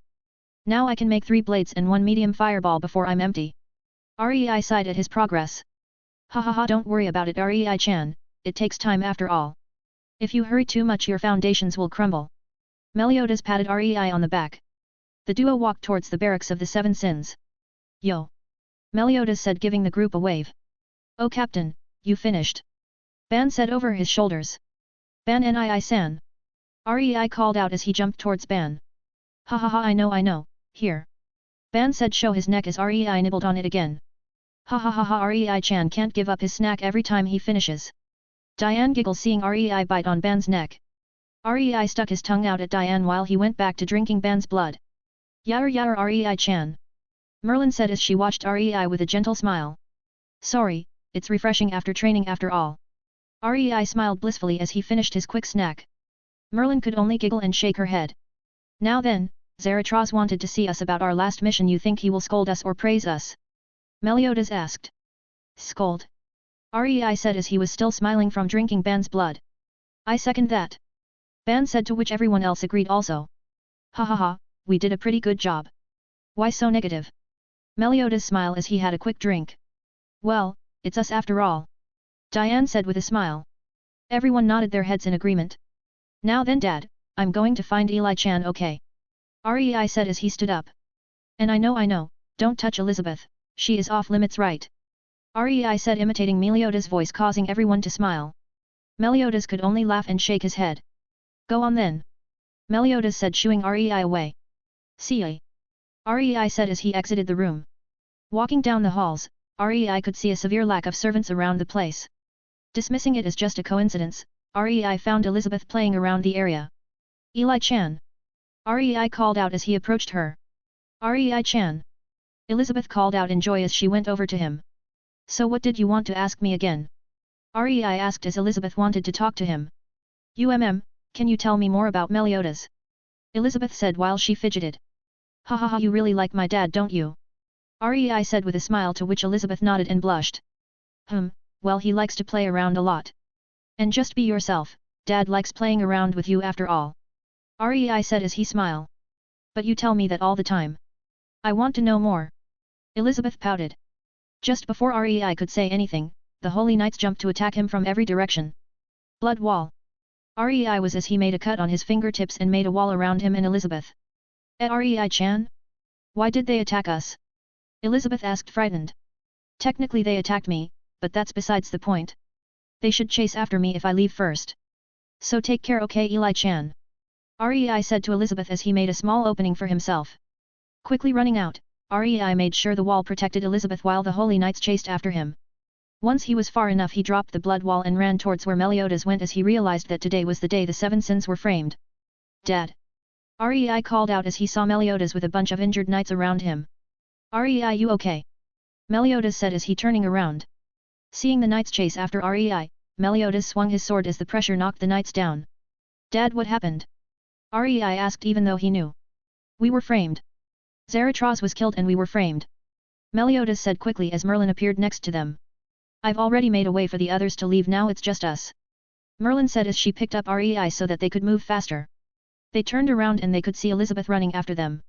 Why did you come here, Eli-chan? Rei shouted as the knights could harm her with her being near them. Just like he thought, a knight shot an ability towards them but it missed and landed near Elizabeth. Shit! Rei said and shot a blood spear piercing the guy's head. Rei then saw Meliodas crouched near Elizabeth with dark purple energy rising around him. Merlin quickly appeared besides and extracted Meliodas' power, knocking him out. Rei-chan, I'll send you and Captain away from here, okay? Be safe. Merlin said as she hugged Rei and kissed him on the forehead. Before Rei could say anything, Merlin teleported them to a cave near Camelot. Rei froze because it happened way too fast for him to process. In the end he could only sigh as this followed the timeline of the 7 deadly sins. 74, Boar Hat. Who are you? A high-pitched voice rang out behind Rei causing him to turn around quickly. Rei could see a pig looking at them with hostility. Hawk. Rei though as he saw the pig. Lady. Did you hear me? I said who are you? Hawk repeated as he walked closer. I'm not a lady, I'm a guy. I'm called Rei and this is my dad. Rei said as he introduced themselves. What's your name, Mr. Pig? Rei asked looking at Hawk. I don't have one. Hawk said as he sat down watching the duo. Can I give you one? Rei said wanting to befriend Hawk. Then you should give me a powerful one. Hawk puffed out his chest in pride waiting for Rei to give him a name. How about Hawk? They're fast, powerful and one of the top of the food chain. Rei suggested. Hawk's eyes sparkled as he walked up to Rei. Not bad at all.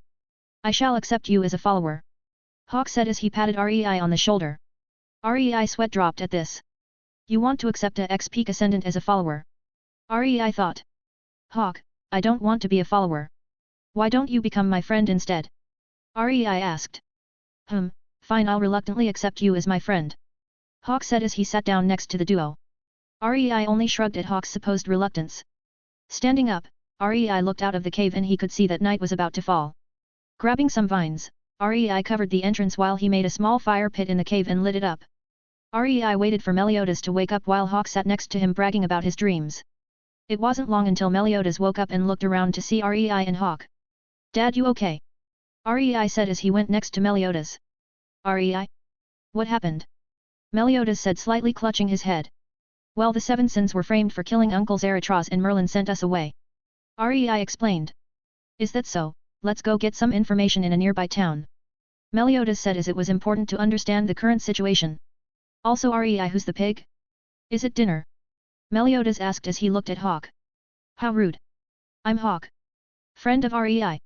Hawk said puffing out his chest. A talking pig. Meliodas said as he looked at Hawk. Hey Dad, can we take him? Rei asked. Why not?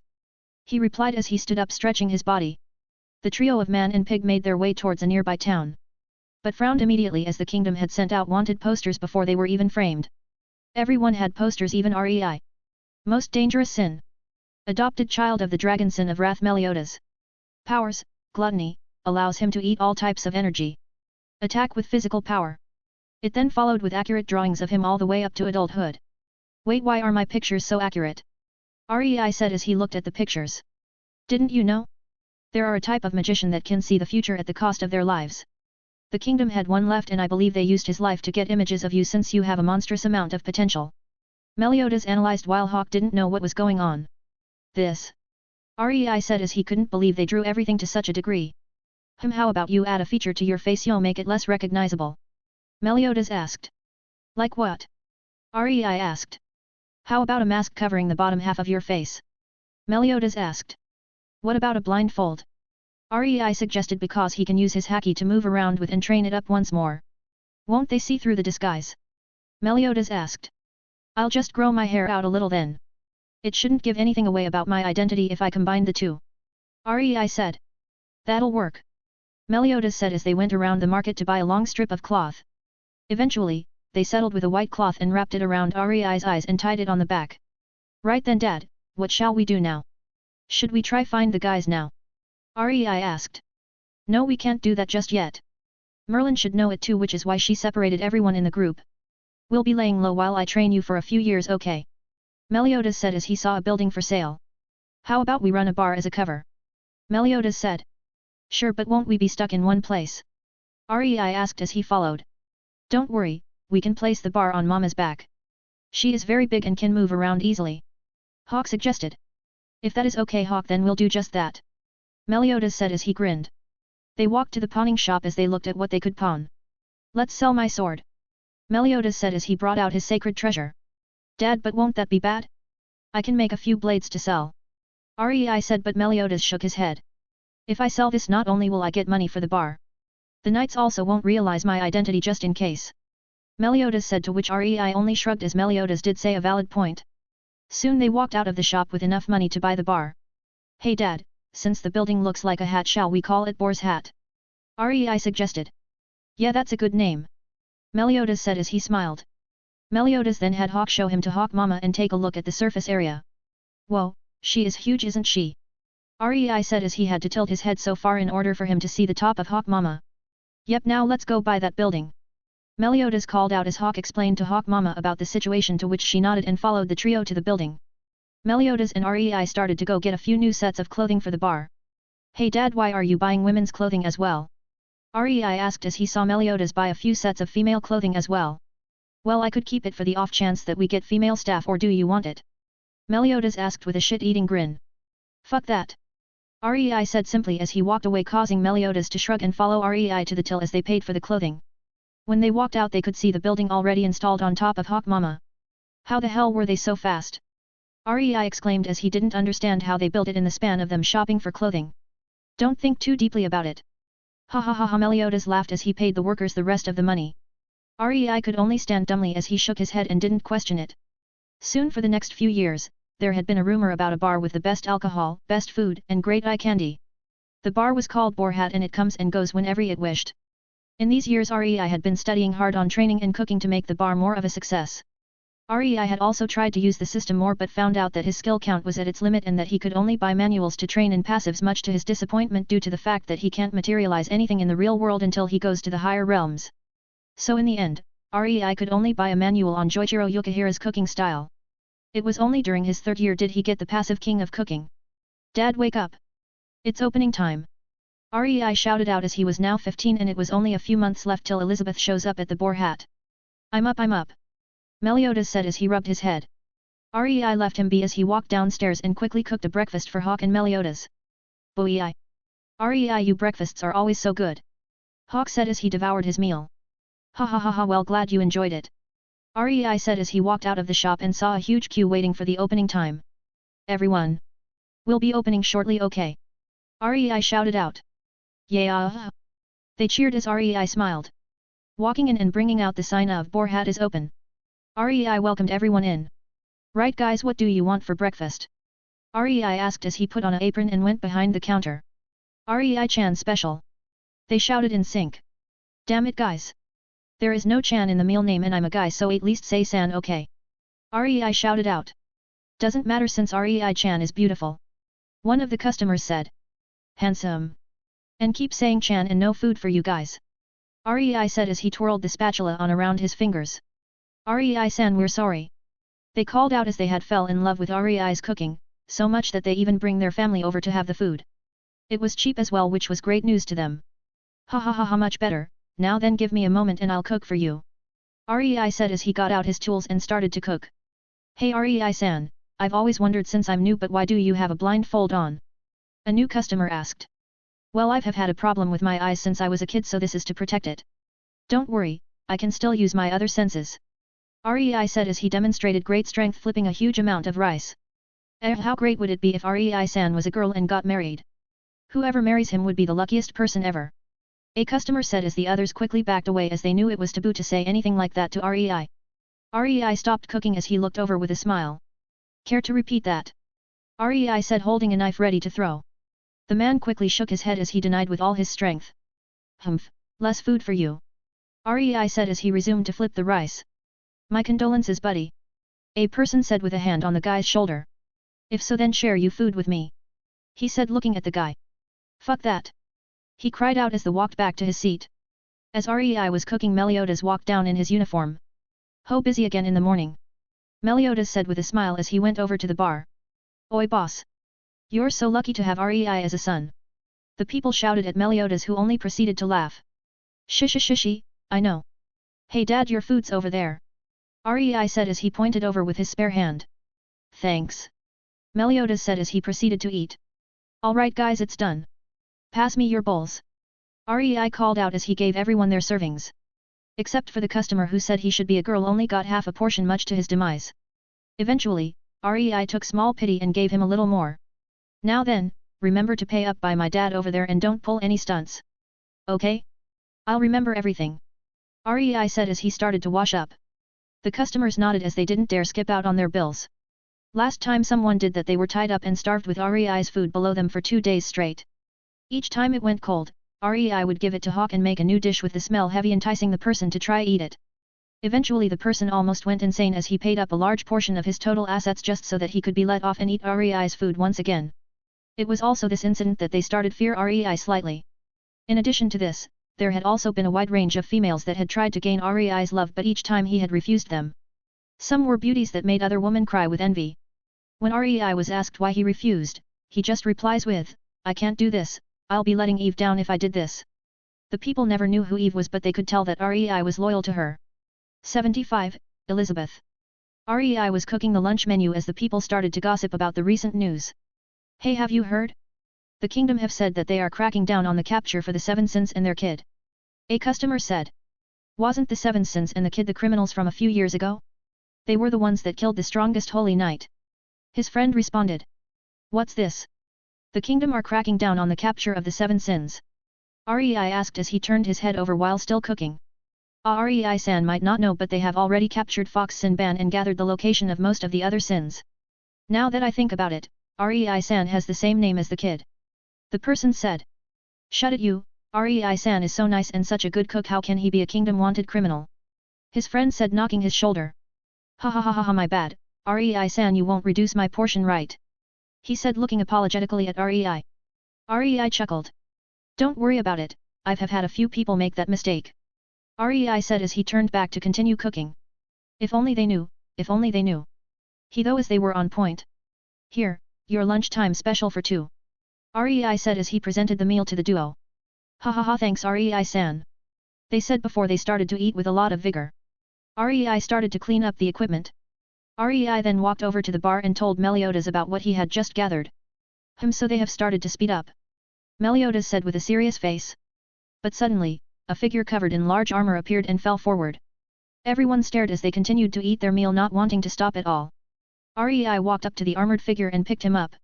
Don't say anything all right guys. Rei said as everyone nodded. Rei then carried the figure to the guest room and opened up the armor. Eli-chan. Rei whispered as he saw Elizabeth. He could only shake his head as he removed the rest of the armor and put them by the side. Tucking her into the bed, Rei walked down and whispered into Meliodas' ear. Hey dad, the person in the armor was Eli-chan. Meliodas widened his eyes slightly as he went upstairs. Guys we might have to close early today since that was a friend of my dad's so today I'll give everyone a free meal okay? Rei said to which everyone cheered. Alright, line up everyone here gets meals so don't push. Rei said as he quickly went back to work. They watched in awe as they could see Rei increase the pace of which he is making the food. He was using 8 large pans to quickly make all of the food. His hands became a blur as he made each of the meals with unbelievable speed. Whoa amazing! The customers said as they watched in awe. Hehehe you noobs haven't seen anything yet. A person suddenly said causing the people to turn and see a aged man crossing his arms. I have been following the boar's hat for many years now and I can say this is not even Rei-san's fastest speed as he can control way more than just 8 pan. If I had a guess, Rei-san can even do 15 pans if he wished. We call him Azura as every time he increases his speed there seems to be the image of Azura behind him with 3 heads and 6 arms helping him cook. This is the Azura way of cooking. Many have tried to learn but was turned away each time through a cookout. Rei-san seems to embed his fighting intent into his food causing the enemies to cower in fear not being able to cook to their best when they're against Rei-san. The aged man analyzed causing the people to widen their eyes in shock as they never knew Rei was called Azura. Oi Asen! Stop spreading my bad name! Rei called out as he continued to cook with 8 pans. Ha ha ha ha sorry, but Rei-san is truly impressive to be able to cook with 8 pans. Most people can't even multitask with 3. The aged man said rubbing the back of his head with a laugh. It's easy, you just have to set the course of action in your mind while your body moves on instinct to flow through the plan without any wasted movement or else the taste would be changed badly. Rei said which right after he said it his eyes widened while his arms didn't stop moving. Wait, isn't that what Dad had been trying to tell me in my swordsmanship? To keep to a style yet let your body be free and flow through them. Rei thought as his swordsmanship passed the threshold. Ha ha ha Asen! Your comment helped me more than you think. Here I'll throw in 2 more dishes of any kind that you want. Rei called out as he wanted to thank the aged man for helping him break through with his swordsmanship. Really? Ha ha ha ha ha, then if you can you give me the usual then? The man said as he received eyes of jealousy and envy from the other customers. Of course. Coming right up. Rei shouted as he increased his production rate. Dishes were finished one after another, each time one was done, another was being made keeping a constant supply going. Rei wiped away his sweat as he gave the last portion to the last customer and brought the open sign back in. Phew, I can't believe I can use Joichiro's cooking with my swordsmanship. Ha ha ha really, life is full of surprises. Rei said removing his apron. Walking back into the room Rei could see Meliodas touching Elizabeth's boobs with his haki. Oi Dad, really? Rei asked as his mouth twitched a little seeing Meliodas feel the boobs of a sleeping girl. What? Meliodas said when Elizabeth woke up and sat up straight, looking down she could see Meliodas grabbing her boobs causing her to blush. Hi, I was just checking your gender. Meliodas said causing Hawk to slap him using his ear. Idiot! You can see her gender. Hawk shouted as Rei went out to quickly make her a meal. Soon, Elizabeth and Meliodas could be seen walking downstairs. Hi, do you want some food? Rei asked with a smile. If that is okay. Elizabeth said embarrassed. Rei handed her some egg fried rice which had a assortment of different meats and veg on top. Here try this. Rei said as he smiled. Thank you, but I don't know if this will offend you but how are you able to cook with a blindfold? She asked.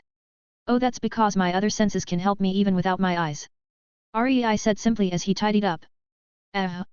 This is the best food I've ever eaten. She exclaimed as she took a bite. Ha ha ha that's what they all say about my son's cooking after the first bite. Meliodas said with a grin. Wait, he's your son. Elizabeth pointed towards Rei. Adopted son. Rei corrected her. I see. She said eating her meal. Don don don. 3 heavy knocks could be heard disrupting Elizabeth's meal. Come out.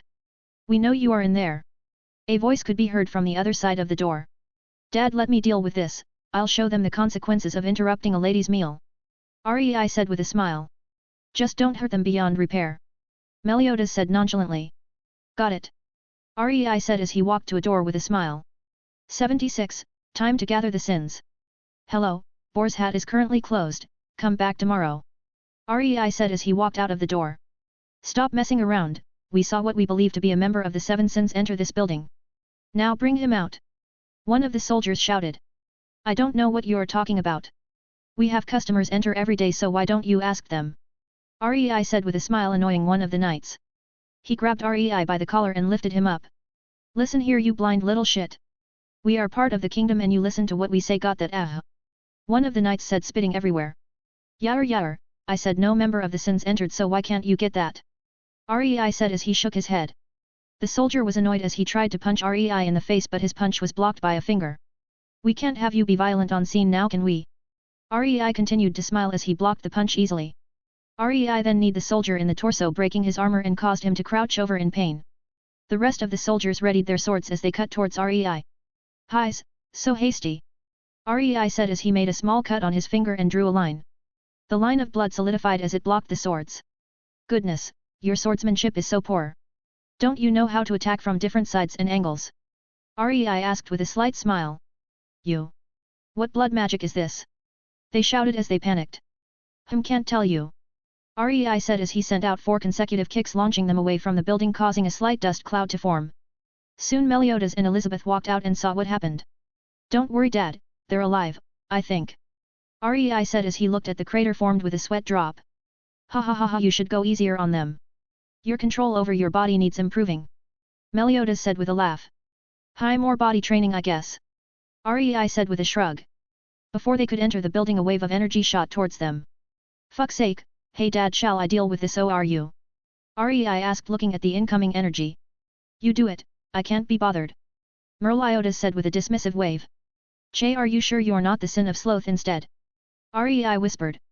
What was that? Meliodas shouted back. Nothing. Rei said as he opened his mouth and ate the energy causing it to twist and stretch into Rei's mouth. Fwah, not the best not the worse. Rei commented on the taste of the magic. Where did the energy go? Elizabeth said as she looked at Rei. That's his magic, gluttony. The child of sin. My son Rei. Meliodas said as grinned at the shocked Elizabeth as she didn't think that she'll find the sins just yet. Then you're. Yep, dragon sin of wrath. Meliodas. Meliodas replied smiling. Dad, if you're done. Then prepare Hawk Mama. We'll need to leave this location. Rei called out. I'm on it.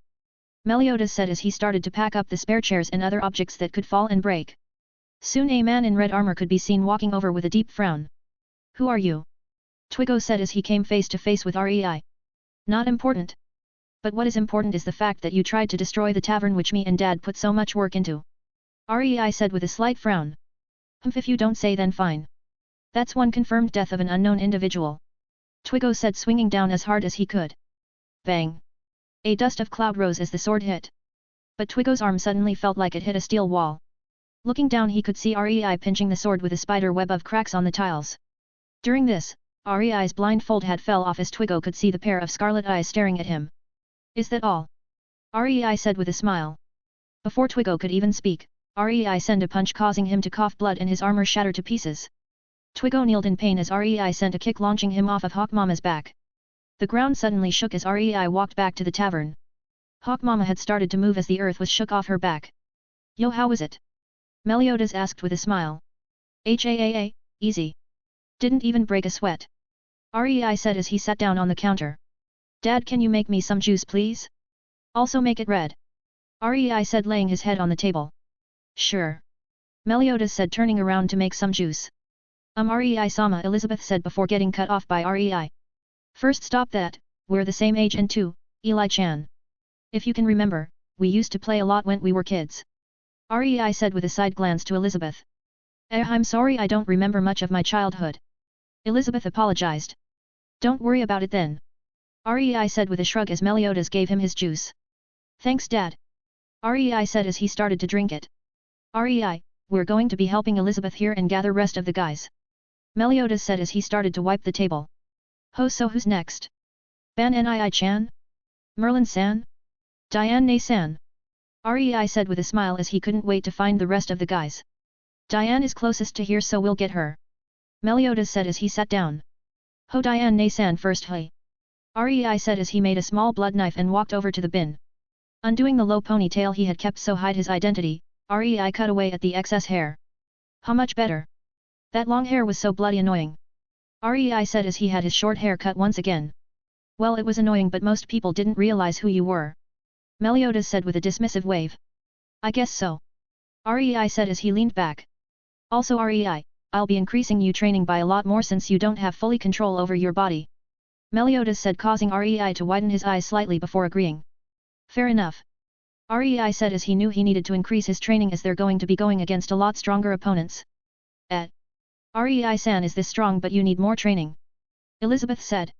Yep, but I could have been stronger since I found out that ingesting blood increases my training speed. But other than Ban Nii-chan, everyone else will become ghouls should I drink their blood or turn them into vampires themselves. So I should be able to get stronger quickly after we find Ban Nii-chan. Rei said telling Elizabeth about him being a vampire. Don't forget to not ruin your foundations. Meliodas called out. I know Dad. Rei shouted as he knew how important having a good foundation is. Can't wait to drink Ban Nii-chan's blood again. Rei said with a wide smile. 77, Bernia. Rei was sitting on the roof of Borhat while he waited for the next stop. Soon Hawk Mama stopped and embedded itself into the ground once more. Elizabeth walked out slightly confused as to why she stopped. Don't worry, Hawk Mama is just tired and we also need to restock a little as well. Rei said as he jumped down from the roof. Dad want to come with me to buy some supplies. Rei shouted out to Meliodas. Sure. Meliodas said as he walked out. Before Rei could even ask Hawk. The pig had already started to sleep on one of the tables. Rei only shrugged as the trio made their way to the village. Rei was frowning as he could see the village having a dead atmosphere and a severe lack of water. Meliodas and Elizabeth also frowned at the sight. Rei putting a hand on the shoulder of a villager and asked him about what happened. You see, our village of Burnia main source of income was our Burnia ale, but a holy knight didn't like it, so he stabbed the sword in the center, stopping our water source. Now we can't make ale to support the village. Highs. The man sighed as he walked away. Rei and Meliodas nodded to each other as Rei walked towards where he could see the gathering of villagers. He could also see two soldiers laughing cruelly at the villagers' attempt to pull out the sword. Rei patted them on the shoulder as they turned around. They could see Rei's red eyes piercing into them, causing them to shiver as they saw Rei look exactly the same as his poster. Are you laughing at their attempt to save the village? Rei said coldly, causing the soldiers to frantically shake their head. Oh, but I'm pretty sure I did hear you laugh at them. So are we lying here? Rei smiled, causing the two to shiver. Then you don't need your arms anymore. Rei said as he chopped down on each of their shoulder. Crack crack. Sounds of bone breaking sounded out as the soldiers lay there not being able to use their arms. Rei looked at them coldly before he put on a smile and walked over to the villagers. Hey guys, let me try, okay? Rei said as their ropes snapped from their attempt. Highs, young lad. Don't bother, this sword is one that only a holy knight can pull out. Why, he village head said with a sigh. Trust me, okay? After all, even if I fail you lose nothing. Rei said, walking up to the sword. The moment he placed his hand on the hilt, lightning flashed towards him. Rei opened his mouth and ate the lightning. Ho Gil-chan has improved quite a bit. Rei said before pulling out the sword with ease, causing the water to flow and the villagers freeze in shock before cheering. Walking over to the crippled soldiers, Rei looked at them. Where is Guild Hunter right now? And if you lie? Rei said, pointing a sword at them. The duo panicked and could only stutter out the location. Ho might be a bit far for my arm strength right now. Rei though, as he probably couldn't throw at the sword at Guild Hunter. A bow should do. Rei said as he traced out a bow, draining him of 1/35 of his current reserve. Notching the sword onto the bow. Rei drew back as he sent mana into the bow, causing it to light up. Rei then sent lighting to the sword tip so that it will strike out in a specific manner when it hits. Fly, Rei said as the sword flew out in a streak of blue. Now both of you fuck off before I break your legs too. Rei said, untracing his bow. The soldiers quickly ran away in panic. Elsewhere, Guild Hunter, who was practicing, felt a sword traveling towards him in an extremely fast speed. Quickly jumping back, Guild Hunter avoided the sword, which combusted into streaks of lightning, etching out a message. Dick move, Gil-chan, also fuck you. Followed by a middle finger, causing Guild Hunter frown as he thought about who could have done this. There were only a handful of people that called him Gil-chan. Rei. Guild Hunter thought as he narrowed down the suspects. Guild Hunter shook his head as he picked up the sword, which he frowned when he couldn't pull it out. The lightning then etched another message. Karma's a bitch. This sword can't be pulled out by you right now, and same with the messages. Followed by another middle finger. Guild Hunter could only sigh as he made his way back to the castle. Rei suddenly smiled as he could feel Guild Hunter activating his second message. His control with magic had improved other the years as well, since he continued to do Merlin's training but applying seals himself. Now he could put more power and efficiency with his magic, even to the point that he can make messages like what he had just done. Rei-chan, what have I told you about hurting them beyond repair? Meliodas said with a sigh. Nishishishishi, sorry, sort of got angry at the fact that even people like that could have a role above commoners. Rei said with a laugh. Ha ha ha, I guess so. When we sort this rebellion out, I'll need to talk to Bartra about this. Meliodas laughed. Oh yeah, Rei, we're going to hold a party for the village, so you ready to cook up a village-size portion of food? Meliodas asked with a grin. No problem, should help me train my body a little. Rei said as he stood up. For John. Rei said as he started to make a huge pan, surprising the villagers as a pan just appeared out of nowhere. Right then guys. Help me put the ingredients in. Rei shouted out as he used his magic to light up a large fire below the pan. Rei then proceeded to make food with the pan, as everyone can see him work easily with this ridiculously huge pan. Rei was sweating heavily when he had finished the portion enough for a village and sat down panting a little while everyone was cheering for the amazing food they just tasted. Meliodas walked over with some Burnia ale and handed one to Rei. Dad, you know I don't drink. Rei said with a small tired smile. Just try it for today. After all, you did just save a village. Meliodas said as he sat down. Rei thought about it a little and decided to drink only for today. It was only after quite a few pints did Rei start to have a deep blush. Rei was about to reach for another one when Meliodas stopped him. I think that's enough for today. Meliodas said shaking his head. Fine, Rei said in drunken voice. Hey Dad? Can you help me with something? Rei asked. Sure, what do you need help with? Meliodas asked. Drink more ale. I have a name I remember, but every time I do my heart hurts. I don't remember what she looks like, what she likes, what's her personality, but I know that she was important to me. Every time a girl came up to me and say they love me, my mind would tell me don't accept, you'll let her down. My heart feels hollow, Dad, it hurts. Rei said as he laid his head on his arms. Meliodas could only sigh as he could hear the sorrow in Rei's voice. He put his hand on Rei's shoulder and said. Heis, just hold on to that name and never let go. If your heart still aches, let the rest of us fill it in for you, okay? Meliodas patted Rei's shoulder. Sure, Dad. Rei said as he fell asleep. Meliodas could only shake his head as he didn't know his son held such sorrow in his heart. 78, Diane. Rei woke up early in the morning as usual. Fuck. Rei said as he had a huge headache from last night. He could only shake his head as he walked down to make himself some soup to clear his a little. The scent of him making food woke up the rest of the guys as they walked downstairs. Morning. Rei said as he had some of his soup. What do you guys want for breakfast? Rei asked as they sat down. The usual. Both Meliodas and Hawk said. Same as Meliodas-sama. Elizabeth said. Rei nodded as he brought out a pan and started to make 3 portions of an omelette breakfast. So Dad, how far away are we from Diane Nasan? Rei asked as he finished the dish and took his apron off. Oh, we'll be there in a few hours. Meliodas said, taking a bit from the omelette. Got it, just leave the dishes in the sink, I'll clean them up after my morning routine. Rei said as he walked out. Rei then applied restraining seals on his body as he started to do body training under heavy pressure. It took Rei a full hour as he had finished his routine, causing his body to ache, but his regeneration healed it up quickly. Rei could see a huge gathering of mist off into the distance as he knew that was where they were going. Walking back in, Rei started to clean up dishes. So can you tell me a little about Diane? Elizabeth asked, sitting on the counter while she watched Rei clean the dishes. Well, she is from the giant clan. She doesn't like fighting too much and is very caring to friends and family. She is also like my big sister in the group. Rei said with a smile as he finished washing up the dishes. I see, you sound like you see everyone in the Sins as family. Elizabeth said as her gaze followed Rei. I don't see them as my family. They are my family. Meliodas is my dad, Merlin is like a mother to me, and everyone else is like my siblings that look after me. If it wasn't for Dad picking me up, I won't ever experience the feeling of having a real family. Rei said as he smiled in nostalgia as he hadn't seen them in 12 years.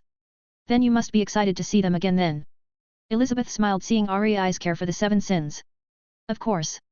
If I could, I would want to teleport Hawk Mama to the locations, but my mana won't allow for it. Rei said as he shrugged. He then went to find Meliodas for more spars as they waited for Hawk Mama to arrive at the forest White Dreams. Hawk Mama came to a stop as she reached the destination. Digging a hole in the earth, Hawk Mama rested once more. Oh yeah, Dad, let me deal with the illusions, okay? Rei asked as he, Meliodas, Elizabeth and Hawk walked near the forest entrance. Rei carried a huge bag easily as it held the ingredients to make a meal when Diane wakes up.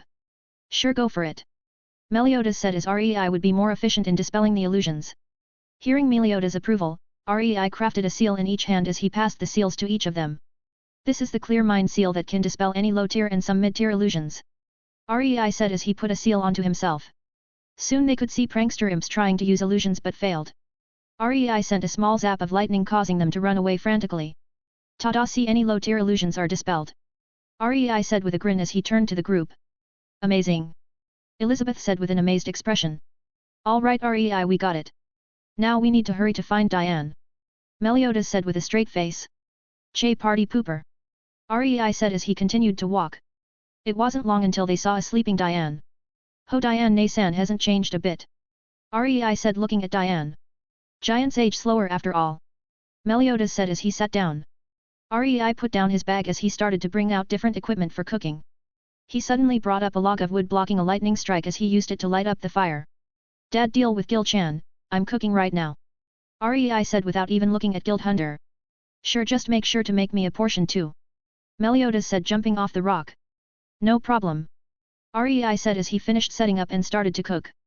Every so often there would be a flash of lightning coming towards Rei. Rei would bring up a tool which got heated and helped him cook. Thanks, needed that. Rei would call out every time it happened, making Gildhunder's frown twitch. And every time lightning went to Elizabeth, Rei would throw a knife or fork making the lightning bend. Soon, an intoxicating aroma filled the area as Rei finished the dish. Placing it in front of Diane, Rei waited for her to wake up. Her eyelids fluttered open as she saw Rei sitting there looking at her with food ready. Rei-chan. She muttered unsure. Hey Diane Nei-san, long time no see. Rei smiled. Diane quickly grabbed Rei and hugged him by her cheeks. Ha ha ha Rei-chan. You're safe. Why did it take so long for you to visit? She said with a smile. Ha ha ha Diane Nei-san, we can talk later, but Dad is fighting Gil-chan over there. Shall we send him back so that we can catch up? Rei said pointing at Gildhunder. Diane nodded as she stood up and kicked Gildhunder, causing him to be launched away. Rei's sweat dropped at this as he didn't think Diane would do it like this. Diane Nei-san, I've made some food so you should eat up before it gets cold. Rei said smiling. Diane sat down with Rei as she started to eat. Delicious. Rei-chan, I didn't think you were this good at cooking. She praised as she ate the food. Rei chuckled. Thanks Diane Nei-san, me and Dad had been running a tavern these few years and I improved in my cooking to make more money. Rei said as Meliodas came over. Captain! Diane shouted as she hugged Meliodas too. Rei sat down on a rock as he watched Meliodas introduce Elizabeth to Diane, causing her to frown in jealousy before ignoring her and continued to eat. Once she had finished, Rei started to use magic to clean up the dishes. Rei! Meliodas called out. Yeah, what's up Dad? Rei said turning around. I managed to get the location of Ban and King from Gildhunder before he was kicked away. Meliodas said, causing Diane to giggle at the thought. Ho, so where is Ban Nii-san and King? Rei asked. Ban is in based prison, so we'll get him first. Meliodas said. Hey Rei-chan, are you going to nibble on your Ban Nii-chan's neck? Ha ha ha ha ha. Diane teased Rei as she laughed. This caused Rei to have a slight twitch in his smile as he flipped Diane off with a middle finger. I'm 16 and you want me to nibble on Ban Nii-san's neck? Are you serious? Rei said while he packed up the tools. Che, Rei-chan isn't as cute as he was when he was a kid. Diane said as she stood up. Of course not. Yours truly here is now handsome. Rei said. More like beautiful and feminine. Meliodas chipped in with a grin. Shut it Dad. Rei said, carrying the bag in his back. The group walked back to Hawk Mama as they prepared for based prison. 79, Ban. Rei was cooking breakfast for everyone. Hey Dad, I'm gonna head to based prison first, is that okay? There should be 3 people coming to try take Eli-chan back, so you can handle that, right? Rei said as he cooked. Sure. Meliodas said simply. Just in case Dad, here's a few seals for you. Healing, barrier and clear mind. Also this one is for teleporting me to where you are in case you need some extra hands to help.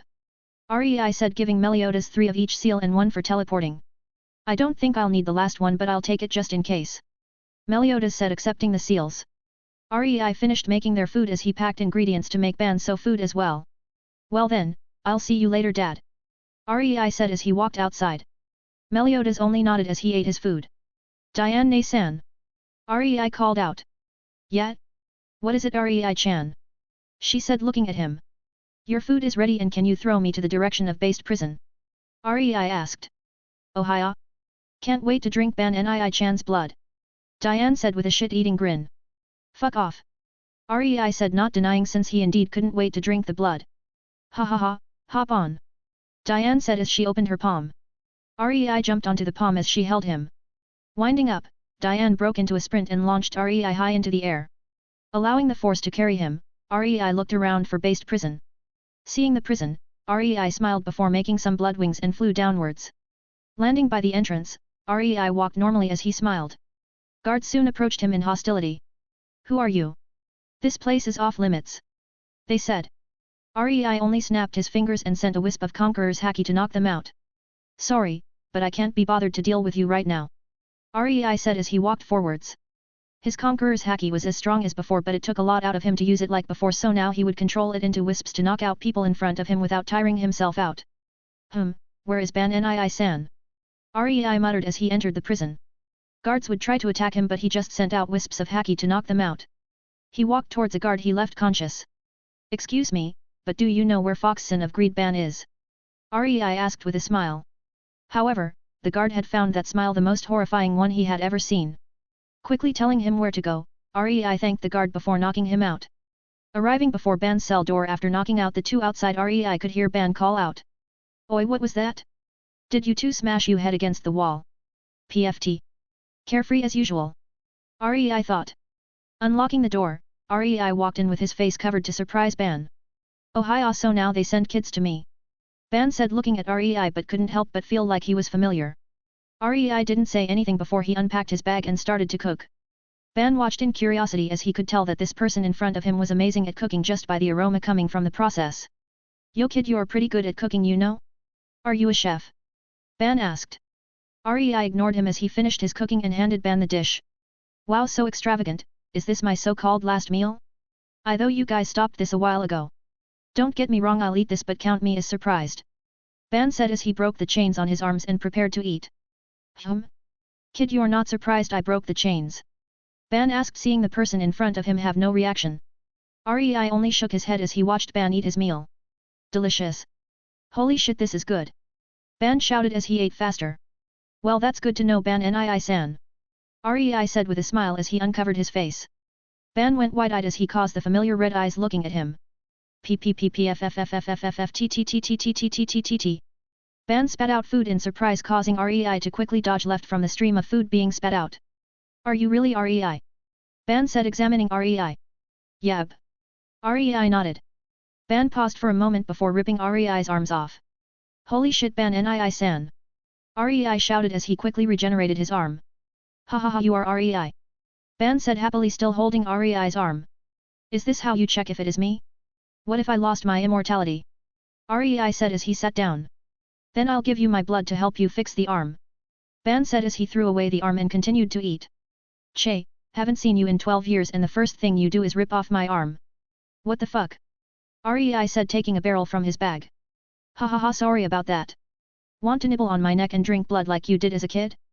Ha ha ha ha. Ban said as he laughed. Fuck off, just put the blood in the barrel. I ain't drink blood from your neck. Rei said, pointing at the barrel. Kiddo, what if I go dry from the lack of blood after filling the barrel? Ban said as he looked at the barrel bigger than Rei's body. Bitch please, last time I'm pretty sure the blood I drank could have filled a lake. This barrel is letting you off easily since I haven't drank any blood for 12 years. Rei said, pointing at the barrel. Ban laughed as he made a cut in his vein and pushed blood into the barrel. He continued to eat with his spare hand. Say kiddo, are you sure you're a boy? I mean, looking at you now, you look more beautiful than anything. I might have to say I have a little sis instead of brother. Ban said, looking at Rei. Tisk, yours truly will be more handsome when I get older, just you wait. But you look like an old geezer with that beard of yours. Rei said, pointing at Ban. Ha ha ha, every single hair on this beard means I'm more of a man. Ha ha ha, kiddo, when will you grow something like this? Ban said, stroking his beard. This. Rei was about to say something, but he realized that he had never grew a beard at all, leaving his face bare of any sort of facial hair. Fuck. Rei said, causing Ban to laugh. Anyways, Dad is gathering the rest of the guys.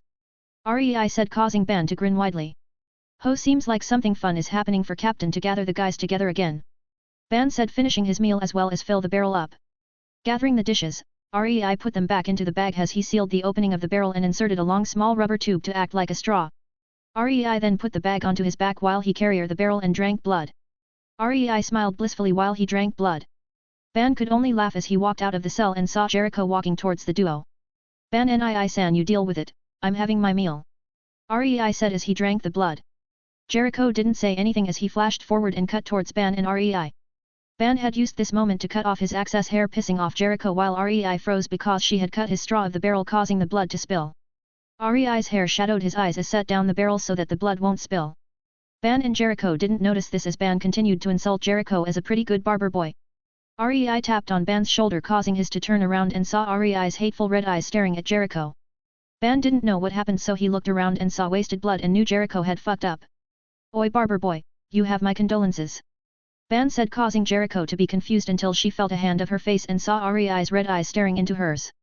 Rei proceeded to smash her around like a rag doll, breaking the walls of the prison easily. Rei then grabbed Jericho by the neck as he smashed her down onto the ground, causing the floors to collapse and destroy the prison. Ban quickly grabbed Rei's barrel of blood to not let more go to waste. Soon Jericho laid there battered and bloody while Rei calmed down a little and walked to Ban and got a new small rubber tube to drink blood from. Highs, kiddo, you still have that temper of yours whenever someone interferes with you drinking blood. Ban said as his ruffled Rei's hair like he did when Rei was still a child. Humph, 12 years without blood and she dares to waste a portion of my meal. Rei said drinking blood once again. Ban only shrugged as they walked out of the ruins of based prison and towards where Meliodas and the rest of the guys would be. 80. Change. Rei and Ban met up with the others while Rei had finished his drink. Rei-chan, did you enjoy your drink? Diane asked.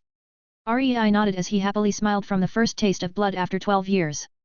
Rei suddenly felt a pulse of fatigue causing him to stumble. Grabbing onto a table, Rei quickly asked the system what was going on. Host is experiencing a metamorphosis since Host had replenished the body with blood after 12 years. Host, long will it take to finish metamorphosis? Rei asked while he clutched his head, causing everyone else to worry. A few days to maybe weeks. Rei nodded as he looked at Meliodas. Hey Dad, I'm really tired right now, I head off to sleep first. Rei said as he fainted. As soon as Rei fainted, a blood cocoon wrapped around his body causing the others to be worried. Hey Captain, I think it's because kiddo hadn't drank blood for so long. We know that vampires get their mana from blood, so maybe that's what's happening to the kiddo. His body is adapting to the increase of mana. Ban said looking at the blood cocoon. Maybe. Meliodas said looking at the cocoon before lifting it and bringing it to Rei's room. Name, Rei. Age, Immortal. Bloodlines, Origin Demon, Alucard. Combat rank, High Mid-King. Rei saw his stats as he finally woke up. Mid-King Hui. Rei mumbled as he had a look at his body. Not much had changed except for the fact that his skin looked soft and more nourished. He could also feel his mana reserves being a lot bigger. Show me Meliodas' current combat rank. Rei said getting off of the bed. Half-step world. And to think that this is merely leftovers after his power was taken by Merlin. Rei said as he looked out and saw that Hawk Mama was near the place where they would find King. Seeing that he still had some time before the group returned, Rei sat down and summoned out his Zanpakuto. Kyoki, Tengoku, it's been a while. Rei said looking at his Zanpakuto. Yet took you long enough to unlock us again. Kyoki called out in his mind. It seems like your foundations and control are much better this time. Tengoku commented. Yeah, I had to train with Dad and Merlin who liked to hammer in the basics into me. Rei said smiling. But it is for good reason, so it seems. You can hold a fight much better now. Tengoku said, which Kyoki agreed. So how far can I access my abilities now? Rei asked. You can hold only my Bankai for a little while. As for Kyoki, he is experiencing some change, so it'll take a while to use him. Tengoku said. Yeah, don't worry about it. In the time I'm gone, Tengoku should be able to help you solve your problems. Kyoki said. Well, I hope whatever had changed will be good for you. Rei said with a smile. Ha ha ha ha Rei, I'll be stronger than ever when I finish, so just you wait. Kyoki said as his voice grew fainter. I will. Rei said as he unsummoned Kyoki. Say Tengoku, do you have any idea who Eve is? I remember her name but not much else. Same here. Someone had probably tampered with the memory itself. The only way to undo it is to ascend to the higher realms, so it seems. Tengoku said as she is part of his soul, her memories were altered as well. I guess that's the only way. Rei said shaking his head. Well, I'll call you out when I'm in trouble, okay Tengoku? But it's nice to have you here again. Rei said looking at the blade in his hands. It's nice to be back Rei. See. Tengoku said as Rei unsummoned her. Rei then went down to the kitchen to make a meal, welcoming the Meliodas and the others back. It wasn't long until the rest of the group returned with the addition of King. They were confused as they could see smoke come out of the chimney and then realized what could have happened. They looked at each other before nodding and rushed into the tavern. Inside they saw Rei with an apron on waiting for them. Yo, you guys hungry? Rei said as he turned around with a smile. Kiddo, you're finally up? What happened back there? Ban asked. Just my body catching up to what my strength should have been. Now I'm a lot stronger. Rei said as he looked over to Ban. What say we have a barbecue outside? Rei asked. Sure. Meliodas said as he helped carry some of the items. Hey King Nii-san, long time no see, and you seem to have lost a lot of weight. Rei said looking at King. My other form was much better than this one. So much nobility and you couldn't even understand it. King said laying on his pillow. Hey, it's all about perspectives. Rei shrugged as he brought the ingredients outside. Whilst everyone was eating, King brought up the question about their sacred treasures. Say, I've noticed that all of you don't carry your sacred treasures with you. Do you have it stored away safely? King asked, eating a skewer of meat. Lost mine.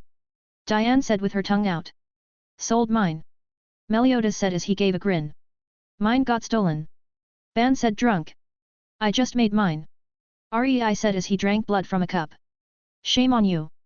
King said with a snort in his fat form. Captain, why did you sell yours? Ban, how did yours get stolen, and Rei, how did you make yours? King asked. Well, I needed money for the tavern. Meliodas said, scratching the back of his head. Mine was stolen when they put me in the prison. Ban replied, drinking some more ale. I just made it now with my magic after I drank Ban Nii-san's blood. See? Rei said, summoning Tengoku. What does it do? King asked. Secret. I'll tell you guys next time. Rei said, finishing his drink and stabbing a straw onto Ban's wrist, refilling his cup. King only shrugged as Hawk was curious.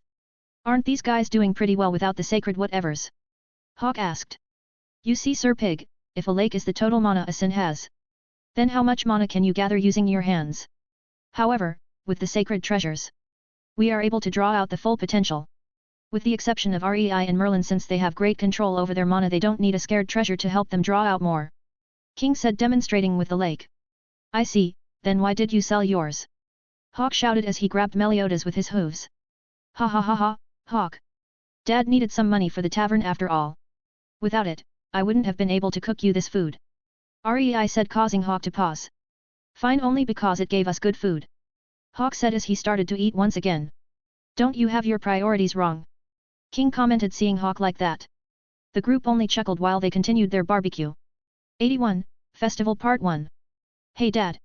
Rei called out as he had found a poster for a festival that's going to happen with Diane's sacred treasure as the prize. What is it? Meliodas said, popping his head out from the kitchen.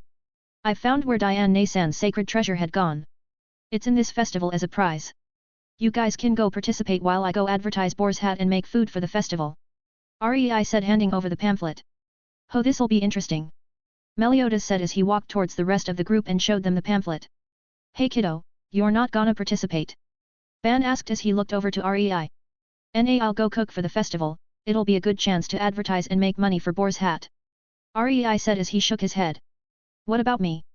Won't I be too big to participate? Diane said, feeling sad about her size once again. Here Diane Naysan, I've got a present for you once the other guys are gone. Rei said, looking at Diane with a smile. Sure. Diane nodded. Eli-chan, are you going to cheer my dad on? Rei asked, looking over to Elizabeth. Would it be okay if I help you out with distributing the food? Elizabeth said, slightly shocking Rei as he thought she would want to cheer on Meliodas. He recovered quickly as he nodded. Yep, no problem, it'll be a huge help. Rei said with a smile. Right then, shall I make everyone a big feast while we go there? Rei said, causing the rest of the group's eyes to sparkle. Yes. They shouted, causing Rei to chuckle. The journey was short while Rei cooked a feast for the group. They could see Diane's hammer by the side of the arena. Whistle. Damn, that hammer still looks as big as ever. Rei commented as he carried a huge bag on his back. Right then, Dad, you guys head to the arena first. Diane Naysan, you stay behind for a second, I'll give you your present now. Rei said as the rest nodded and left for the arena. Looking around to make sure that no one's looking, Rei looked back at Diane. Right, Diane Naysan, you want to be small, right? Rei asked, causing Diane to nod her head. Before, this won't be possible, but because my mana reserve increased since I drank blood, I'm able to make this seal. This allows to compress all of your strength into a smaller body. So you'll keep your strength while being around the size of everyone else. Rei causing Diane's eyes to widen. What's even better is the fact that you can adjust it at any time, so you can punch out in small form but surprise the enemy when you suddenly turn big again. Rei said, causing Diane's eyes to tear up. Thank you, Rei-chan. Diane said, crying tears of happiness, and hugged Rei by her face. There, you guys have looked after me and gave me a family. This is the least that I can do. Rei said. Diane finally let Rei down after a while as he made the seal for Diane. But before he applied the seal, he didn't forget to get some clothing and a towel to cover her body. Diane Naysan. When I use this seal, your current clothes should shrink with you, but I'll prepare this set of clothing just in case, okay? Rei said while Diane couldn't wait to be the same size as everyone. Getting Diane's confirmation, Rei applied the seal and watched Diane's body shrink till it was just a bit below his own height. Diane hesitantly opened her eyes as she looked around and saw that everything was much bigger than before and that Rei was just a little taller than her. She looked at her arms as she teared up once more from happiness. Thank you Rei-chan. Diane shouted as she hugged Rei and cried. Rei smiled as he patted her on the back. Come on Diane-san, you should be able to switch between forms by inserting some mana, and if you want only your arms to enlarge then you just insert mana into the seal and direct the mana to your arm and it should do it. Rei said, separating from her hug. Now let's go. Don't tell the guys about this and keep it as a surprise for them. Rei said with a grin, making Diane smile as well. Just give me a moment. Diane said as she went to change her clothes. Rei stood there as he waited patiently for her.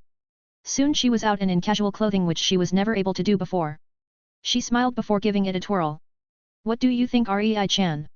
She asked as she smiled at Rei. Diane-san looks beautiful in those clothes. Rei said, smiling, causing Diane to smile wider than she did. Thanks Rei, this is one of the happiest days of my life. She said, looking at Rei sincerely. As long as you like it. Rei said, smiling. Now we should go before the guys get worried. Diane said as she walked with a slight skip, signaling her happiness. Rei smiled as he took the bag and followed her. They soon reached the area around the arena as he and Diane went separate ways so that she could surprise the guys. Approaching the group, Rei waved to get their attention. Hey kiddo, where's Diane? Ban asked as he couldn't see Diane. Diane-san will show up later. Right now you guys should register before it's closed while me, Hawk and Eli-chan make a stand for Boar's Hat. Rei said, pointing at the registration point. Rei then walked next to Elizabeth and Hawk. Right then, let's go find a good place, shall we? Rei said as the duo followed him. They soon found a spot not too close to the arena but not too far either. Rei crouched down as he placed both hands on the ground and made a makeshift stall with an outdoor eating area with some tables and chairs all made from stone. Opening his bag, Rei placed the sign Boar's Hat as he set up all of the equipment. Before he had even started to cook, there was a huge queue waiting outside as they all heard of the legend of the Boar's Hat and wanted to try the food. Elizabeth helped take the orders while Rei cooked them, causing the people to be intoxicated from the aroma. But thankfully, the aroma didn't reach the arena so the competitors weren't distracted. The people truly got to experience the feeling to god-like food with an eye candy like Elizabeth around. People even paid more money just so that they can get their portions faster. Hawk distributed the drinks, causing them to be drunk midday, but the food stopped them from getting violent. The first round was a battle royal where everyone fought in the arena. Rei could see the group easily passing while Diane would wave smile towards him every time they had eye contact. Elizabeth was confused to who Rei had smiled towards but ignored it as she though he was just happy for the group. It didn't take long for the quarter-finals to start as the first contestant was Diane vs Grimery, a holy knight. Grimery had tried to push Diane out of the ring using his ability as Diane looked backwards. Go for it! Rei cheered for Diane. Diane smiled as she brought her arm back and punched out. Her arm enlarged to its normal size just before contact, blasting Grimery away like a rocket. The resulting wind had caused Diane's hat to be blown off as the rest of the group watched with their jaws dropped at Diane currently. Especially King. Rei only smiled as Diane jogged over to Rei. Ha ha ha Rei-chan, you should have saw their faces. Diane said while she laughed. Yeah, I did. Rei nodded as the rest of the group arrived. Diane. King asked, unable to believe that Diane was like this. Hey, Rei-chan made a seal to allow me to switch between both of my sizes at any time I want. Diane said. Hey, good for you Diane, you got your wish granted by kiddo. Ban said with a smile as he sat down. Yab. Rei-chan is the best. Diane said, causing King to glare at Rei with jealousy and rivalry. Rei could only shrug. Soon it was King's match against a drunken old man, which Rei knew was Cain Barzad, a friend of Meliodas from the kingdom of Danafor before its destruction. 82, Festival Part 2. The fight between King and Cain was simple. King was too weak without his weapon and Cain easily knocked him off the stage.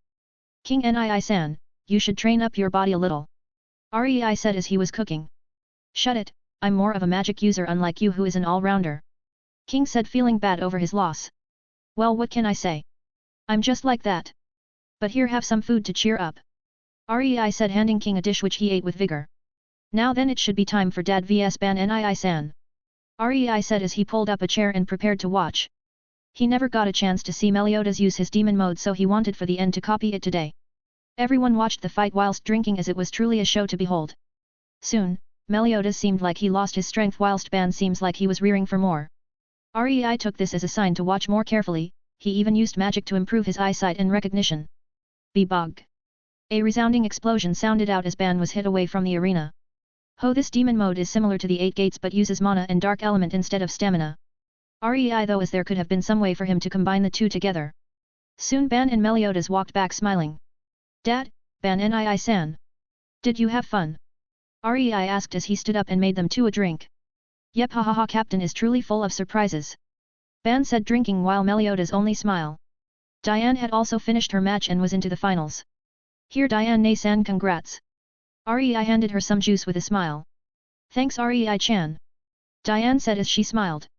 Now the only match left was between Meliodas and Cain. At first Cain mistook Meliodas as his own son. Meliodas instead pointed over to Rei and said that he was his adopted son. Cain was then enraged at the fact that the real Meliodas was in front of him and that he was the one who destroyed Danafor. Rei only made some food for Cain as he knew the results. As just like he guessed, Cain believed that Meliodas didn't betray Danafor and came over to the stand. Here old man, have some food. Rei said, handing him rice with some beef on the sides. Rei watched as Cain's face seemed like it suddenly regained his youth and started to eat it before asking for seconds. Rei took the plate before handing him another portion. It was at this moment that Rei and the others felt the presence of 3 strong holy knight approaching the area. Dad, we have to get everyone out of here. Rei said as he deconstructed the shell and packed away. Yeah, you deal with any long-ranged attacks. Meliodas said as he and the rest of the group prepared to walk on stage. Diane Nei-san, take this first. Use it on your weapon and it'll shrink and grow with you. Rei said, giving her a seal. She nodded as saw Rei jumped up towards the tallest building in front of the arena. Soon, a shower of fireballs could be seen. Rei smiled as he jumped up and started to eat all of the magic, shocking everyone. Rei then shot out a stream of fire splitting the air and knocking the 3 holy knights off. Rei, look after Elizabeth. Meliodas shouted out as he and the rest jumped off of the arena. Rei landed next to Elizabeth as he took Hawk and her towards the boar's hat. Before Rei could reach it, he saw Ban and Meliodas collided with Ban mid-air. Rei frowned. Hawk, look after Eli-chan for a second, okay? Rei said. Sure, count on me. Hawk replied proudly as Rei ran towards Ban and Meliodas.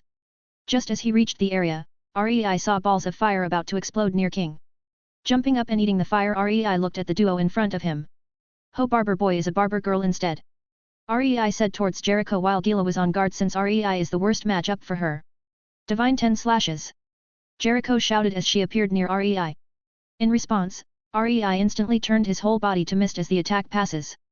You see, mine and Ban Nii-chan's immortality are slightly different. Mine comes with more perks. Rei's voice rang out.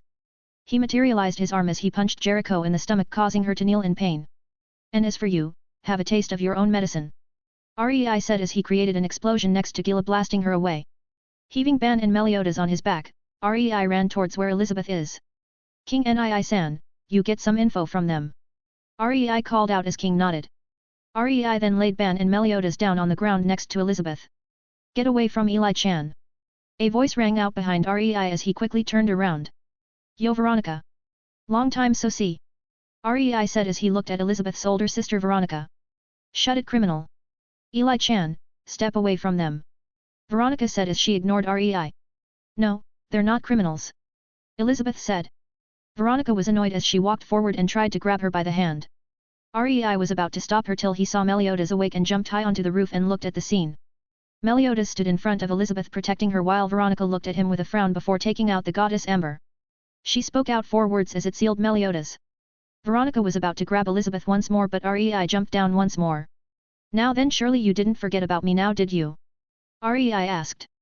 Before Veronica could reply, Gila and Jericho tried to sneak attack Rei without caring for the fact that Veronica was in the blast radius. Swiping his hand, Rei summoned a wall of ice as it blocked the attacks.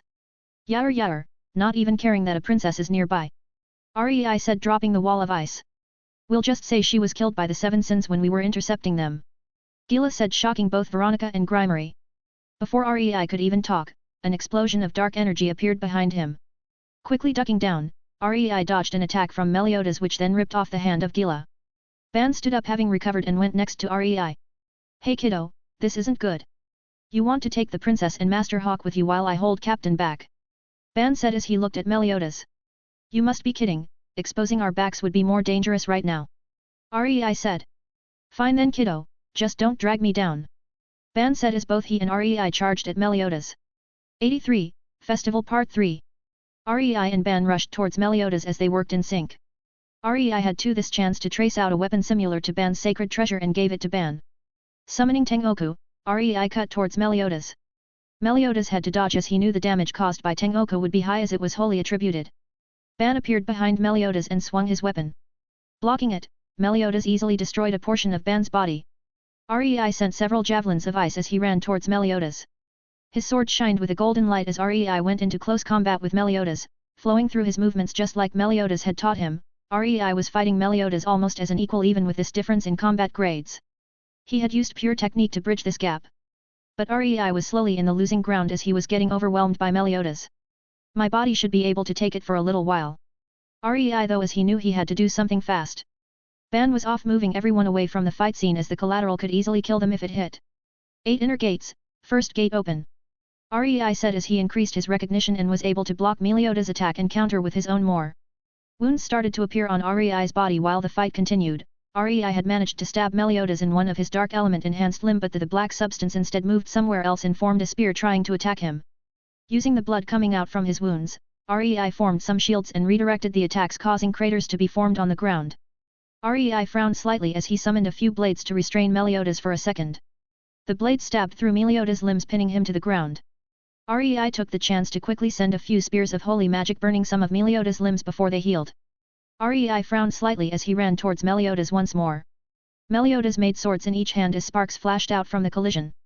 Taking the chance they were locked in, Rei reinforced his knee with magic before kneeing Meliodas in the stomach launching him away. Tracing a bow, Rei quickly gathered energy into an arrow. Only enough for one arrow, hey? Old friend. Rei said feeling his mana drop by quite a bit. With my bow and arrows, I respectfully ask for the divine protection of the sun god Apollo and the moon goddess Artemis. Rei said as he materialized one of his favorite noble phantasms. Merging holy magic with the arrow, it started to glow with a slight golden sheen. I offer thee this calamity, Phoebus catastrophe. Rei shouted as the golden arrow shot off and pierced the dark elements on Meliodas' body. Rei then controlled the arrow to combust into 100 arrows damaging Meliodas' dark element. Enough to suppress him but not enough to kill him. Rei kneeled down and coughed a little blood before wiping it away. Maybe fighting against someone like Dad was a bit above me for now. Rei said feeling his internal damage slowly heal. If it wasn't for his training in mana control, he wouldn't even be able to summon 1/5 of the arrow. During this, Hawk was looking at the fight in amazement while there was a black swirl present in his eyes. To fight me son like this at his age, truly interesting. It also seems like his bloodline is equal to or above my own. The Demon King thought while he watched through Hawk's eyes. Meanwhile, Meliodas stood there with his dark element regenerating constantly. Still wasn't enough. Rei though looking at Meliodas with a frown. Meliodas suddenly flashed in front of him as he looked down at Rei without emotion. This stare-off lasted for a moment before Meliodas flew off to fight Helbram. Rei released the breath that he didn't even know he held. Standing up, Rei limped slightly over to where Ban, Hawk, and Elizabeth were.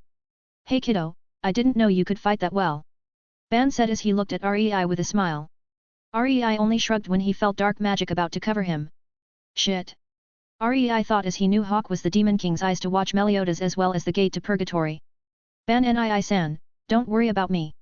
I'll be back sooner than you think. Help Dad and Eli-chan please.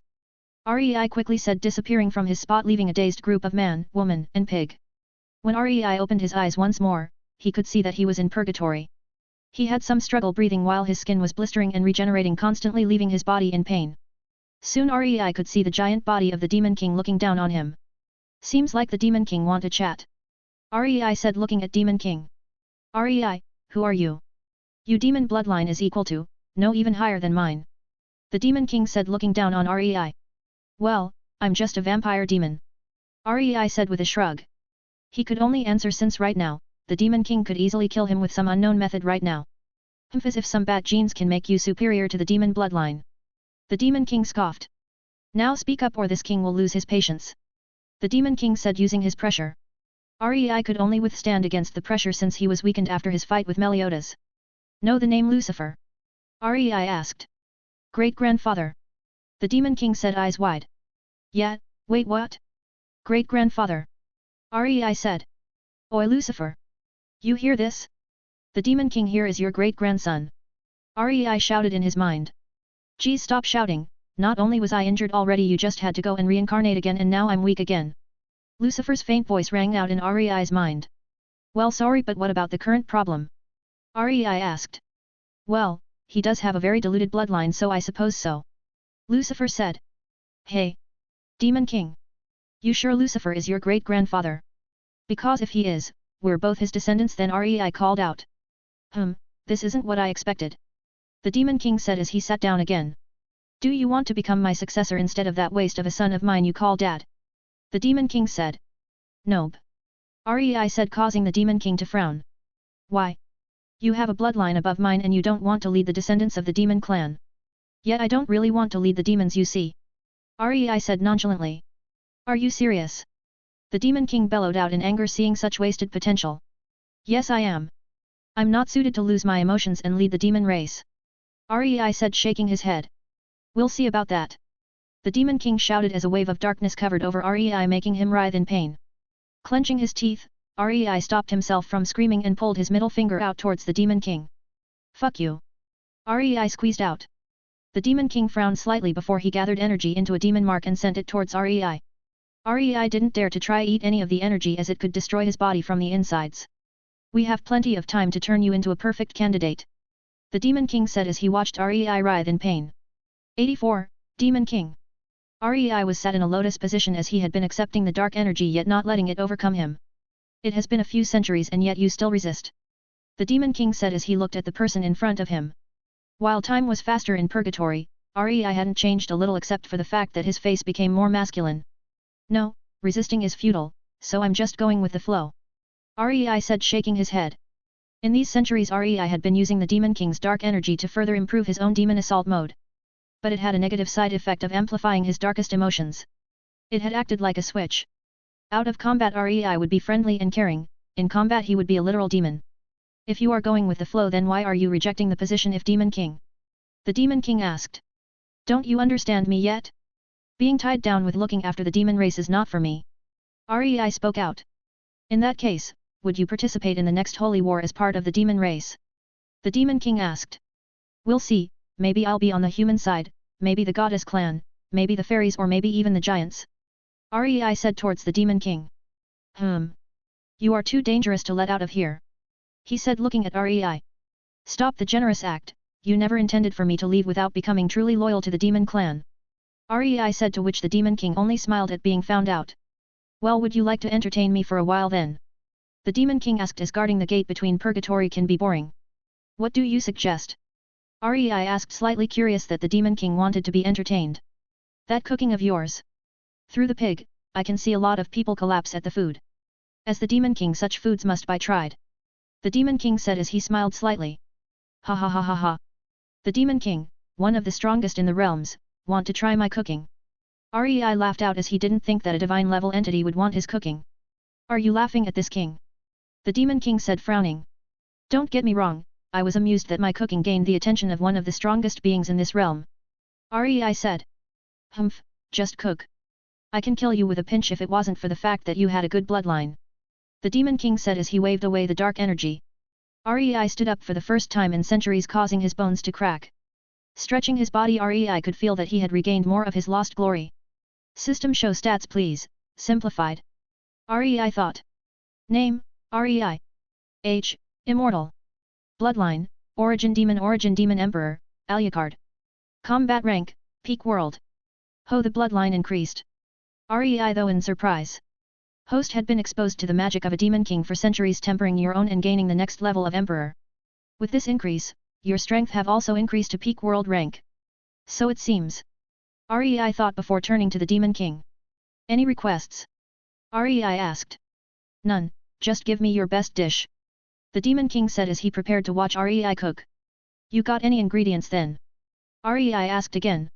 Look around you'll find some. The Demon King responded as he sat down on a makeshift throne and supported his head with his arm watching Rei.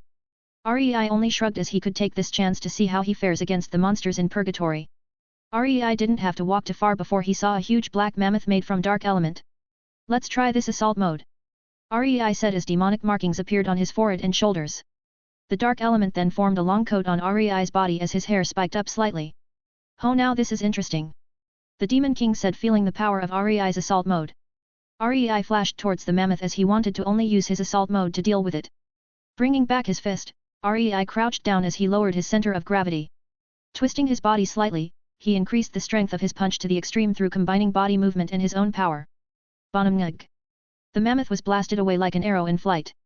So my strength increase is much bigger than the fourth gate. With the assault mode active, my body should be able to withstand using the true tremor fruit. Rei said his assault mode didn't take much mana as long as he controlled the expenditure. The mammoth soon crawled out of the crater looking pissed as it swung his trunk towards Rei. Using the dark element to form a shield, Rei tested the defensive capabilities. Boom! The trunk landed on the shield as the result caused the ground Rei stood on to crack. So as long as the attack doesn't surpass my current combat rank in one go, it can block it as well as stay there provided that I keep a constant supply of mana. Rei thought as he condensed a small ball of dark energy on his chest. The ball suddenly shot forward spinning clockwise as it formed the shape of a drill. The mammoth cried out in pain as its whole body was pierced though. Rei deactivated the assault mode as he walked towards the mammoth corpse. Dragging it towards a location closer to the Demon King, Rei traced out a large cleaver as he prepared to cut the food up. The Demon King watched as Rei prepared the food with great interest. It didn't take long for the food to finish. Presenting the huge portion of food, Rei sat down and watched the Demon King eat the food. Arg! You dare feed me this trash! The Demon King shouted in absolute disgust. Fuck! Turn off your ability! Why the fuck would you turn the best dish you eat into the worst food? Rei said exasperated. The Demon King could only stay silent as he had always had a habit of keeping his ability active. Turning off the Almighty, the demon took another bite of the food before widening his eyes. He had to restrain himself as much as he could to stop himself from losing control and devouring the food. This is not bad indeed. The Demon King commented as he took another bite. Highs, if it is not bad then this kind of mediocre food cannot be eaten by someone of your status. I shall not cook ever again. Rei lamented while he was snickering inside. Demon King, you dare say my food is not bad? I'll say I won't cook anymore. The Demon King paused as he didn't think that this is how Rei would react. No, it's fine, there is no one else to cook here so you can keep going. The Demon King called out. No, I have polluted your mouth with food that is not bad, only food that is amazing can be eaten by you. Rei said, pushing the Demon King into the corner, since if he wanted to eat this he'll have to discard what little pride he had. So be it. The Demon King said as he was about to eat again. But suddenly, he saw Rei take the dish away. What are you doing? How dare you take this king's meal? He called out, not wanting to lose his last chance to eat this kind of food. Since this food polluted your mouth, I cannot continue to let you eat now, can I? Rei said. Come on, you overgrown bitch, you know if you want this you'll have to discard your pride, and you can't kill me either since there won't be another that can cook like me. Rei schemed in his mind. Fine. The Demon King said whilst trying to clutch onto his remaining pride. Every day from then, Rei could make sure to cook flavor bombs each meal, having the aroma fill the area. The Demon King tried to resist by using the Almighty but only led to torturing himself more. And every time he turned off the Almighty, he would be lured by the smell that he almost wanted to pounce on the food. It was when he threw a perfectly good meal away acting like it was a failed dish. The Demon King watched as the monster of purgatory ate the meal with delight that his willpower started to crumble. Fine. This king admits that your food was the best. The Demon King shouted, unable to hold it in anymore. There, see, it wasn't so hard now, was it? Rei said as he gave the Demon King a grin. Making the food, Rei had started his scheme that he prepared during this time. The Demon King didn't suspect a single thing due to his eagerness and ate the food with vigor. Rei suddenly smiled as he snapped his fingers, causing a golden chain to explode out of the food and wrapped around the full body of the Demon King, who had no time to use his ability before he was bound. What are you doing? The Demon King shouted out in rage. Leaving, these chains are called Inkiju, they do wonders in sealing godlike entities. So enjoy trying to take it off. But don't worry, they'll disappear in time. Only when I leave, that is. Rei said with a grin as he pulled his middle finger out at the Demon King. Rei could see the Demon King's enraged face as he fell backwards into the gate of purgatory. Bastard! The Demon King shouted, seeing Rei escape. As Rei escaped through the gate, he could feel that his mana reserves had almost completely emptied just by using Inkiju. He continued to fall when he saw a sudden burst of light causing him to shield his eyes. 85, Druid. Bayonug. A resounding bang ran out as Rei crashed into the ground. Looking around, Rei could see that the sky was made from a myriad of colors. There were also an assortment of rocks placed everywhere around him. In the center, Rei could see a huge tree as he knew where he was. You're kidding, I'm where the druids are. Rei muttered. Rei stood up when he saw 3 people surrounded him in hostility. Would you believe me if I said I didn't mean to intrude? Rei asked with a slightly forced smile. As if, who are you? How did you break through the barrier? Jenna asked. She was a short woman with blonde braided hair. She wore a long dress of red as she pointed her staff at him, radiating with holy magic. You won't believe me, but I'm REI. I was in purgatory for a few centuries before flipping off the Demon King, jumped through the gate of purgatory and landed here. REI said, lifting both hands above his head. How are you alive after spending a few centuries in purgatory?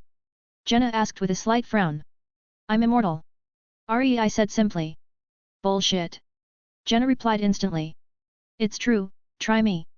Unless you want me to do it instead. REI asked. Do it. She said, still on guard. REI only shrugged before summoning a few swords and teared a hole in his torso. Leaving it for them to see, REI regenerated his wounds. Te-da, REI said, shaking his hands a little. Okay, then why were you with the Demon King in purgatory? She asked, getting to one of the main questions that she had. Well, let's just say he wanted to make me his successor instead of dad and basically kidnapped me. REI said. Who's your dad? Jenna asked, as she had someone in mind but wanted REI to clear it up. Meliodas, Dragon Sin of Wrath, son of the Demon King. REI said, shocking Zaneri, who was the sister of Jenna. She had black braided hair, a white dress and was short like Jenna. She was in love with Meliodas, so she was shocked to hear he had a child. Who is you, mother? She asked hesitantly, hoping that it wasn't Elizabeth/Liz for that matter. Don't know, Dad picked me up as a kid 16 years ago, I think. REI said, as he wasn't sure after the time he spent in purgatory. Zaneri quietly sighed in relief. So where are you going to go now? Jenna said, as she didn't feel any signs of life from REI. Actually, can I stay here for a while? Like till Dad comes to get his power? REI asked. Why do you want to stay here? Jenna asked. Well, I know that Dad and everyone else can handle themselves for now, so I want to relax and train quietly while I have the chance. If possible, I want to also improve in healing magic. REI said truthfully. With all the stress of scheming against the Demon King and not letting him find out, to fighting every day. REI wanted to settle down for a little bit before he prepares to fight the 10 Commandments. Sure, but you'll have to do some chores around here, and depending on your talent, we may or may not teach you healing magic. Jenna said, as she retracted her magic. Zaneri, would you please show REI to a spare room? Jenna asked. Zaneri nodded before she led REI away. So can you tell me about how Meliodas has been over these years? Zaneri asked when they were alone. Hi's, you're just like Eli Chan when she was younger. REI said. Well, he is cheerful, runs a bar with me. Likes to train me a lot and loves to sexually harass Eli Chan. REI said, causing Zaneri to pause slightly at the last sentence. By Eli Chan do you mean Elizabeth? She asked. Yup. REI said, causing Zaneri to sigh. She then led him to his room without a word. Just before she turned around to leave, REI opened his mouth. You know Dad is extremely faithful to Eli Chan, right? REI said, halting Zaneri in her steps. Yes, I know. She said. Then why do you persist if you know? You just hurt yourself more. REI said, not understanding why she would harm herself like this. I can't forget him, nor do I want to forget him, so I can't stop loving him. Zaneri said as she walked out. I can't forget him, nor do I want to forget him, so I can't stop loving him, hey? Is that the same for me and you, Eve? REI muttered as he laid on the bed, drifting off to sleep. REI woke up the next morning feeling more refreshed than ever, especially after his time in purgatory. He went out his room and saw that everyone was still asleep. He walked down as he saw a kitchen. He looked around and saw some ingredients that he could use and decided to make them some breakfast. I guess this can count as rent. REI though while he got to work. The rest slowly woke up by the aroma of food. Walking down, they saw REI with an apron cooking enough food for 4 people. Morning. REI said as he turned his head slightly. Ho, I didn't know that you could cook. Jenna said, looking at REI. Well, I was the chef at Boar's Hat that I run with Dad, so I must know how to cook. Sit down, it should be done soon. REI said while the other 3 sat down. Soon the food laid in front of the trio as they gulped down slightly. They looked at each other before they took a bit simultaneously. REI took his chance to turn his head as he didn't want to see the 3 have footgasms, especially the muscular man. REI only ate with a smile as he heard them compliment his cooking. REI finished first while the others were still savoring his food, making sure that none go to waste. I'll go out first, when you're finished leave it in the sink, I'll clean it up later. REI said as the trio nodded. REI walked out to the open field as he summoned out Tengoku and Lustvein. Creating a clone with equal strength and technique, REI started to fight against himself, restraining his strength and instead use only technique. Using this, REI is able to see the holes in his moves, improving himself the more he fights. It didn't take long for the trio to come out as they watched REI train with some interest, as they could feel an overbearing amounts of holy element ready to be unleashed from REI's sword, Tengoku. Taking a break, REI walked over to the trio. Is my training really that interesting? Rei asked as he could feel their intense gaze on him the whole time. Ha ha ha, no, but we were interested with the sword. The holy element in it is like a vast ocean. Where did you even get this sword? Jenna asked looking at Tengoku in Rei's hand. Well, it's my soul sword. Zanpakuto. It originates from my soul and I'm guessing the holy element you're feeling is Tengoku's Bankai form. Rei said holding up Tengoku. Ho, a sword that comes from the soul, hey. Hey, can you show me the Bankai form or whatever you call it? Jenna asked. Sure, step back a little. Rei said as he held Tengoku up in front of his face. Bankai. Rei shouted as a sudden energy storm exploded from him filled with holy element. A golden beam shot upwards as the trio had to shield their eyes. Nanatsu no Tengoku. Rei said as he scattered the light revealing his Bankai form. This time, there had been some slight changes this time due to the fact that he had changed significantly ever since he interacted with the Seven Sins. His 14 wings glowed with a brighter sheen of white and gold, his hair extended slightly to halfway down his back, a golden halo could be seen above his head as his armor looked more holy with a mixture of white and gold with cloth extending from the waist to his ankles colored white. Angel. Jenna muttered seeing this form of Rei's. Rei soon undid his Bankai as the energy it consumed was still too large to be used easily. How is this possible, you're a demon yet you use holy element? Jenna said as she looked at Rei. Well, what can I say? I'm a man with many secrets and talents. Rei said shrugging. We have some holy element spells as well if you are interested to learn. Jenna said as the druids had always worshipped the goddess clan. And seeing Rei become a literal angle with 14 wings, Jenna had wanted to assist Rei as much as she could. Sure. Rei smiled as he would be increasing his arsenal of weapons for him to use. 86. Sage Mode. Quick author note. Late chapter today since power cut off. Sorry. But with that out of the way, enjoy the chap. End of note. Rei woke up extra early today as he and the others got the notification that Meliodas was coming. Rei walked downstairs as he quickly whipped up a quick breakfast for the 3 druids before training once more. Finishing the training, Rei looked at his full stats for the first time in a long time. Name, Rei. Age, Immortal. Bloodline, Origin Demon Emperor, Alucard, Archangel. Combat rank, Low Sovereign, Suppressed. True combat rank, Divine. Laws, Space. Concept, Seal, Elements. Body, Low Sovereign, Suppressed. True body, Divine. Soul, Mid-Sovereign, Suppressed. True soul, Divine. Will, Divine. Skills. Fire Demon Slayer Frost Domain All Energy Eater / Gluttony. Unlimited Phantasm Works. Haki. True Tremor Fruit. The End. Passive. 8 Inner Gates. Divine Inner Gates. Kyoki Tengoku. All Weapon Mastery, 55%. Perfect Mana Control, 75%. Perfect Body Control, 85%. I'm getting there. Rei muttered as he saw his current ranks. Show unsealed Meliodas combat rank. Rei said as the system showed the rank. Peak Sovereign. System, where did the Archangel bloodline come from? Rei asked seeing this new addition. It came with the small evolution of Tengoku. I see. Rei muttered as he sat down in the lotus position. Closing his eyes, Rei started to train himself in mana control. Turning his mana into thin strands, Rei made each strand light up with a different element, making sure that the element only made a thin layer on the strands and not more. Sweat started to appear on Rei's forehead as he concentrated in this exercise. The area around him lit up in an array of colors as it slowly spread outwards, allowing Rei to feel everything that goes on here. Jenna was about to call out Rei but stopped once she saw he sitting with mana dancing around him. She only watched for a little while before walking away. She didn't want to disturb the scene of a handsome Rei being in tune with nature. Rei continued to sit still in his lotus position as he controlled the mana in the air.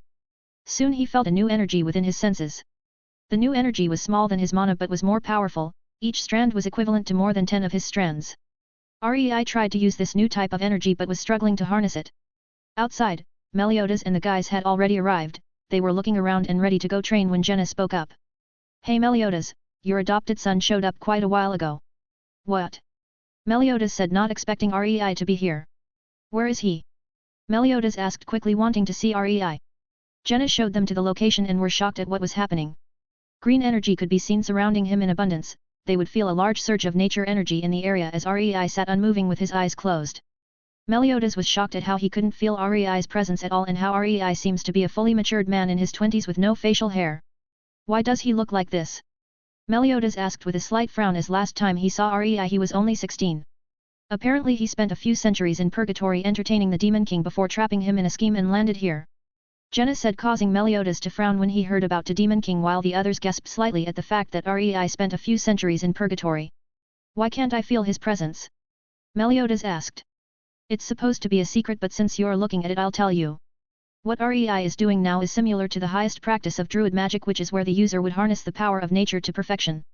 There is a delicate balance that needs to be held, or else the user would receive a severe backlash from the energy. Jenna explained. So I would suggest we leave Rei for now, or else it would be dangerous. Jenna said as she led them away. While Jenna was leading the group away, Rei was comprehending the concept of nature. Hours went by with Rei not moving at all. Soon markings could be seen slowly appearing on Rei's body and face. The markings were a mixture of gold and green spreading across Rei's body, while a crown-like marking appeared on his head. Rei slowly opened his eyes, which had a golden ring around his red iris. Phew!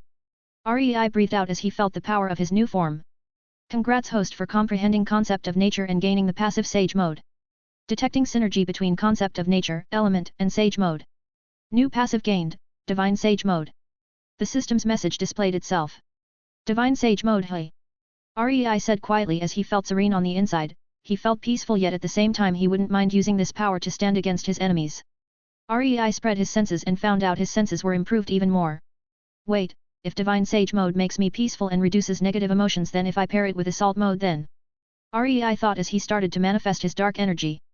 Starting with his chest, the dark energy spread out until it covered his arms. The energy then started to shift before it settled down as some dark energy covered his chest, shoulders, back and formed 10 tail-like objects behind him.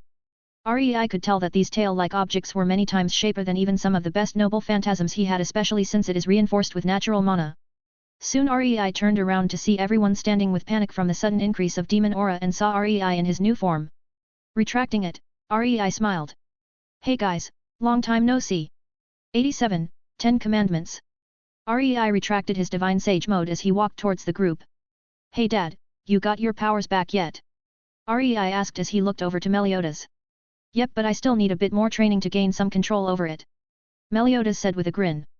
Rei nodded as he looked over to Merlin. Merlin, long time no see, 16 years in this world I believe. Rei smiled towards Merlin. Hey Rei-chan, seems like you've changed quite a bit. Merlin said, observing Rei's current body. Yep, hey Merlin. Can you help me with a small favor? Rei asked. Go on. Merlin said, willing to hear him out. I want you to teleport me to the 10 Commandments for 10 to 20 seconds and bring me back. Rei said, shocking everyone. Are you crazy? Hawk shouted. Nope, trust me, it's just a small greeting for them. Rei said. Okay, but 15 seconds is the longest I'll let you go. Merlin said as she trusted Rei as well as the fact that he is immortal. Thanks. Rei smiled as he entered Divine Sage mode once more. This time Rei also brought out Tengoku. Bankai Nanatsu no Tengoku.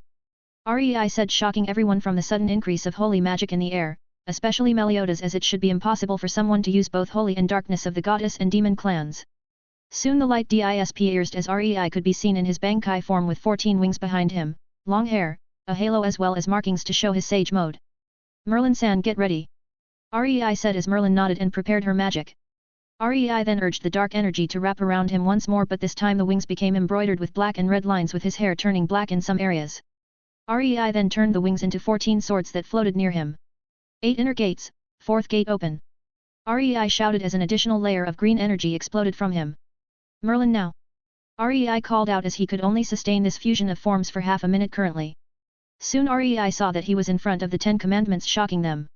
Quickly sending the 14 swords out, Rei constructed a seal around the whole area suppressing the commandments. Rei then flashed towards Galland as his arms became a blur. Suddenly, countless cuts appeared everywhere on Galland's armor, shocking him. Greyroad tried to use his ability to keep Rei locked in here, but Rei snapped his fingers and the chains disappeared. Zildris and Fraudrin flashed towards Rei, one trying to cut and one trying to punch. Rei pinched Zildris' sword and blocked Fraudrin with one of his tails. Rei then manipulated 2 of his tails and pierced the duo in the stomach before launching them away. Diriari flashed near him as she was 30 hits through her combo star. Turning his body to mist, Rei dodges easily before slamming her in the sides with all of his tails, causing her to crash through the forest. Mons Pete fired magic towards Rei, to which Rei opened his mouth and ate it before firing it back at Mons Pete, shocking him. Droll tried to use giant magic to manipulate the earth to attack Rei, using his concept of nature. Rei stopped Droll using his magic before flashed near him and punched his in the chest, causing Droll of kneel down in pain. Jumping backwards, Rei dodged Zildji's sword strike before countering with his own attack. The two swords clashed, causing sparks to appear in the air, with Zildji slowly getting more and more wounds on his body. Estarossa flashed behind Rei as he cut down with multiple swords that he had summoned. "You're not the only one that can do that," Rei said as he summoned multiple noble phantasms blocking Estarossa's sword before hitting him with his tail, launching Estarossa away. Taking this chance, Malas Kula tried to extract Rei's soul, but a sudden explosion of fire surprised her. "Sunshine!" Rei said simple as he used Escanor's power, burning Malas Kula as she cried out in pain. Rei sent a shockwave out around him as he felt time was soon going to be up. "That was a little greeting from me to you. See ya!" Rei said simply as retracted his 14 swords to float around him once more as he disappeared, leaving a group of wounded commandments angry at what had just happened. Rei soon reappeared in the druid's location and saw a group of shocked people looking at him. Turning off all of his abilities, Rei sat down heavily as he is mostly drained of his magic. "Rei, that was amazing. How were you able to fight those monsters like that?" Guild Hunter said, shocked, as Hauser nodded. Rei only shrugged because he couldn't be bothered to explain it. "Oh yeah, Merlin. I should be able to release you of the commandments pretty easily." Rei called out to Merlin. "That would be helpful," Merlin said as she smiled. King stayed silent as he didn't know what to do with the fact that Rei was both demon and angel. "Say Dad, where is Diane Nei-san and Ban Nii-san?" Rei asked. "Diane has lost her memories of us because of Gowther." King gnashed his teeth in anger. "I can sort that out, but what about Ban Nii-san?" Rei said, causing King to widen his eyes in anticipation. "Not sure, apparently last time he was at the Fairy King's forest." Meliodas said. "It should be time for Ban and Elaine to meet again soon, which means Escanor is next." Rei thought as he nodded. "Well, I'm gonna go sleep for a bit, wake me up when you guys are done." Rei said as he waved goodbye and went to rest to recover his mana. 88, Elaine. Rei was soon woken up by Jenna calling for him. "Hey Rei, they've finished their training. Are you going to help Merlin now?" Jenna said. Rei opened his eyes as he got up. "Sure," he said simply as he got up. Soon Rei saw the statue of Merlin and started to examine it. It's just a high-level seal. Nothing I can't undo," Rei said, causing Merlin to watch in curiosity. Pointing a finger upwards, a magic circle appeared above the statue as the petrified parts start to flake off. "Ho, you knowledge and seals have surpassed mine now." Merlin smiled proudly. Rei chuckled slightly. "It's all thanks to you, Merlin. If you didn't teach me the basics I would be lost," Rei said as her hologram disappeared and his eyes fluttered open on her body. Rei hugged her before she fell onto the floor. "Era," Merlin said as he hugged Rei back. "Sorry I didn't huge you early, Merlin. I would have fell through your hologram," Rei said, to which Merlin only laughed slightly. "It's fine, you're making up for it now, aren't you, Rei-chan?" she said as they separated. "Right, are we going to look for Ban Nii-san now?" Rei said. "Not yet, we haven't got a clue where he is yet, but we might know where Diane is," Merlin said as they went back to the group. "I should be able to break Gowther's spell on Diane Nei-san once we find her," Rei said. "Say Rei-chan, so I heard that you escaped the Demon King in Purgatory. Can you tell me in detail?" Merlin asked. Only for you, Merlin. Keep it a secret, okay?" Rei said as he smiled. "Of course," Merlin responded. "So it started with me arriving. The overgrown prick wanted me to be his successor instead of Dad, so I refused and held off against him, erasing my emotions and changing my mindset. So a few centuries went by and the overgrown prick wanted to try my cooking." Rei started to talk about his time in Purgatory whilst Merlin listened patiently. "So when he tried to eat the food, I had one of my strongest weapons to restrain him, giving me enough time to jump down the gate and landed here," Rei said as he finished his story. "So what's this strongest weapon you have that managed to retrain the Demon King?" Merlin asked, interested about what Rei said about his weapon. Summoning Inkiju, Merlin saw a spiral on golden chains appear around Rei. "This is Inkiju, the chains of heaven. The stronger someone is or closer to God, the tighter the chains bind them and seal away their power. So for someone like the Demon King, this is their worst enemy," Rei said, showing Merlin the chains. "Rei-chan, be careful, okay? You never know if someone of the Goddess clan will find out and kill you because of these chains," Merlin warned, causing Rei to smile widely as Merlin didn't forget to remind him of the dangers. Rei retracted Inkiju as they were about to reach the rest of the group. "Yo Merlin, you got your body back," Meliodas called out. "Yes Captain, it's thanks to Rei-chan over here," Merlin said, pointing to Rei. King suddenly perked up as he muttered. Elaine. He was about to fly off when Rei grabbed hold of him. Let me go Rei. King is frowning slightly. King Nii-san, I'll come with you. I'll be able to teleport you over there and help in case a commandment shows up. Rei said as King paused. Merlin, Dad. You two go look for Escanor Nii-san and I'll go help King Nii-san. Rei said as Meliodas just smiled. Be careful out there. Merlin said. Rei nodded as he walked out with King. So King Nii-san, can you tell me roughly where to go? Rei said as King nodded. Pointing to the direction, Rei held onto King's shoulder as he started to teleport them towards the location. Rei stopped once they reached the Fairy King's forest. King looked around nervously but he couldn't find her. Jarhead. Where is Elaine? King called out in slight panic. Jarhead only pointed to a direction before King flew off, leaving Rei looking over to the direction where he flew off before looking at Jarhead. She was a fairy with a long yellow dress that covers her legs and a green hat that covers an eye. Your brother is Gloxinia, right? Rei said, shocking her as she went on guard. How did you know? She said, frowning. Rei only shrugged. So do you know that he is still alive? Rei said, shocking her. Impossible. She cried out as she tried to use nature magic against him but shocked to see the trees refuse to attack him. It's not impossible. He was forced to become one of the commandments and he should be showing up soon. Rei said, sitting down on a makeshift chair he made using magic. How can I trust you? She said in caution. You can't, I'm just telling you this because if any of my current family was missing but alive, I would want to see them again. Rei said simply as he felt pity for the pair of brother and sister, especially since he knew of Gloxinia's ending. Jarhead frowned in deep thought. Rei only shrugged as he told her what he wanted to say and stood up. He was about to teleport away when Jarhead called out once more. Take me with you to find my brother please. She said, looking at Rei. Sure. Rei nodded as he held her shoulder and teleported over to where Ban and Elaine is right now. Rei looked around and saw that Escanor just woken up and fighting Galen with Malos Kula watching. Galen and Malos Kula paused in slight fear when they saw Rei appear. Yo Escanor Nii-san. Need a hand? Rei asked and he grinned widely. Rei, I can deal with this easily. Escanor said pridefully as he looked down on the two demons.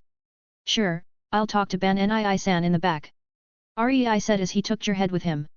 Galen and Malos Kula looked at Rei as they considered the options on running. But Escanor won't give them that chance. Walking through the vault, Rei saw Ban, Jericho and Elaine huddled in a corner. You look like you've seen better days, Ban Nii-san. Rei grinned as he sat down on a table and crossed his legs. Jarhead sat silently, unable to see Elaine in the eyes due to the fact that she stabbed her lover through the chest. So you're finally back, kiddo. Took you long enough. Ban said weakly. Yeah, say is this sister-in-law? Rei asked, lifting an eyebrow. Yep, kiddo meet Elaine and Elaine meet kiddo. Vampire, immortal, nibbled on my neck when he was a kid. Ban said, grinning. Rei quickly created a small pebble with magic and flicked it through Ban's skull, shocking Jericho. Fuck off with that. Rei said, watching Ban regenerate. Ban only shrugged before he laughed slightly.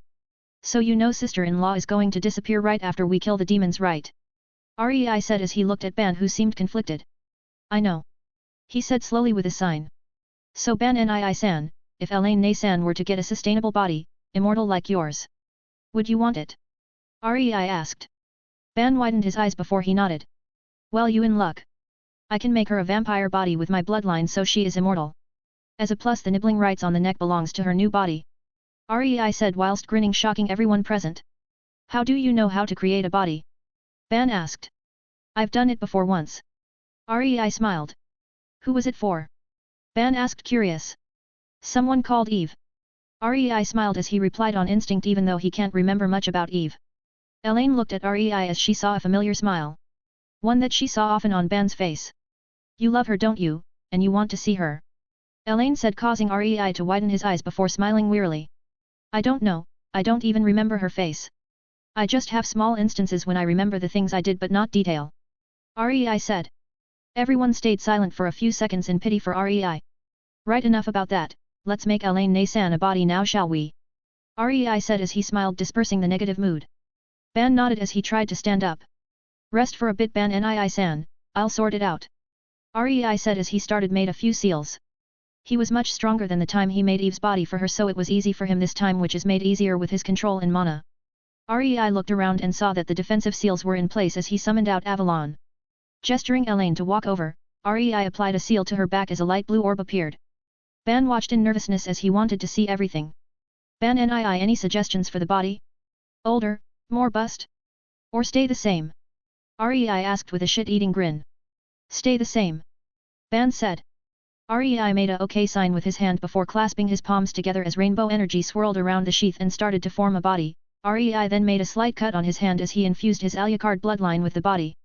Lighting roared out as it attempted to strike down at where Rei stood, wanting to stop the process. Fuck off!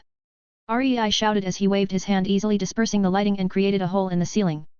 Stamping down hard, Rei applied the final burst of energy as the grounds cracked with a burst of light shooting to the sky. Quickly making a large piece of cloth, Rei covered up the body of Elaine before anyone could see. The light died down, as Elaine's body could be seen wrapped up. Her eyelids fluttered open as she looked around. Ta-da, now I suggest you get your first feeding now. Rei said, pointing over to where Ban is. Elaine nodded as she thanked Rei. She walked over to Ban as he opened up his neck for her. Watching Elaine bite into Ban's neck, Jericho watched with a red face as Elaine started to moan from the pleasure of the first feeding. Rei grabbed Jericho and her head as he walked out. Turning around, Rei gave Ban a shot-eating grin. Go for it, I'll make sure no sound comes out. Rei said as he gave Ban a thumbs up and made a silencing seal and vision seal blocking out all sound from the room, and no one can see them either. Ban only returned a thumbs up before Rei left with Jarhead and Jericho in tow. 89. New technique. Rei sat down on the bar counter as he watched Escanor and Galen fight with Jericho and Jarhead. Rei was able to see the shockwaves travel through the air as he had a sudden burst of inspiration. The shockwaves travel through the entire area without it being hindered by anything. It goes through even the particles in the walls. Rei thought as he delved deeper into his thoughts. Snapping his fingers, Rei enhanced his eyesight as much as he could and barely saw the particles shift as they carried the sound. Then if I used the wave as a catalyst and synchronized a sword slash to it then. Rei thought as he summoned a katana in his hands, surprising everyone on the scene from the appearance of a sword out of nowhere. Flicking the blade of the sword, Rei saw it vibrate as the sword was duplicated slightly as it travels. Rei's eyes lit up as he started to formulate a new technique within his mind. Ignoring everything around him, Rei started to create sounds with the sword on different sections of the blade. Rei then put a seal on the sword to amplify its rate of vibration and sound. Flicking it slightly, Rei could see how the waves have surpassed the normal speed of sound as it traveled across the whole room. If I'm able to complete this, I should be able to hit my enemies beyond the absolute limits of my body without any side effects. Rei thought as he started to combine different seals and methods together to accomplish this. Melas Kula wanted to interfere with whatever Rei was doing but felt as if she was being pointed but a sword that could end her at any moment. This feeling was getting stronger every second while Melas Kula was getting paler as seconds passed. As Rei continued to experiment, he didn't notice that Galen had already been turned to stone and that Melas Kula was about to try eat Escanor's soul. Rei suddenly stood up as his grin grew wider. With the seals he made on the katana, Rei had made a brand new noble phantasm that was suited towards this technique he had just created. The katana was able to amplify the speed of which the sound / traveled at, and the stronger he got the faster it was. Rei theorized that at the peak, this technique would / faster than the speed of light and start to distort reality. It wasn't like the Gi-Balg which changed the cause and effect, but rather when combined with different laws and concepts could potentially affect the object / person before the universe even registered the attack. Such an technique would be devastating in a fight. Being able to kill a person before the universe even recognized it. Rei started to fall back into old habits, smiling with bloodlust when he imagined how the fight could have gone against Alea and Gaia if he had this technique. Even during a fight, as long as the swords collided, the technique would allow him to create attacks everywhere, meaning the person had to defend against a slash from every particle in the area, which if done correctly even a divine level entity can't block. Rei held his katana as he turned around to look at Galen in front of him and brought his katana back slightly. Rei then gave the blade a gentle flick. Before anyone could realize what had just happened, the stone statue of Galen was already erased from its location. Slash marks could be seen densely gathered around the area. The only downside to this ability was the fact that the technique has ridiculously stringent requirements to be used at its fullest. Not only does one need to understand several different laws to concepts, they also needed an inhuman amount of control and energy reserves. Rei was only able to recreate a weaker version of his technique through using seals, but the energy taken by this was unbelievable. Without the concept of seals, Rei, the maker of this technique, wouldn't have been able to use it. At the current level, the attack was only a few times faster than sound. To increase this, Rei would need the law of seals and law of atoms with the addition of even more energy reserves, as the stronger it gets the more energy it takes. Looking at the sword, Rei realized that he would be able to use the technique with Tengoku. I shall name this technique Instance. Rei said lightly. He named it Instance due to the fact that the instant he touches the sword, the enemy would have already been slashed by the particles around them. Congratulations host for creating the passive instance. Grade, Divine/God. Host has gained rewards for creating a personal Divine/God rank skill. Rewards. Comprehension increase, concept of seals 68% 98%. Acquired, concept of particles/atoms, concept of sound. Would host like to add skill to shop catalog? Yes no. REI looked at the system message in slight confusion. What do you mean add to shop catalog? REI asked in his mind. This places your self-created skill in the system shop so other people may gain access to the skill. Wait, other people uses the system shop? REI asked slightly shocked. Certain people in the higher realms are granted skills from the shop as rewards for tournaments and events hosted by the system god. Only skills below sovereign are sold while some important people are allowed access to the ascendant rank skills. But having the skill and being able to use it are two separate cases, which is why the people in higher realms derive techniques from these skills and pass them on. You are the only exception from this rule. The system replied, giving REI more information on the higher realms. That means people in the higher realms are not able to use the system too. So why am I the only exception? REI was cut out of his thoughts when he heard Malas Kula scream out in pain due to Escanor burning her entire body with his magic. REI saw that Malas Kula was still alive, seeing that half of her hearts were still there, and decided to finish the job. Snapping his fingers, REI used a very toned-down version of Instance to destroy the rest of Melaskula's hearts. She died the moment REI used Instance with no visible damage on the surface of her body.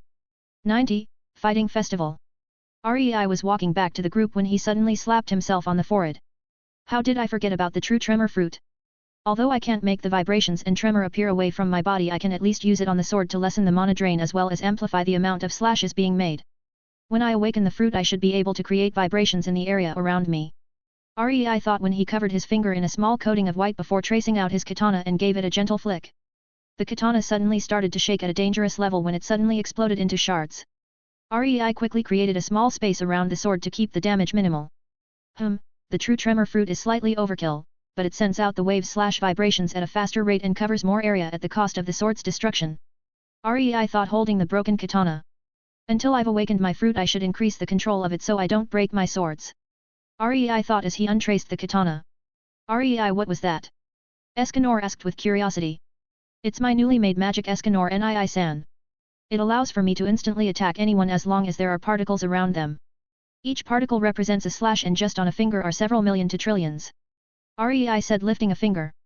Oh, and you just made that magic now? Impressive. Escanor said, smiling at REI. REI only grinned as they returned to Jarhead and Jericho. REI saw that Ban and Elaine still haven't walked out of the room yet, so they waited for a little while. A few hours passed when the duo walked out with Elaine wearing a makeshift dress and blushing madly. Ban only had a grin as he sent a thumbs up to REI, thanking him for the room. I'll erase the evidence, don't worry. REI said as he collapsed the space, turning everything inside to dust, leaving a square-shaped hole in the vault. Everyone sat down to rest for a while to regain some stamina. Jarhead eventually got some guts to talk to Elaine about what she did to Ban. To her surprise, Elaine forgave her, causing her to tear up emotionally.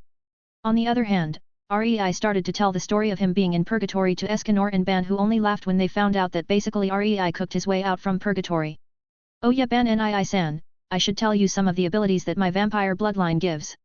First, you already know, true immortality. Unless she wills it, she can't be killed. Blood control, which you've seen me do. Mist transformation is this. REI said, turning his entire body to mist. In this you can't be touched at all except for a few exceptions. REI's voice rang out as he rematerialized himself. True transformation, this turns your entire body, bones and muscle to the form you want. Different gender, race, and even beasts. REI said, turning his body into Elizabeth's, then to a giant Diane's, and finally Hawk's before turning back to himself. This takes a lot of mana since you change your whole body structure, and I can only do this right now because of my control and mana reserves. REI explained. Also, my bloodline has no weakness against the sun, so she can be out in the day if she wants to. REI continued as each ability only served to make everyone's jaw drop even more. Isn't that too much of a cheat? Jericho shouted out as she couldn't believe such a bloodline was possible. Well, I like to call it number life hack. REI said with a grin and spread his arms out. The sun set not too long after, and Escanor was back to his weak form. Sneezing a little, Escanor looked around and saw his vault being complete non-existent. My wine! Escanor shouted as he fainted from the shock. The rest of the group only blinked slightly before REI made a cloth for Escanor so he doesn't get sick, even though that is impossible. Before they could continue where they left off, King floated down as he saw Elaine in Ban's embrace. Elaine! He muttered before frowning heavily. What did you do, REI? He shouted in rage as he saw Elaine was now a vampire. King was about to launch his spear towards Rei when Elaine and Ban stood in front of King shielding Rei. "Nii-san, listen to me!" Elaine shouted as she stared at King. "I was brought back by the demon's magic. But Rei helped me make a new body so that I'm truly alive and made me a vampire so that I'm immortal like Ban and can't die anymore." Elaine shouted as King calmed down slightly. "King, Elaine would have disappeared again if Rei didn't do what he did. Rei saved Elaine," Ban said as King calmed down fully with what he had said. King had mixed feelings for Rei right now. He was thankful that he saved Elaine, but he was also annoyed at the fact that he had turned Elaine into a vampire and couldn't be changed back. "Thank you," King muttered as he then ignored Rei. Rei could only shrug and sigh. They then saw a poster saying that there was a fighting tournament to which the winner would gain a free wish. "I can guarantee that this was done by the commandments. Since we just got rid of 2 of them, there should be 8 left. If we can take care of more of them it would be good," Rei said as he looked towards the rest of the people. "Jarhead, I believe that your brother would appear at the fighting tournament," Rei said as Jarhead perked up and nodded. "Shall I teleport everyone there or do you guys want to rest a little before we go?" Rei asked. "Let's go now, we shouldn't let more people get their soul taken from them," Ban said as he just had the soul of his father figure get taken instead of his, so he doesn't want anyone else to have the same experience. "Okay, just hold on then, I'll need to get some mana back," Rei said. "Need some blood then, kiddo?" Ban asked as he knew that Rei gets more mana from blood. "This," Rei said looking at Elaine. "Go for it." She smiled back as she was grateful for Rei making a body for her. Rei nodded as he made a barrel and held it towards Ban, who slit his wrist and blood started to pour out into barrel. While it was being filled up, Rei made a rub tube as he started to drink from the barrel. The more blood Ban put in the faster Rei drank, and soon Ban poured enough blood to fill huge bath for nobles. "Kiddo, aren't you drinking a bit much?" Ban asked as he didn't think that Rei would drink this much. "Fuck, do you mean bit much? I had a few centuries in purgatory not being able to drink blood since the monsters there had no blood," Rei said as he continued to drink. Ban only stopped for a second before stabbing the tube to his vein. "This should be faster, no?" Ban said as Elaine giggled as the sight of Rei using Ban as a water bottle. Rei shrugged as he dismissed the barrel and started to make a complicated seal to teleport the whole group towards the location. When he was marking the location he found Meliodas' signature and turned to Ban. "Ban Nii-san, I can teleport us to Dad if you want since he is going the same way," Rei said. Ban hesitated for a second before he remembered what his father figure had said to him when he told him about how he tried to kill Meliodas to revive Elaine. "Sure, kiddo," Ban said. Rei only nodded when he started to lock down on Meliodas' mana signal and finished his seal. "Barber girl, bring Escanor here please," Rei called out to Jericho. "My name is Jericho, not Barber girl," she shouted but still complied. Rei then set down the seal as a neon blue light twisted around the area. "Grab hold of the nearest person and brace yourselves. Next stop should be now," Rei shouted with a wide grin as he teleported everyone. 91. Destruction of the Commandments. Author's note. Sorry for the late upload, I had an exam today so I was busy. End of note. Ah! Jericho shouted out as the group was suddenly teleported to where Meliodas was. "Yo!" Rei said as he landed on his feet. Meliodas only grinned while he saw that Rei brought everyone. Rei looked around and saw that they were already at the entrance of the fighting festival. The commandments have made this entire area into a maze. This is where they kill Dad and he turns back to his old self with no emotions. Rei thought while Meliodas was talking to everyone that just arrived. "What's up, Rei? You look like you're thinking of something serious," Meliodas asked looking at Rei. "Oh, don't worry about it. I'm just gonna go set up a few seals around the place as a fail-safe for when things go to shit," Rei said turning back to Meliodas. Alright, do you need some help with that?" Meliodas asked offering his help. "It's fine Dad, I got this. Just go to the fighting festival, I'll join you guys after I done this," Rei said as he gave everyone a wave before jumping off. Making some blood wings, Rei flew as high as he could with the help of the night to camouflage himself. Looking down on the area, Rei started to think up of a seal. "What do I need? I need a seal to restrain the commandments, a seal to weaken them and a seal to stop the commandments from leaving once they arrive," Rei thought as he started to make a seal. Flying above the clouds, Rei made sure that no one saw him make the seals. Azure energy started to twist into an intricate seal while Rei attacked them to 6 different swords. Waving his hands, Rei sent the 6 swords to 6 different points causing a faint grid of energy to connect each of the sword forming a hexagon. Rei started to then form more layers to the seals making them more powerful. For every 5 seals that Rei made it would become a magic circle. For every 5 magic circles REI made, he would turn them in a larger ring while he layered more rings below the first ring. These magic circles gave many benefits to everyone he had registered. From attack increase, defense increase to weakening the enemy who have the magic signal of commandments in their body. Creating one last magic circle to mask away the huge array that he had just created, REI floated downwards as he had a look at what was happening. He could see that 2 of the commandments were about to explain the tournament. REI suddenly had a grin as he went into Divine Sage mode. Marking appeared everywhere on his body as his presence was masked from everyone. Manipulating the water element in the air, REI redirected the light so he couldn't be seen. Landing behind the 2 commandments, REI made a makeshift chair as he make it so that people could see him again. Gloxinia and Droll, the 2 commandments, started to explain the rules when Jarhead stepped out from the crowd. "Nii-san," she said with slight tears in her eyes as she looked at the familiar figure of her brother. Gloxinia paused in shock for a moment before his face turned cold. "Who are you? I don't know you. My sister died 3,000 years ago," he said looking at her. "You know Gloxinia, you should be more truthful with yourself. She had thought that you died all those years ago." REI spoke as the 2 commandments suddenly turned around in slight fear as they didn't even feel REI approach. In slight panic, Gloxinia and Droll attacked REI while he just held both palms out and blocked it easily. REI only smiled as he saw the duo panic slightly. "Since you guys didn't have a choice but to join the commandments, I'll spare you," REI said as he overrided the commandments that the Demon King had given the duo. Removing his hands, dark symbols could be seen in REI's palms while Gloxinia and Droll had pained faces from the commandment being forcefully taken out by REI using his comprehension of seals. Gloxinia and Droll collapsed onto their knees as REI finished extracting the symbols. Jarhead ran over to Gloxinia as she held him softly, hoping not to hurt him more. "I've removed their commandments so they aren't under the Demon King's control," REI said as he jumped down next to a gigantified Diane. "Let me help you out with this, Diane-san," REI said while Diane tried to walk back in slight panic. Holding out his palm, a seal could be seen being constructed on REI's hand. Pushing his hand forward, the seal approached Diane's forehead while she tried to shield herself to no avail. Dane's eyes shone with clarity as she remembered everything, even the fact that King had saved her during her childhood, which she completely forgot. "Thank you, REI-chan," she shouted as she hugged REI in her human-sized form. REI only smiled as he patted her back. Diane then ran over to King preparing to confess when REI felt the rest of the commandments approach through his seals that he set up. "Dad!" REI shouted out. "I know," Meliodas said frowning. "You take half, I'll take the other," REI said as he grinned.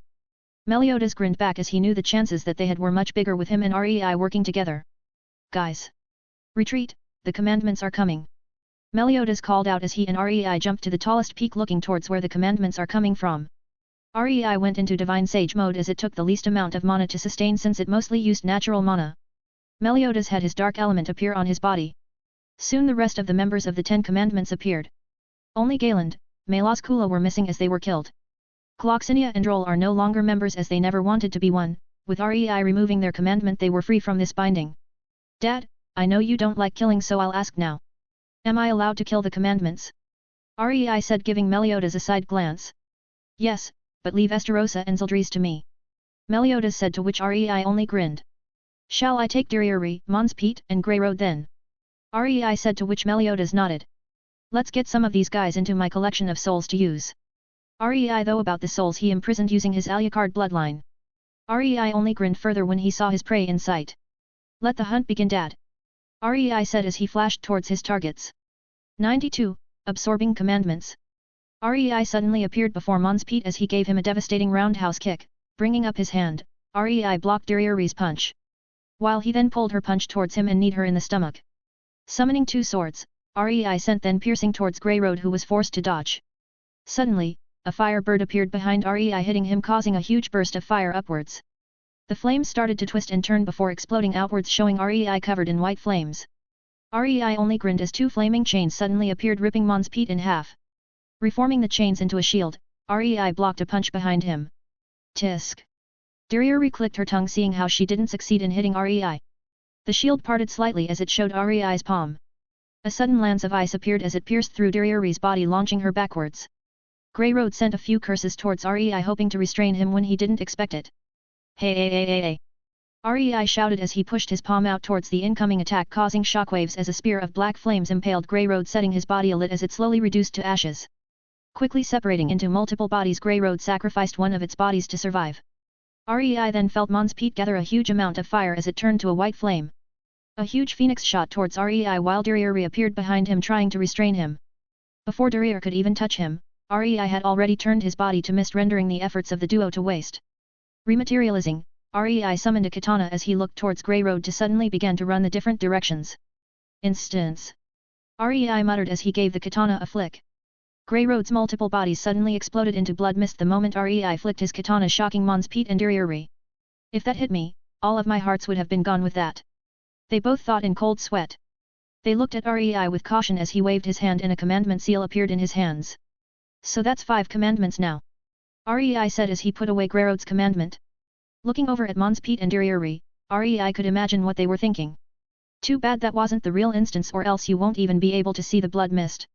Rei thought as he started to walk towards the duo with a grin causing fear to sink into the bodies of Mons Pete and Durier. However, before Rei could attack them, he heard Meliodas shout in pain as he looked over. Standing on Meliodas' chest, Estarossa could be seen about to stab Meliodas. Throwing his blade over, Rei forced Estarossa to block while he used his space laws to teleport over in an instant. Cutting upwards with the katana, Rei made a deep cut on Estarossa's torso causing him to quickly jump back. Now uncle, no need to go this far. Rei said as he gave Estarossa a grin. Estarossa only looked at Rei nonchalantly as he walked towards him.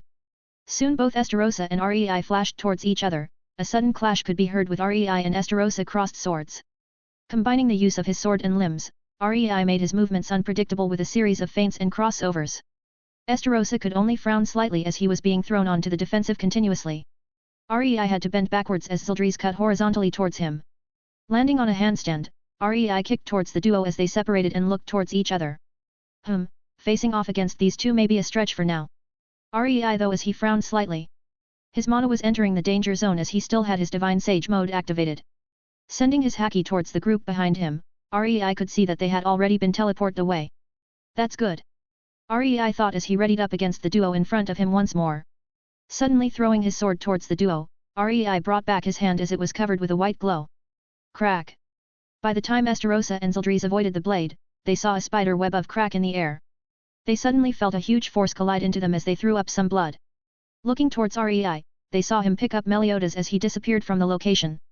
Teleporting next to the rest of the Sins, Rei sat down as he panted heavily from the mana exhaustion. Meliodas laid weakly beside him while Elizabeth was hugging him in worry. Dad, I'm going to go into seclusion while I train for more power.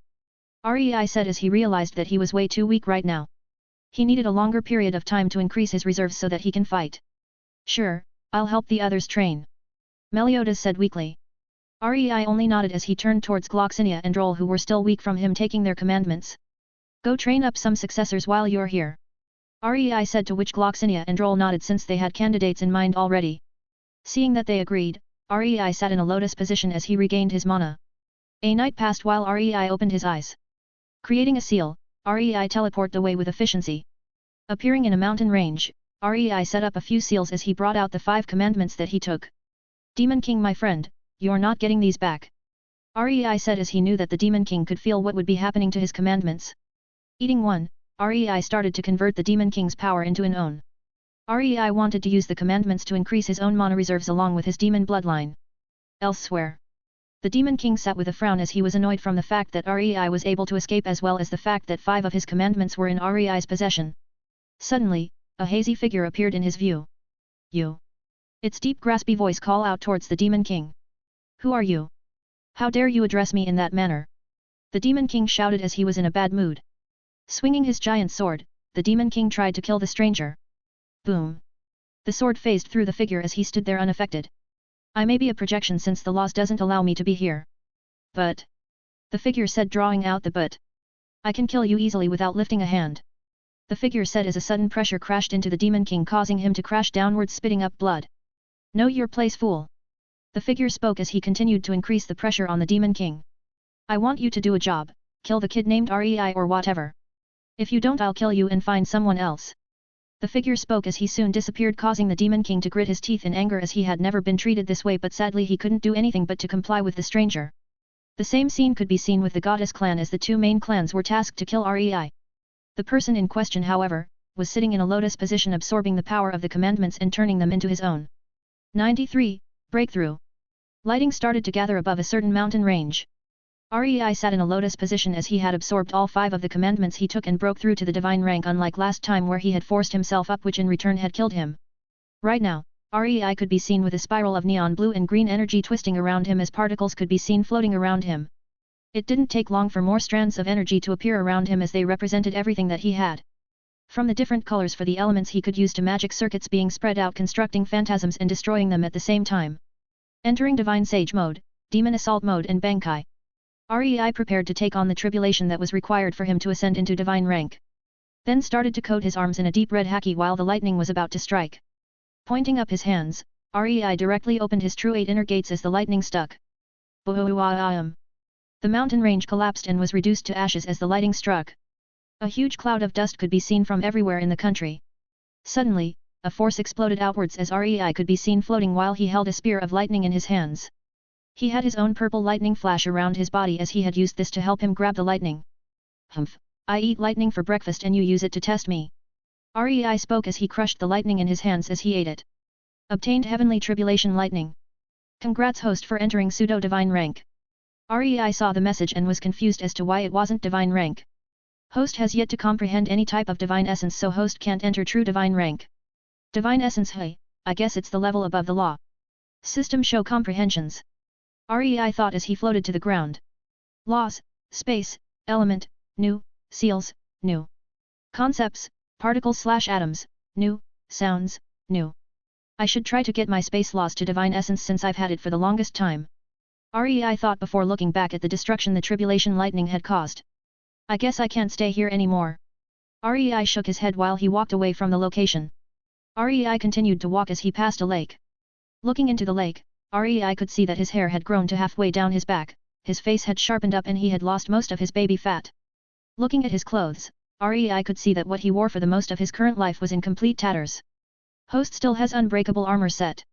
The system messaged Rei, causing him to turn his head in slight confusion. When did I get that? Rei asked as he couldn't remember how he got this. Host is unauthorized to know. The system replied, causing Rei to only shrug before changing his clothes. He changed back into his outfit. Rei saw how the clothes adjusted themselves to his size and could only marvel at the helpfulness. Right then system, show me full stats. Rei though as he wanted to know where he was at currently. Name, Rei. Age, Immortal. Bloodline, Origin Demon Emperor, Archangel, Alucard. Comprehensions, Law of Space, Law of Seals, Law of Elements, Concept of Particles/Atoms, Concept of Sound. Combat Rank, Pseudo-Divine. Body, Divine. Soul, Divine. Will, Divine. Skills. All Energy Eater. Unlimited Phantasm Works. Haki. True Tremor Fruit. The End. 25%. Passive. 8 Inner Gates. Divine Inner Gates. Kyoki Tengoku. All Weapon Mastery, 70%. Perfect Mana Control, 97%. Perfect Body Control. Heavenly Tribulation Lightning. Show description of my last skill in Heavenly Tribulation Lightning. Rei though as he wanted to understand what he got. 25%. Comprehension speed increases exponentially. Accurate value can't be viewed. Heavenly Tribulation Lightning. Allows for host to gain the control of the strongest form of lightning. Can scatter souls rendering them unable to reincarnate.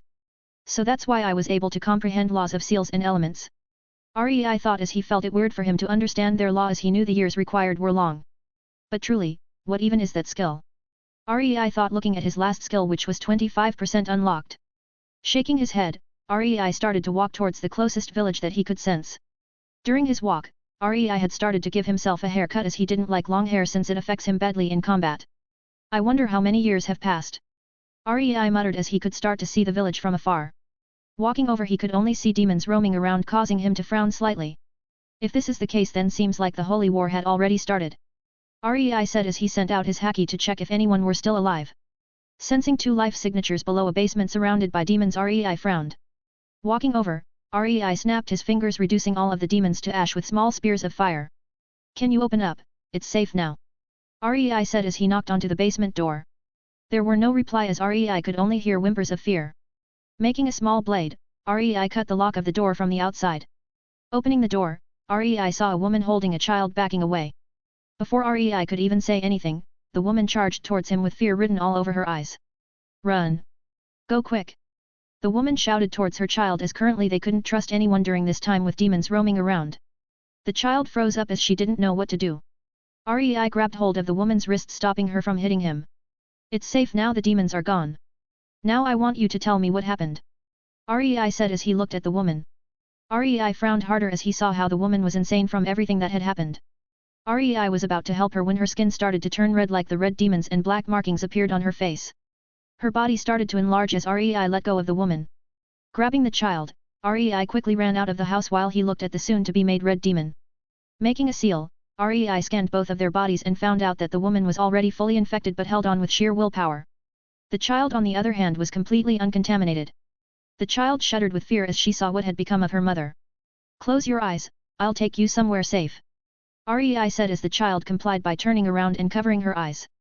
Making sure that the child won't be able to see what he was going to do, Rei turned towards the demon.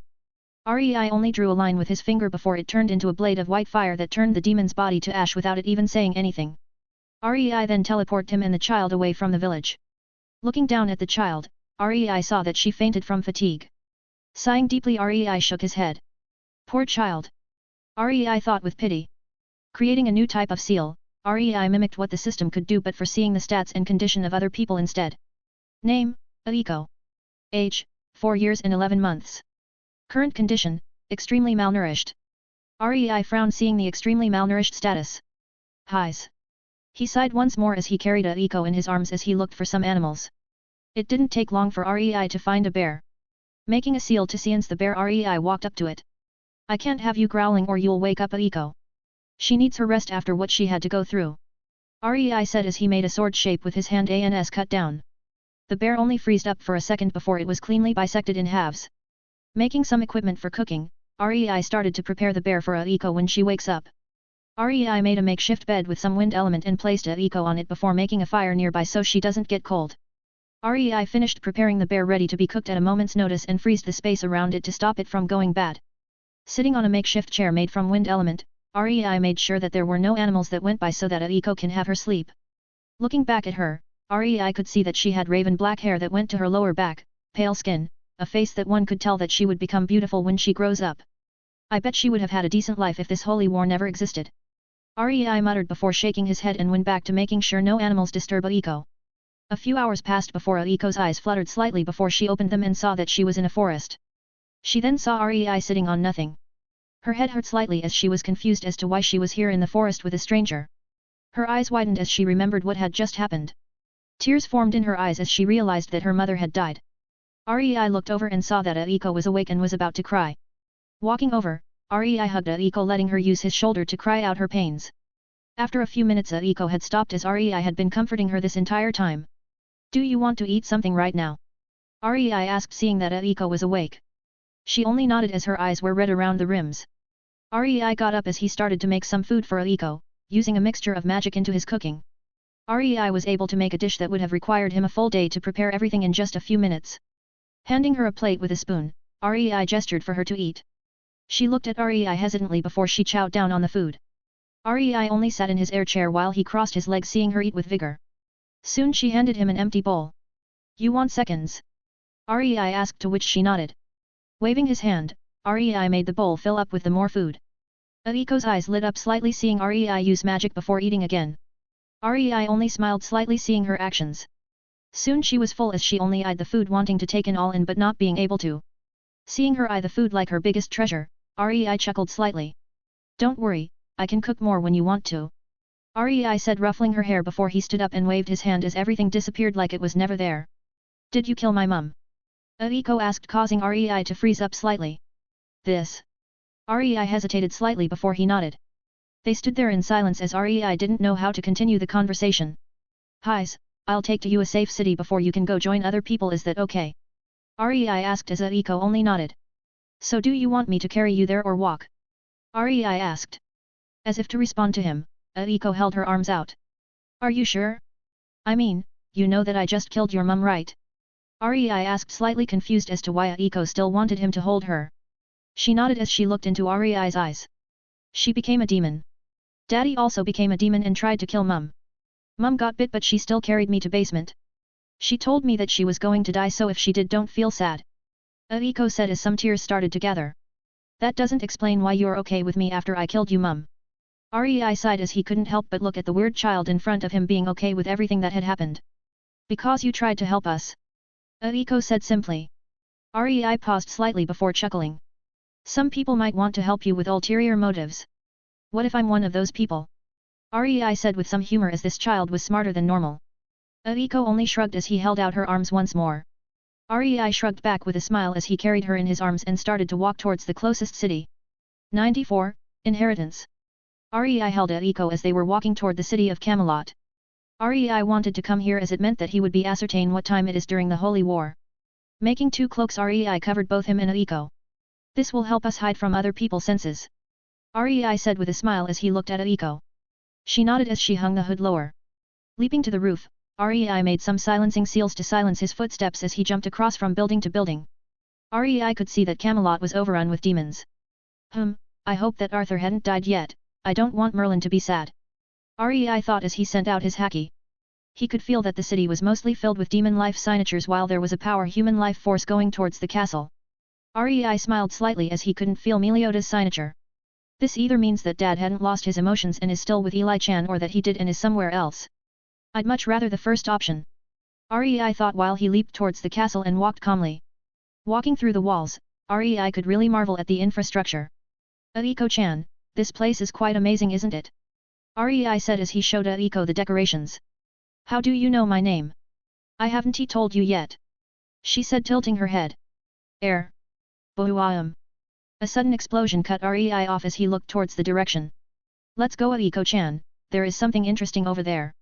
Rei said as he switched topics and walked over to the location. Rei sat on top of a wall with a smile as he and Aiko watched what was happening. Why don't you help? Aiko asked. Because it's coolest to arrive just before disaster. Rei said with a slight tilt of his head. Like a hero. Aiko said, turning her head to Rei. Hey, I suppose so. After all, years ago I did want to become a hero. Rei said with a smile as he remembered about his life in Boku no Hero Academia. I did? So you don't want to be a hero now? She asked. You really ask the hardest questions now, don't you? Well, I suppose it's because there is no good or bad. There is only the zone in the middle, and some people are just lighter to darker.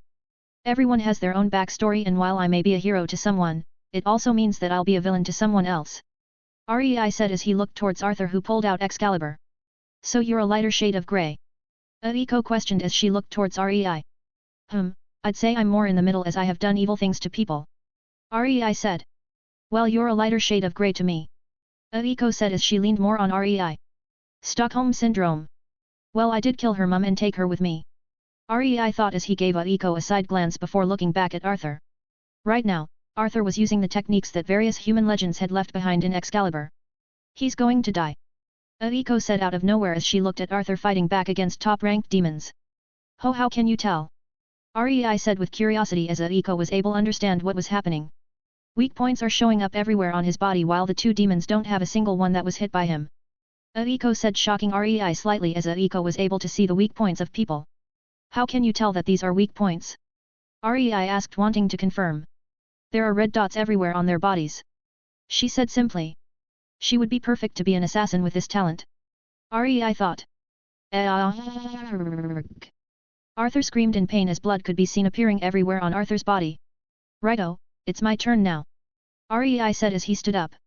He was about to set Aiko down when she grabbed him, signaling him to bring her along. Rei only shrugged as he jumped down. Cusack, one of the highest-ranked demons, crouched near Arthur as he looked at him and spoke. You made 2 grave mistakes, lad.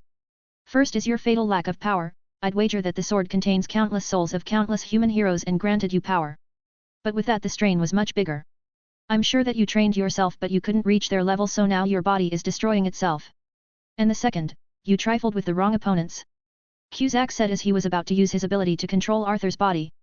You made 1 too, no detecting me.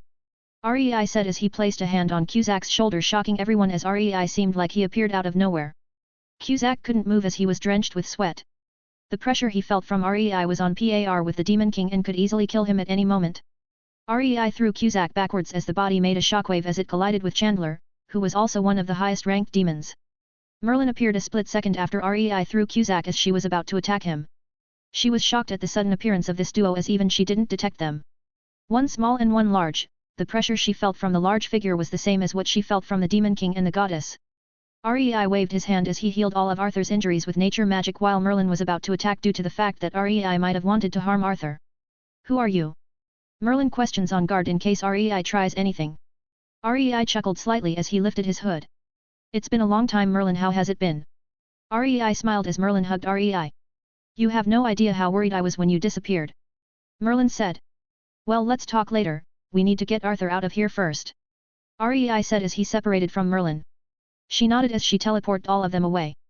Landing on Hawk, every one of the Seven Sins were shocked at the 3 new additions that Merlin returned with. Removing the cloaks completely. Rei grinned. Yo! Rei said while Aiko gave a small wave towards the group. Rei-chan! Diane shouted as she shrunk down and gave Rei a hug. Rei only smiled wearily when he saw King looking at him with jealousy. Rei.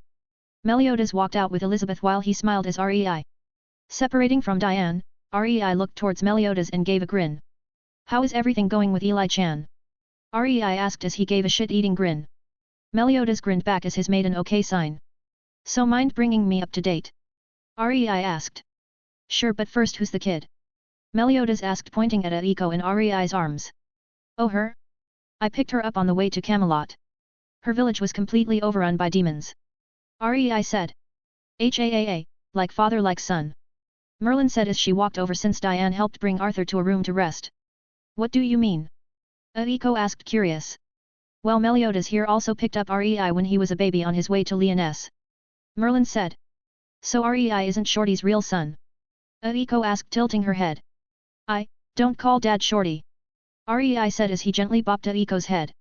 She held her head as he nodded. Dad adopted me so I'm not his biological son. Rei explained to Aiko. Are you going to adopt me? She asked. Rei thought about the things he will be going through. The higher realms, enemies, and most importantly going to different worlds. Rei then shook his head. I can't, I'm going to be going to much more dangerous places and I can't protect you if I did take you with me. Rei said as Aiko looked down. Host, if Aiko breaks the barrier of ranks herself, she would be able to go to the higher realms but not the different worlds. The system displayed its message. How about this, I'll give you something to help you get stronger. And it will tell you what to do to find me. So that way you'll be able to decide whether you want to follow me or not. Is that okay? Rei asked as she looked up at him and nodded. Right guys, I'm going to make something for Aiko, if there is anything important tell me after I'm done. Is that okay? Rei said as he asked the group. Sure, go ahead Rei-chan. Merlin said with a smile while the rest nodded. Rei nodded as he took Aiko to a lab he made in the boar's hat years ago. Right then Aiko-chan, I'm going to make an inheritance seal which imprints some of my teachings into your soul. What you do with it will be up to you, but if you decide that you want to join then at one point it will remodel your body to make it so that you will be able to reach my strength. Okay? Rei asked one more time to make sure. Aiko nodded as she started to watch Rei make his inheritance seal. What should I give her? Mana control, body control. I should also give her a way to make her own Zanpakuto. Rei though as he started to make the seal. It contained a weaker form of unlimited phantasm works which is only usable once to help her make a Zanpakuto. He then started to add different techniques and ways to understand concepts and laws. How there was another level beyond laws and the tribulation to reach divine rank. Higher realms and finally a weaker version of instance that can be used by her and her only as the technique is bounded to her soul, sage mode, and how to achieve it. Adding a drop of his blood, Rei made it so that when she was sure that she wanted to follow him, it would convert her to a vampire. Granted that it needed her permission. Rei also started to make some slight changes and made it so that she only need mana instead. As a final touch, Rei made it so that it would be able to save her life a total of 5 times by summoning a portion of his power. Rei started to stab Lisa the seal as he wanted to make sure that it didn't harm Aiko in any way and that even if she didn't want to follow him, it would still protect her 5 times regardless. To help her out, Rei made some instructions on how to access each of the inheritance so that she won't be lost. Okay, Aiko-chan, are you ready? Rei said as he looked over to Aiko. She nodded as Rei then sent the seal into her soul and directly imprinting itself to her soul so that it would follow her even if she were to reincarnate in case she changed her mind. Aiko didn't feel a thing but knew how to access it. Thank you. She said as she looked at Rei. Rei only smiled back as he held her in his arms once more. To think that I'm able to give out inheritances now. Rei though as he walked out of his lab. 95. Annihilation. Rei walked out of the room as he saw Meliodas sitting there waiting for him. What's up, Dad? Rei asked. No much, I just want to talk to you. Meliodas said as he stood up. Did you seen a tall demon with a beard, and a short fat demon when you went to Camelot? Meliodas asked as they walked towards the boar's hat. Yeah, I did actually, one was called Cusack but I didn't hear the other one's name. Rei said. Well, they're the highest class demons and the short one was my master. You should be careful of them. Meliodas warned. Well, they weren't a problem. I've gotten stronger now, Dad. If I were to say, I'd say I'd be able to defeat the Demon King in a 1v1. Rei said as he smiled. Meliodas was shocked when he heard that Rei was stronger than the Demon King. How? I can't feel a speck of. Meliodas' eyes widened at the realization that he couldn't feel Rei's strength. Meliodas turned his head over and saw a smiling Rei. If he didn't see him he wouldn't even realize that Rei was there due to the fact that there was no energy signature. Well, damn. Meliodas muttered before shrugging. So I'm guessing from the way you mentioned them they probably already visited? Rei asked. Yeah, it was terrible. While I could somewhat put up a small fight, my master would have killed everyone. I don't know why, but he suddenly said, young master is here though, fine as you wish. Before turning around and flew off. Meliodas said as he sighed. So where is Gloxinia and Droll? Rei asked. This caused Meliodas to sigh harder. Droll and Gloxinia sacrificed themselves to give us a way to escape. Gloxinia's final request was for us to look after Jarhead. Meliodas said. I see. Rei muttered while they were approaching the war room where the 4 archangels were. Walking in, Rei could feel the stares on his body while he dismissed them easily. Meliodas, why did you bring a useless person here, with a child no less? One of the archangels said. Rei could easily feel the hostility they have for Meliodas. Meliodas was about to retaliate when Rei put a hand onto his shoulder. Don't worry, Dad, I'll show them what I can do later. Rei whispered so that only Meliodas could hear. Meliodas nodded as he sat down. Enough about that, the main reason that we are here is because of the demon clan's suspicious movements. The leader of the archangels started to talk while Rei listened. Rei, you will be a part of the group that is to attack Camelot at the main war zone alone. Can you handle it? Merlin asked. Rei only smiled and made a okay sign. 2 of 3 archangels scoffed at Rei, thinking that Rei was being arrogant. We'll go there in case this fool can't deliver his orders. The 2 archangels said as they looked at Rei with disdain. Rei frowned as he didn't want to cause a scene, but these 2 were making it harder for him. Right, Meliodas, you go strike Camelot at its heart while Elizabeth will help heal everyone at the main war zone. Merlin said, switching topics. The rest of the meeting was boring for Rei as they were talking about strategies. Walking out, Rei stood next to Meliodas as he said. Dad, I have a way to break both yours and Eli Chan's curse. Rei said, causing Meliodas to pause in shock. I can make a seal to counteract the curse, but after this if Eli Chan dies it's permanent. Rei said as Meliodas nodded. But don't worry, I'll protect her on the battlefield. Rei smiled. Making a seal in his hand, Rei handed it over to Meliodas. Just push this against her heart and it should remove the seal. Rei said with a shit-eating grin, emphasizing the her heart part, making sure that Meliodas got his suggestion. Rei then walked off towards where Merlin was with Arthur. Merlin. Rei said, waving to her as he entered the room. He could see Arthur sitting there on the bed awake while Merlin was besides him. Rei Chan. Merlin said as she looked over. How's Arthur doing? Rei asked, making a chair for him and Aiko. He's fine now. Though his body is fatigued. Merlin said with a slight frown. Thank you Rei-san for saving me. Arthur said as he bowed. Don't worry about it. Rei said as they had some small talk about all that has been happening. Arthur, can I trouble you with looking after Aiko-chan in the time that I'm gone for war? Rei asked. Sure, leave it to me. Arthur said as he knocked on his chest, causing him to flinch a little. Aiko-chan, be good, okay, I shouldn't be long after the war. Rei smiled as he patted Aiko's head. She nodded as she grabbed Rei's collar. Be careful. She said, looking at him. Rei only smiled as he patted her head. The next day, Rei was walking with the march as he approached the war zone. How long ago was it that I last joined a war? It was in Marineford, the One Piece world. Rei thought as he walked. Using wind magic, Rei floated above the army as he looked at the vast expanse of demons.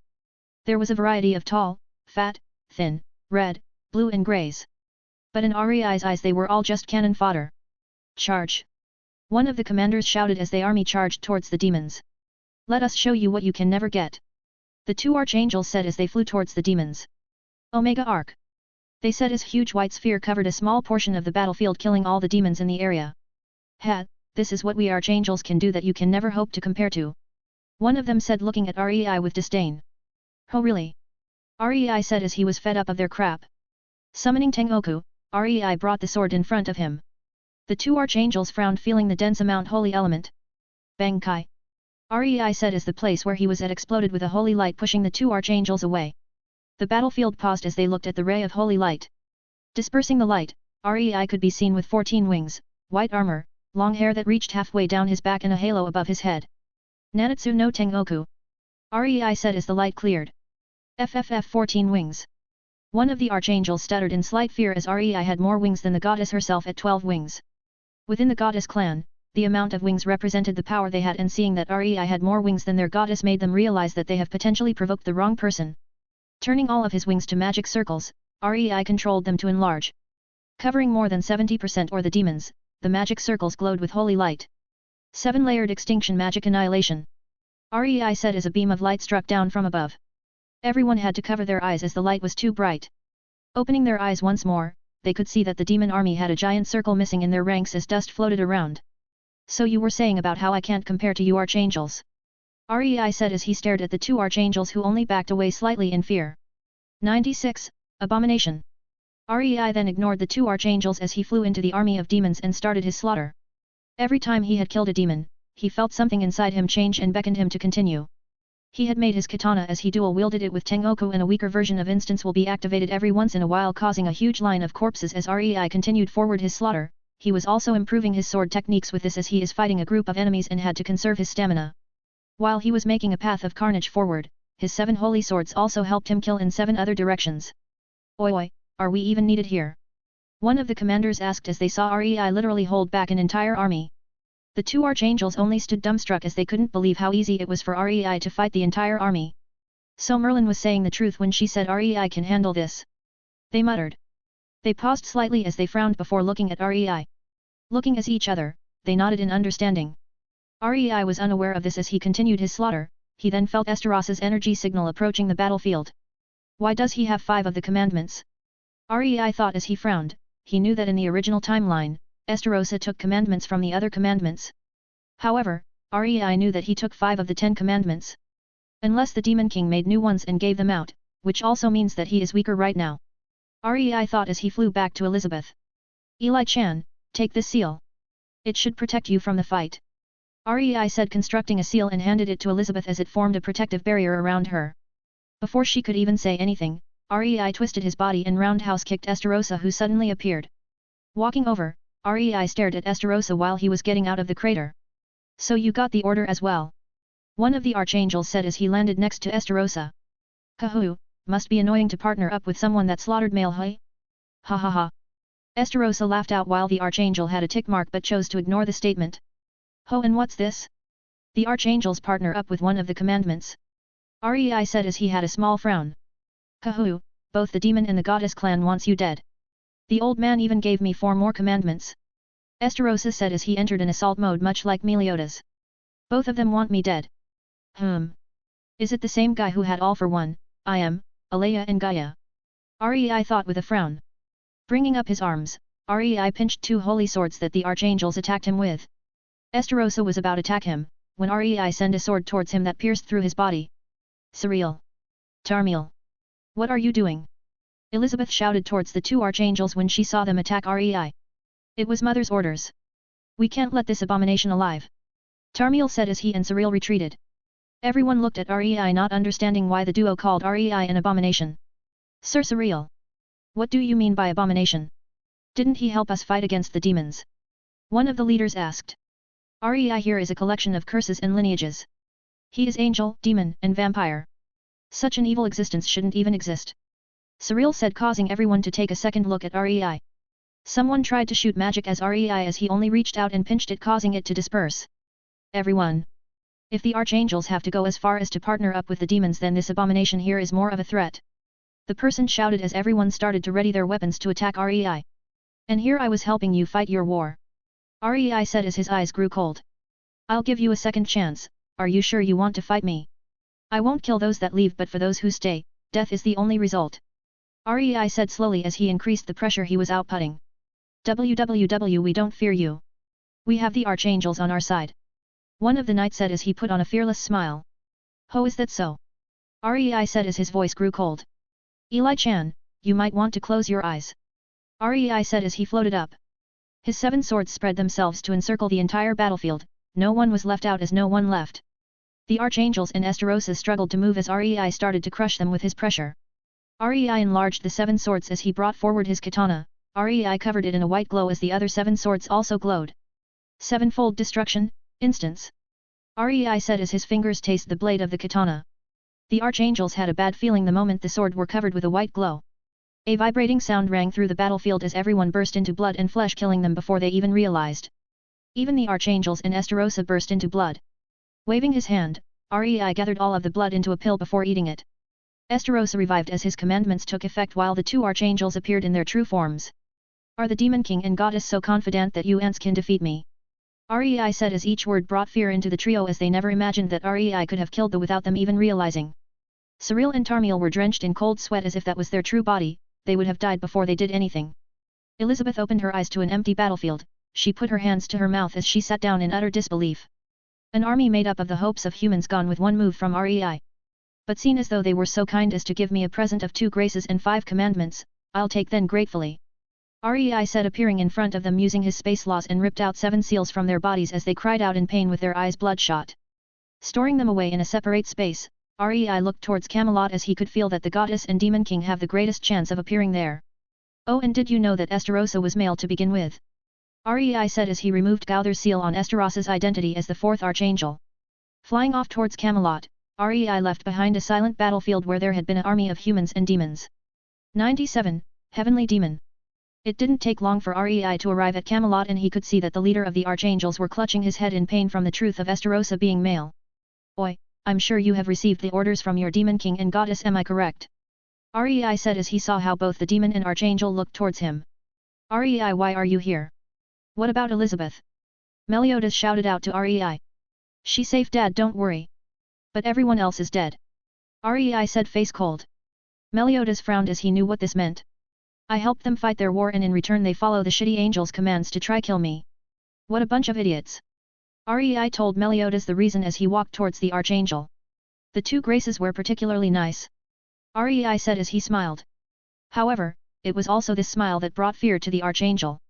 First, get the fuck out of her body. Rei said as he forced the archangel out of his current host. The princess, which was his host, collapsed from fatigue while the archangel's true form was revealed as he was crouching and clutched his head. Reinforcing his finger, Rei held it up as he broke Zildji's sword when he had tried to attack him. You can piss off to one side. Rei said as he flung Zildji's away with a kick. Aiming a palm at the weakened archangel, Rei's hand glowed while he crushed the archangel's head and pulled out a seal, causing his body to fall. Storing the grace into separate dimension, Rei looked in the air. Oi! Piece of shit goddess! You provoked the wrong person! Rei shouted out as he knew the goddess could hear him. Looking forward, Rei could see that Chandler, Meliodas' master, and Cusack were in the process of fusing together. Yo Rei, thanks to the souls we got when you killed the army, I finished my evolution faster. Kyoki's voice rang out in Rei's head as he watched the 2 demons fuse. Ho, that's so. So what's changed?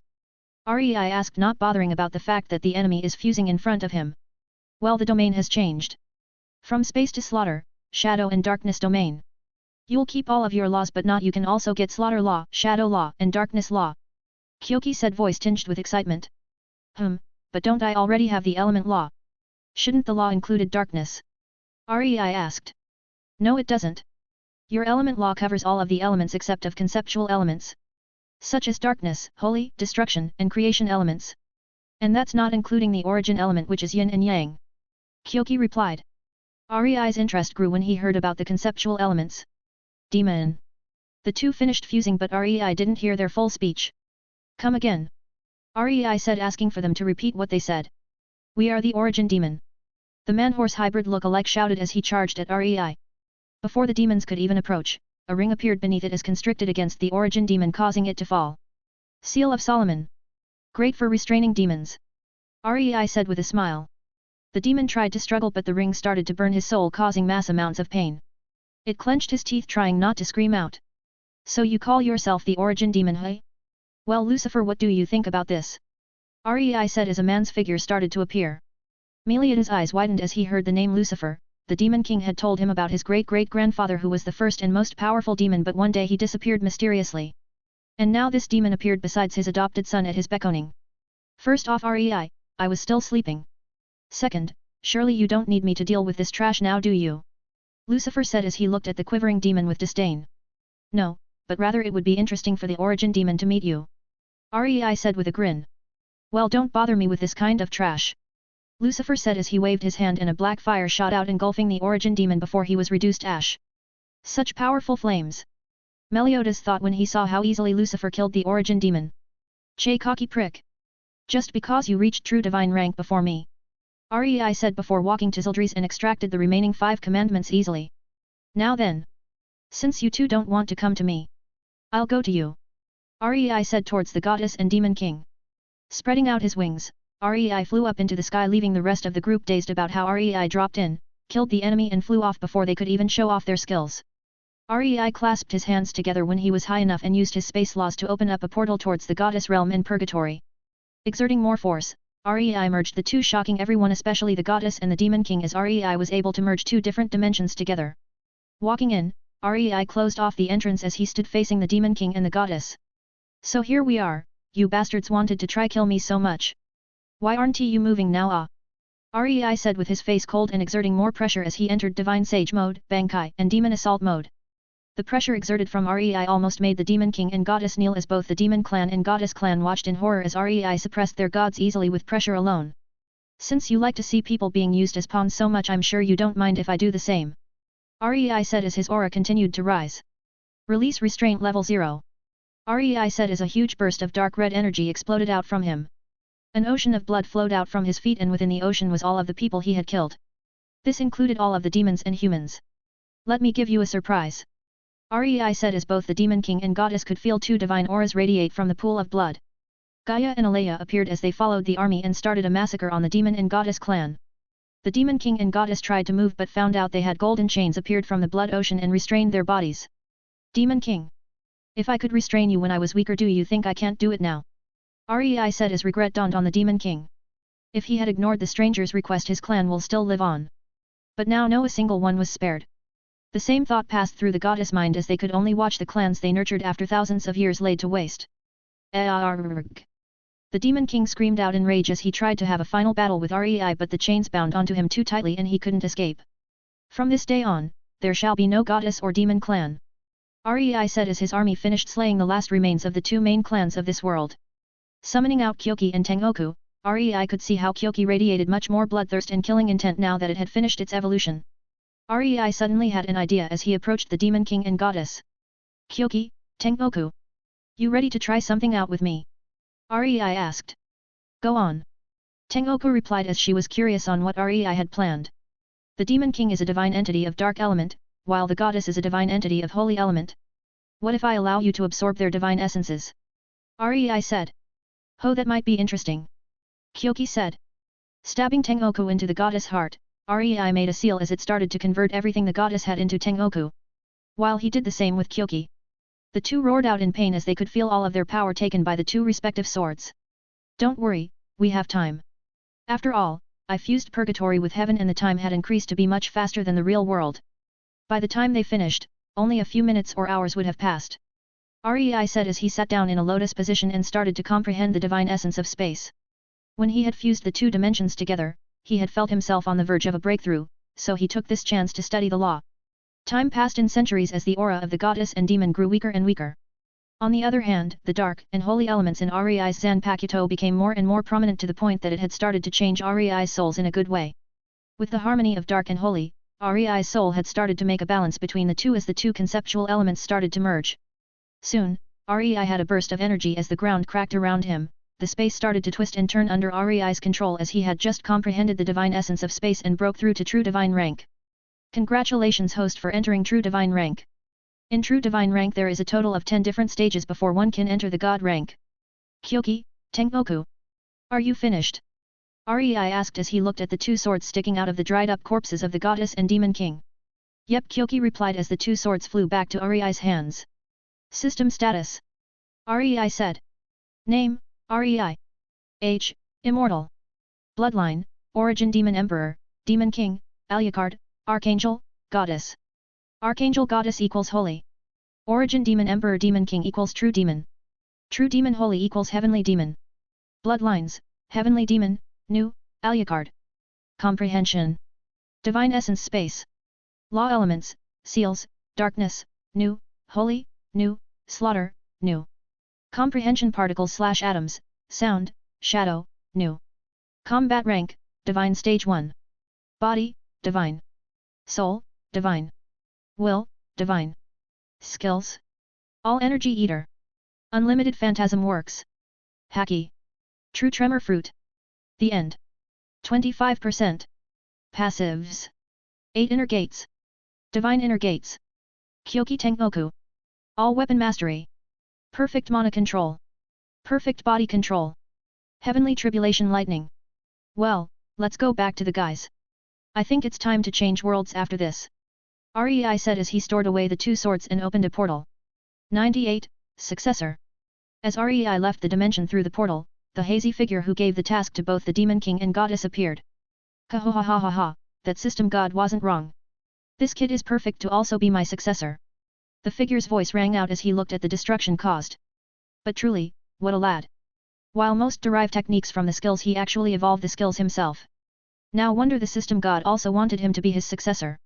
The figure spoke while he erased this dimension with a wave of his hands. Rei my lad, you'll need to kill more to inherit my Berserk War God legacy. But don't worry, I have plenty of worlds for you to train yourself. Ha. The Berserk War God laughed as he left the scene. Meanwhile, Rei who returned to the real world felt a bad sense to what is about to happen in the future. He frowned before dismissing it. He looked down as he saw the 7 sins staring at him. Landing in front of them, Rei took a deep breath. Dad, I've destroyed both the demon and goddess clan. For this day on they won't exist. Rei said, causing everyone to widen their eyes in shock. That and also I'll be leaving this world. Rei said as he sighed. What do you mean by leaving this world, Rei-chan? Merlin asked in worry. Merlin, I'm not a part of this world. I was reincarnated here. My original goal was to travel to different worlds to get stronger but overestimated myself and got killed. Rei said, shaking his head. But so far, this world had truly been my favorite, thank you for giving me a real family. Dad, Merlin, Ban Nii-san, Diane Ne-san, Ezener Nii-san, King Nii-san and Gauther Nii-san. Please help me look after Aiko-chan, live well and goodbye. Rei smiled sadly as he teleported from his location. Teleporting next to Aiko, Rei surprised the young girl. Rei! She cried out in surprise before jumping and hugged him. Rei stroked her head fondly as he allowed her to hug him. Aiko-chan, I'll be heading to other worlds in a few minutes. Rei said as Aiko looked up in shock. But, can I come? She asked. Rei shook his head. It'll be too dangerous for you, how about this? I'll make a seal so that you can find me once you're strong enough no matter which world I'm in. Rei said. Aiko nodded as she sat aside and watched Rei construct the seal. Now that he had reached Divine Stage 1, Rei found it much easier for him to do what he had done before. He only needed to lift a finger before the seal was done. Pressing the seal against Aiko's head, Rei saw the seal integrate with her soul before he removed his hand. Now then Aiko-chan, I'll see you again in the future if you decide to follow. Remember, ask the 7 sins for any help if you need it, okay? Rei said as Aiko nodded. Rei also made it possible for him to forcefully teleport next to her if her life comes into danger that she can't handle. However, it will only activate after the 5 life-saving barriers and her immortality as a vampire are bypassed. See you Aiko-chan, stay safe. Rei smiled as he stroked her head one last time before disappearing. As Rei disappeared, Aiko sat there holding her head where Rei had stroked her before leaving. However, she felt some regret as she didn't tell Rei the full truth. The demons didn't kill her dad. She did, he had been using her as a sex slave and she couldn't take it anymore before stabbing him through the eye and through the brain. It was there where she awoke her ability to see weak spots. No one knew about this, not even her mother. Though she hated her for marrying this sort of man. Which was also why she had got the demon blood smeared on the wall and drugged her drink. So when she saw Rei, how he took care of her, how he helped her. He was her first experience of warmth, she wanted more of him, to follow him, to take him for herself. Rei-sama? I'll defiantly get stronger and find you, ... Aiko muttered with a heavy blush feeling where Rei had touched her. However, Rei who was traveling through the space tunnel of Go to Other Worlds felt a sudden chill. The fuck is wrong with me today? First a bad feeling, then a chill down my spine. Rei thought with a frown before traveling through the gateway and found himself back into the galaxy of orbs once more. Turning around, he could see the orb with the image of Meliodas' grinning face. Now how to get to the higher realms? Rei thought before turning around, coming face to face with a hazy figure. Rei's eyes widened as he didn't think someone would be here. He went on guard as he couldn't feel this guy's aura, but his senses are screaming out danger. Who are you? Rei said carefully.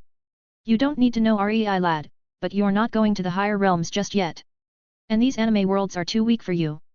The Berserk War God said as he could see that Rei was prepared to either escape or fight at a moment's notice. I'll take you to novel worlds as they should prove more of a challenge for you. The Berserk War God said, causing Rei to frown. And what if I don't want to? Rei said, causing the Berserk War God to grin. You have no opinion in this, Rei lad. He said before waving his hands, and Rei was blasted away to a different space tunnel. Rei didn't forget to stick a middle finger up at the Berserk War God as he disappeared into the tunnel. Old friend, I know you've been watching. Berserk War God said as two figures also appeared. It was the System God and another hazy figure which the Berserk War God could feel was calamity-bringing Element God. Ho, to think the almighty Element God had also come to take a look. The Berserk War God said with a battle-thirsty grin. Humph, don't you dare turn Rei like you. I still want him to be calm and not a muscle-head like you.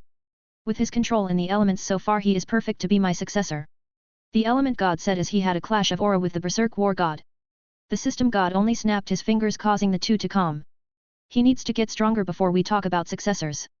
If anything, it should be my successor, since when have you seen anyone this in tune with the system skills? The System God said as the two gods nodded.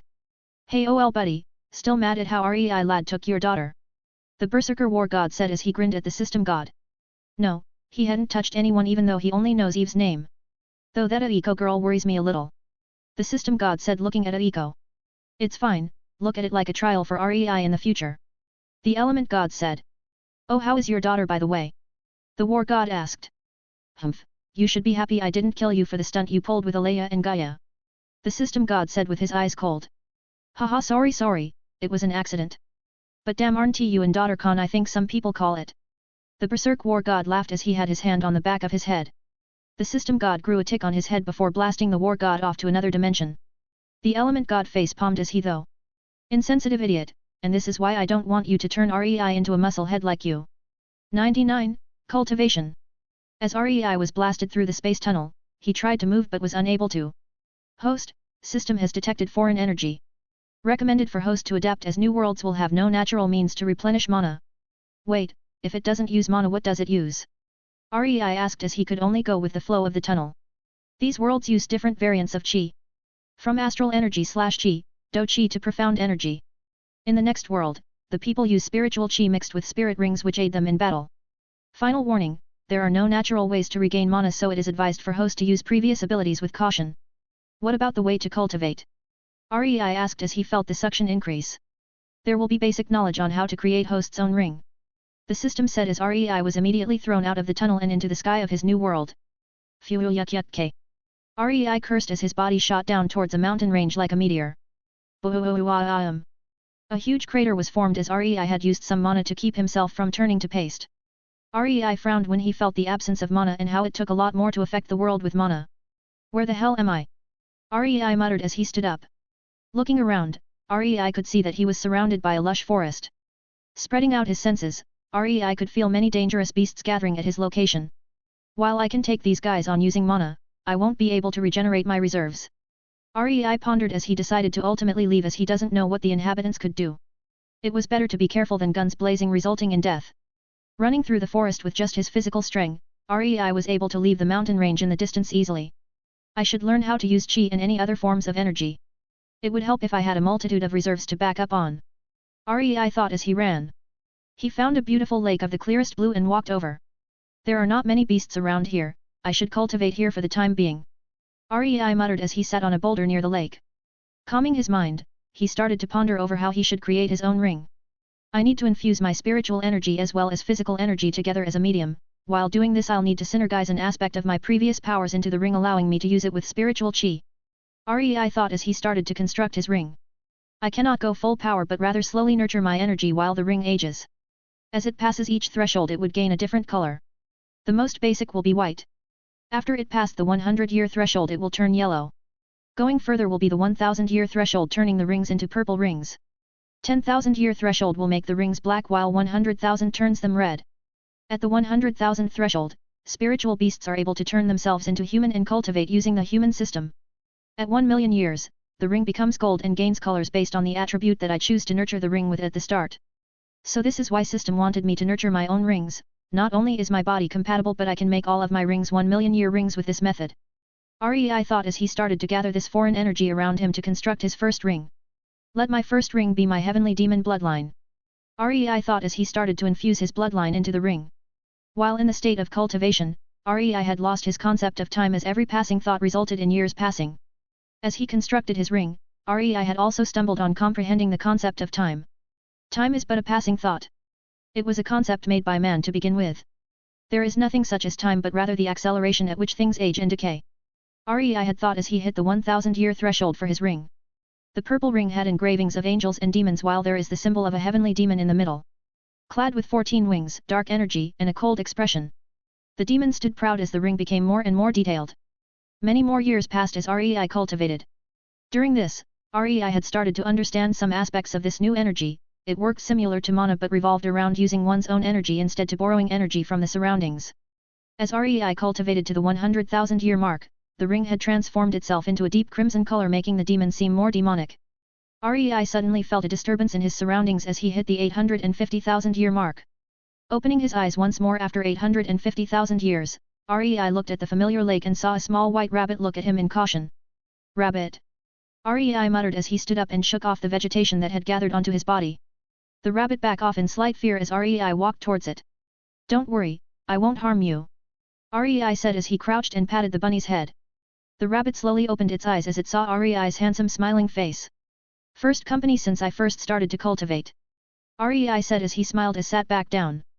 Rei was about to go back to cultivate when the rabbit placed itself on his lap and made itself comfortable. Usagi-chan, rabbit, Rei said looking at the rabbit. The rabbit ignored him as it laid there. Rei only sighed as he stroked the rabbit's head. System cultivation status. Name, Rei. Age, Immortal. Cultivation, Spirit Master rank 20. Rings. Heavenly Demon, 850,000. Skills. Allows for user to enter Heavenly Demon mode. Increase in overall status. Slaughter domain. Black energy manipulation. Heavenly Demon avatar. System. What's the overall ranks for cultivation? Rei asked. Spirit Trainee, 110 no rings. Spirit Master, 1121 ring. Spirit Grand Master, 2132 rings. Spirit Expert, 3143 rings. Spirit Ancestor, 4154 rings. Spirit King, 5165 rings. Spirit Emperor, 6176 rings. Spirit Saint, 7187 rings. Spirit Doluo, 8198 rings. Titled Doluo, 9199 rings. God, 100. What is God rank compared to the previous combat ranks? Rei asked unsure. Divine Stage 1. How would I be able to combine both cultivation systems together? Rei thought as it would mean that his reserves for energy would double.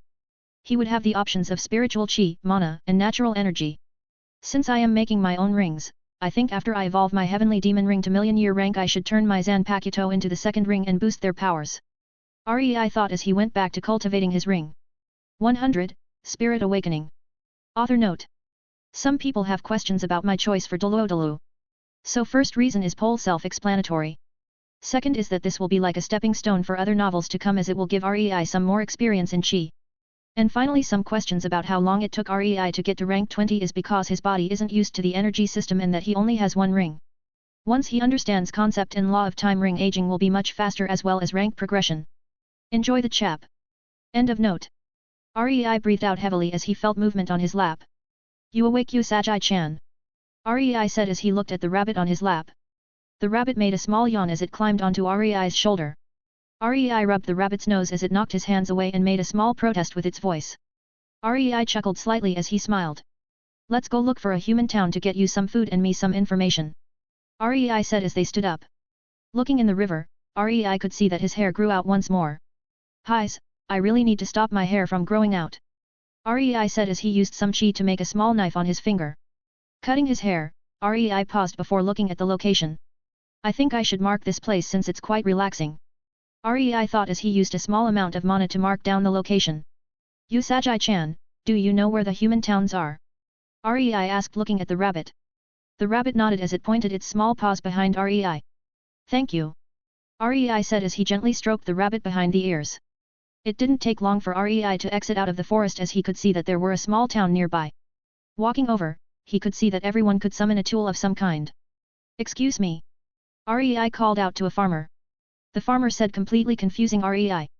Installing translation function. Can you repeat that? Rei said as he saw the system install the translation function. I said, little brother, are you calling out for me?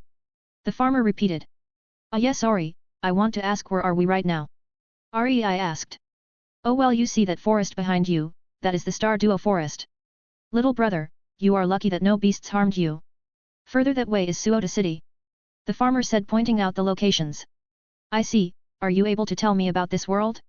You see, I woke up not too long ago and I can't remember anything. Rei lied as he wanted to get some information about this world.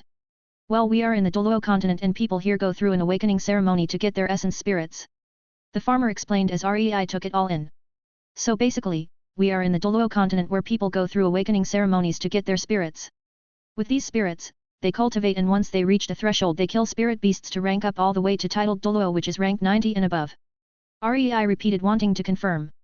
Yes, speaking of which, little brother, how you gone through the awakening ceremony yet? If not, then there is a spirit elder / expert, rank 3140, here performing the ceremony. It could be helpful for you. The farmer said. Thank you. Rei said as he bowed a little as thanks. Walking over to what seemed like a plaza, Rei saw a large gathering of people. Usagi-chan, you wait by the side, okay? Rei whispered as the rabbit nodded and walked to the side. Excuse me. Rei called out, gaining the spirit elder's attention. Yes, make it quick, I need to get through everyone here. The spirit elder said as he frowned. He couldn't believe that he was sent out here to awaken some trash spirits. You see, I never awakened my essence spirit, so can you help me out here? Rei said as he ignored what the spirit elder said. Fine, prepare yourself. The spirit elder said as he started to process of spirit awakening. Rei felt a sudden tug in his soul as he frowned slightly before allowing free itself. A burst of black and crimson energy exploded out of him as the illusory figure of a man clad in armor appeared. He had a fearless grin while it seemed like there were a bloody battlefield behind him. The spirit elder backed away slightly as he felt the suppression from the figure as he was sweating out cold sweat. Congratulations, host, for awakening Azura War God Spirit and Samsara Eyes. The system's message appeared as Rei felt a cooling sensation in his eyes as the Azura War God disappeared. Rei blinked his eyes a few times as the sensation disappeared. In innate full spirit. The spirit elder stuttered slightly as he still felt fear from the suppression of the Azura War God. Young man, would you like to come with me to the spirit hall? I can assure you that with your spirit, they will nurture you into an amazing titled Doluo. The spirit elder said. If I bring such a good spirit back, I'll defiantly get rewarded. The spirit elder thought with greed. Rei thought. If I join this spirit hall, I'll get nurtured. But, that also means giving my allegiance to them. I have too many secrets, and who knows if one of them could find out about them. And from what I could tell, they value spirit rings, and if they found out I had a 850,000 years old spirit ring, they'll try to kill me for it. While I can easily kill them, I'd rather save mana for something else than what I could have avoided. Rei thought about this spirit hall as he didn't want to take too many chances with the unknown. I'll have to decline, I need to find out about my lost memory. Rei lied as he was about to turn around and walk away when the spirit elder was about to forcefully grab his shoulder. Bringing up his hand, Rei moved the momentum of the spirit elder elsewhere as he missed Rei's shoulder. What's the meaning of this? Rei said as he frowned. You should be grateful that Spirit Hall wanted you. How dare you reject the offer? I'll give you a second chance, will you come willingly or should I use force? The spirit elder said as he revealed his spirit. A scorpion-like armor covered the spirit elder's body as he looked at Rei. Well, if this is how Spirit Hall is like, then I'm glad I rejected the offer. Rei said as he went on guard. He could feel that there were no one else except for this guy here in the town. Fine, then don't blame me for being vicious. Paralysis sting. The spirit elder shouted as his scorpion tail launched forward towards Rei. Before Rei could even respond, he saw that he was looking at a forest. Rei responded dumbly as he blinked a few times and looked down. So it was your doing, Usagi-chan. Rei said as he smiled and picked up the rabbit. Thank you. Rei said as he placed the rabbit on his shoulder. Let's go home.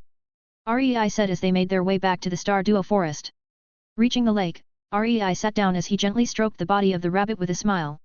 System, show me the abilities of my spirits. Azura War God. Azura War God Avatar. War God Domain Enemy Suppression of 20%, Strength, Speed, Defense increase of 15%. Samsara Eyes. See the weak points of enemies. Able to see through illusions. See the life and death of anything when cultivated to the max level. Azura War God Avatar and my Heavenly Demon Avatar could go together. It seems like I also need to get rings for my Samsara Eyes. As for the Azura War God, I should integrate my Heavenly Demon ring with it when it reaches 1 million years. Rei thought while he started to cultivate once more, training his body to adapt to Qi even more and some control over Qi be making small Qi threads around him.